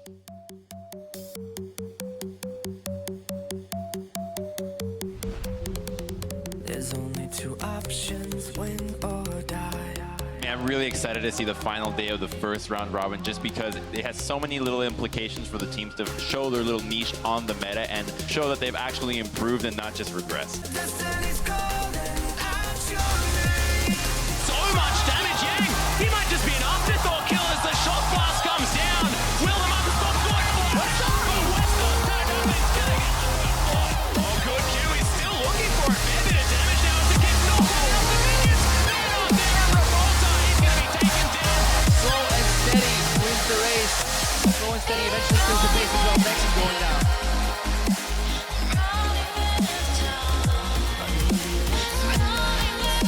This is a big mistake by Van der Kamp. Oh my god!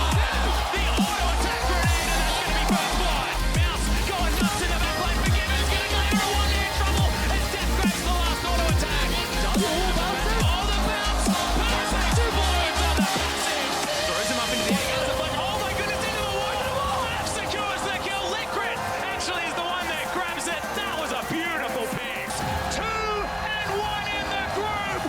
What beast from the CIS region. I hope you like our crazy playstyle. Coming. Watch us. Hands on flash. Alton. Nice. Holy fucking shit, Jay. Very tanky. Level 15, 9-0. Literally blows up Bray. Holy crap. He's the only one looking for business. Platform right out to Wolf and Faker. They go down immediately.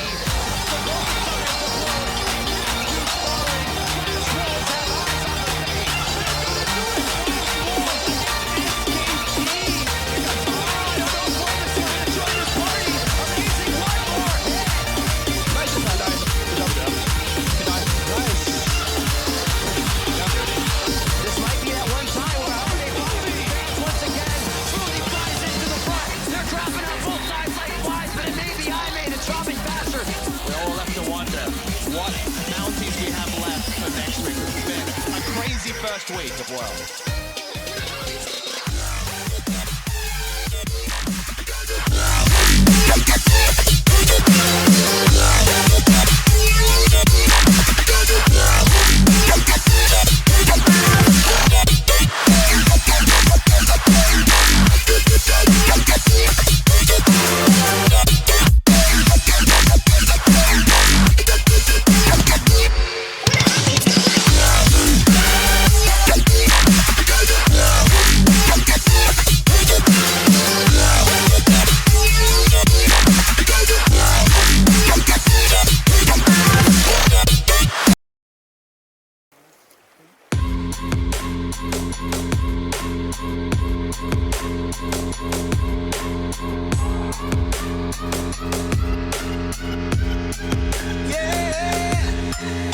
Like the attention, girl, I know you. But you're everything I want in life. We're fighting danger like kung fu. The love I feel is deep inside. The others don't matter. It's honestly us against the world. We're the perfect team. You're my dream, and I just want it. Can't you see myself? Can't you see myself? Can't you see myself? See myself? Can't you see myself? Can't you see myself? Can't you see myself? See myself? Can't you see myself? Can't you see myself? See myself? Can't you see myself? Can't you see myself? Can't you see myself? Oh baby, if you ever need a helper, you should know that I'll be there day and night. Nobody else can love you better. I'm here just to treat you right. You're the reason I'm alive. You're the only pain I can endure.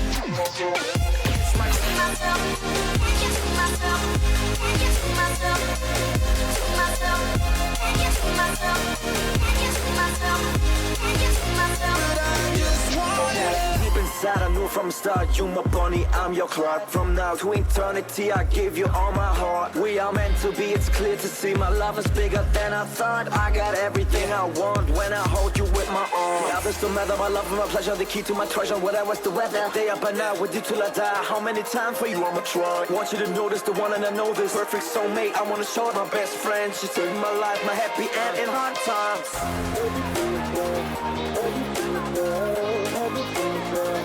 Oh baby, hug it to myself, hug it to myself, hug it to myself. I just want it.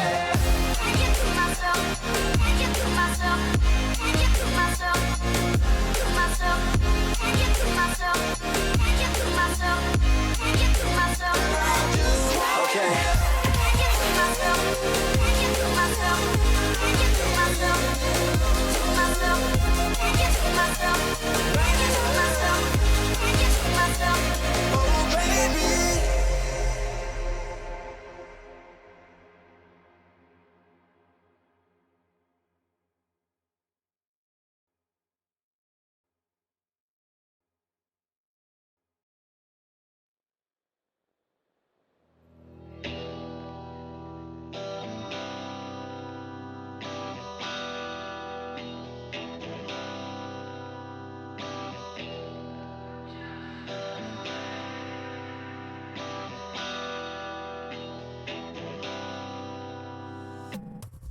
If I just stay quiet to you, come back to me. Every step that you take, I come through.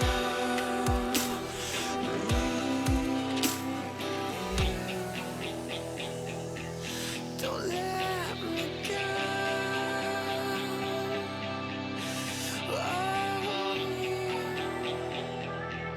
Don't let.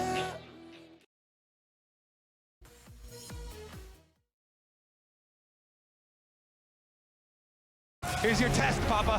Very thanky. Level 15, 9-0. Absolutely blows up Bray. Holy crap. Goes Theos the Q onto Perksman. He's been for Perks as well. Elvis Knox take 3 for nothing. 2-1 in the group. What beasts from the CIS region.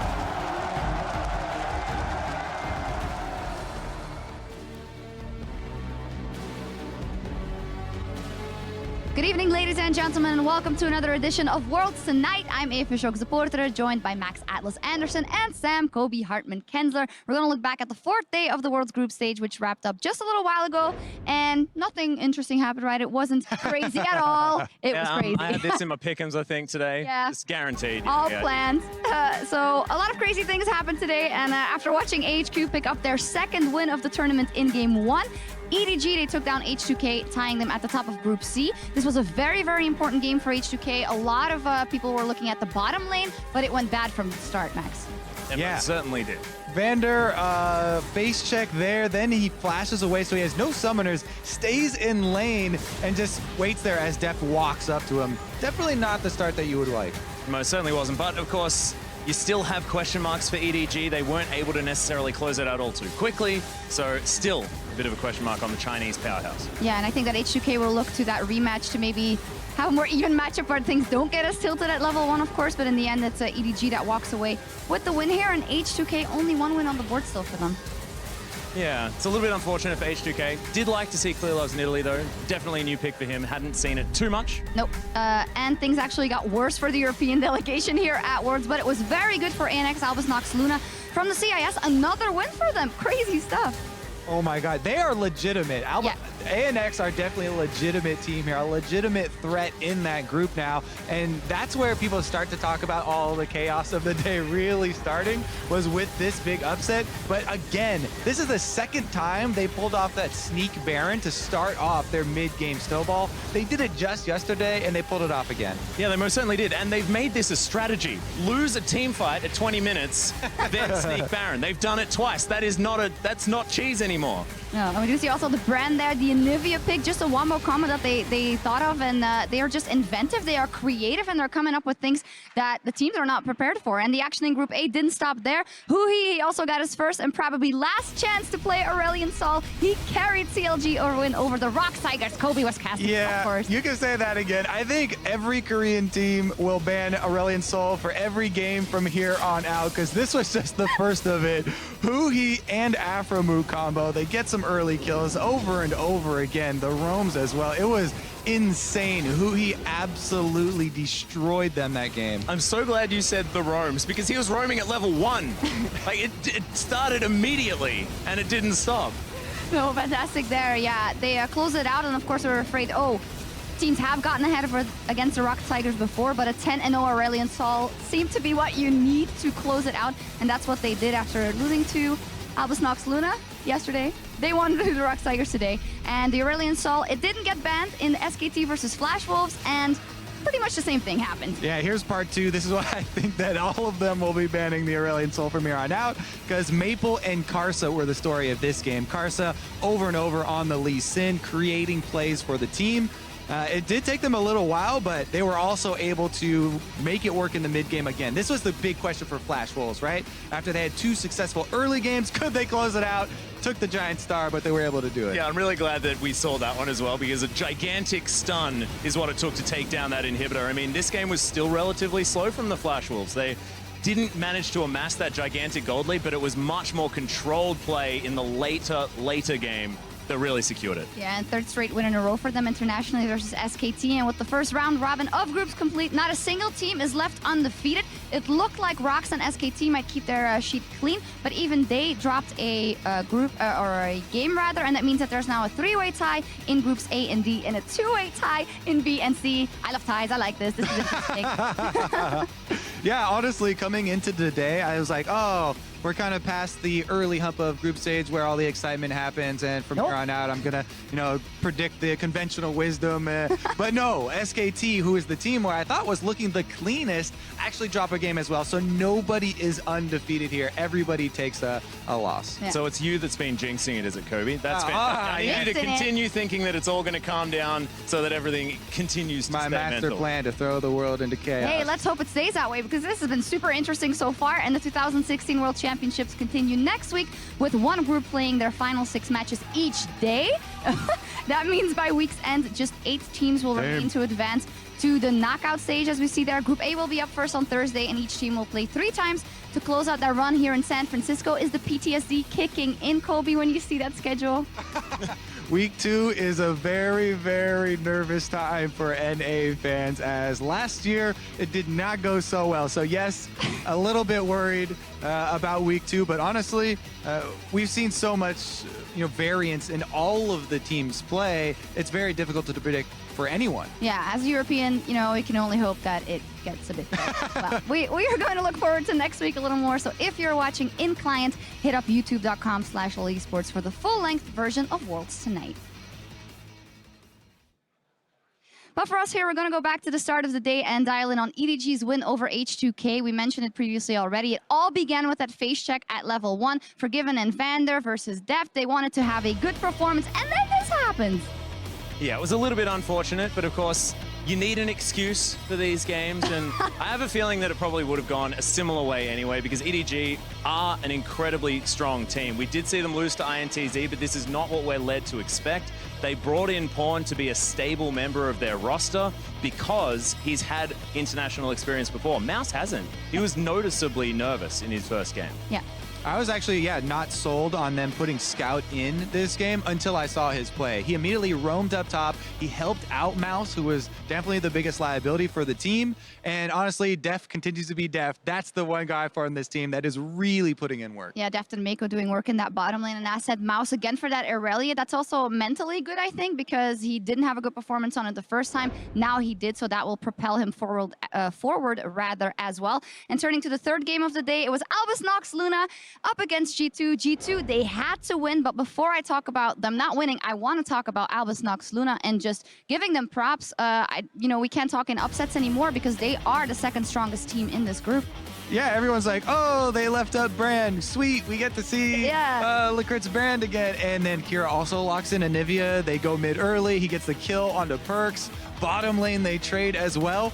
People start to get hyped again. I mean, this team, it's a very good composition. They are able to play it out in the mid and late game as well. They are known in the CIS region as the macro team. So when they get the early lead, they've been able to finish it out twice, and the 2-1 record is outstanding for them. Yeah, and Licrit did 300 less damage than his mid laner and second highest damage on his team. Like, that is out of control.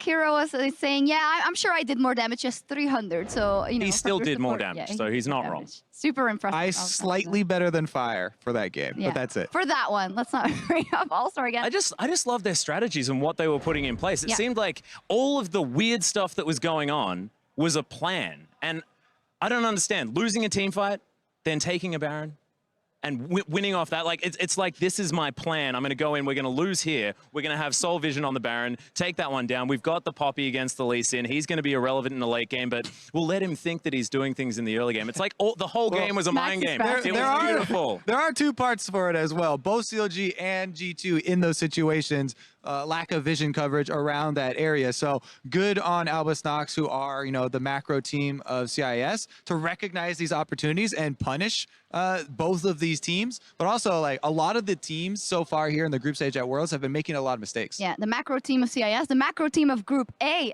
Let's talk a little bit about the state of Europe. 1 win after the first week of group stage. That's probably the worst that there's ever been, not counting the I'm year sure you're going to go back and give all the teams an earful. Shox is a very strong fan, supporting her team very heavily. I am completely unbiased. I just always hope that my region does well. I think that is normal. But we should highlight it. It is a very bad record, and we have to see if they will be able to turn it around. And the biggest surprise has been in the late game for these teams, especially the opening losses for both HUK and G2. Yeah. They, whether it's nerves or whether they didn't have good plans coming into the game, they have failed to execute, as we get through the mid game to the end game. And it looks like they really do need one of those in-game leaders to carry that baton past the champion select, past the opening stages. Yeah, and I just want to add that it's not necessarily like they're looking like they can't compete here or anything like that. It's just haven't been able to find it at the very end. And I have a feeling that week 2 should turn things around for Europe. They will get more than 1 win week 2. I mean, I'm happy to stand by that. I'm not getting paid. That game 1, they're against Rocks. And if things continue the way they are, then that should be a win, right? Almost beat Rocksigers the first time. And that was their best game. Yeah, that's the game that G2 looked the best, was against Rocks, actually. So let's talk about Rocks then. The early game. What's up there? Today we saw, obviously, they got behind versus CLG as well, and they did manage to close it out, but is this a worrying trend for them? I have to say that during this World's group stage, the pick ban phase has been incredibly important, and it seemed like there was a lot of disrespect there because it's very easy to scout CLG and know that their Aurelion Soul is such a big part in a lot of the strategies that they like to bring. They go over Nidalee as well as Aurelion Soul. That combo is just very quick. And CLG made sure that Rocks will probably never give that combo over again, but that's such a good snowball that they were able to pull off with it. How much was it Aurelion Soul and how much was it Huhi? Honestly, Huhi deserves so much credit. So much credit. Like, we see Aurelion Soul go unbanned, unpicked for the first half of the day, and everyone's like, "Oh my God, he's re-enabled, right? Everybody's going to be picking him." It takes a lot of time, for the mid laners. Not everybody has put the time in on that champion, and Huhi, the level 1 roam, pushing up his lane so early. A lot of these plays were just Huhi, right? You want to separate the champion and the player. Yeah, definitely. He deserves a lot of credit individually. He deserves all the credit, honestly. I feel like the champion is strong, yes, but Huhi just played out of his mind. Unbelievable. Yeah, Afro definitely. also. Afro also, and Yeah, he's still a good bit point. sick, but was making all the plays and all the calls. A fantastic play from them. And when we return next week, we're going to see Group A fight for survival here at Worlds. Rocks, G2, CLG, and Albus Nox. Luna, who is making it to the quarterfinals in Chicago? I'm not even going to ask Kobe because I don't know what he's going to say. What? Just kidding. Go ahead. Honestly, you don't have to ask me because this is so hard to predict right now. As far as the groups, you go first. I'll ruminate on what I saw here today. In Group A, it's Albus Nox CLG. I'm saying it right now. I'm ready. I'm so ready. You haven't learned your lesson with pick'ems the first time. You're just going to... My pick'ems are coming true. I picked all sorts of weird stuff. I won't go quite as far. I'm still going to say that Rocks are going to get out. And I think that they will correct the pick ban mistakes. I don't know. They have been looking pretty shaky, but I'll still go Rocks. I've actually going to switch up my pick 'em. I had G2 getting out, but with G2's opening here, going 0-3 in the first week, I've lost all confidence But with in them. NA's history And, in the second week. That's definitely a good point. In between some regional feud right now. I Sometimes think. I'm going to have to say CLG for the second one, just because in the 2 games that they did win, they looked very, very crisp. The loss to ANX, though, does worry me and does show that, there's variance in their play, and that very well could surface in week 2, which has happened before. Yeah, definitely. And there is also a chance that Albus Nox will continue to smash it with their interesting team composition. So we'll I see believe. what happens. I You most certainly do. believe. Well, that's it. That's all for week 1 of the 2016 World Championship group stage. Thank you for joining us for Worlds tonight, and we'll catch you next Thursday as the fight for the Summoners Cup continues. Bye.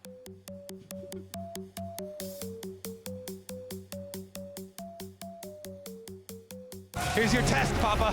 Very tanky. Level 15, 902. Absolutely blows up Prey.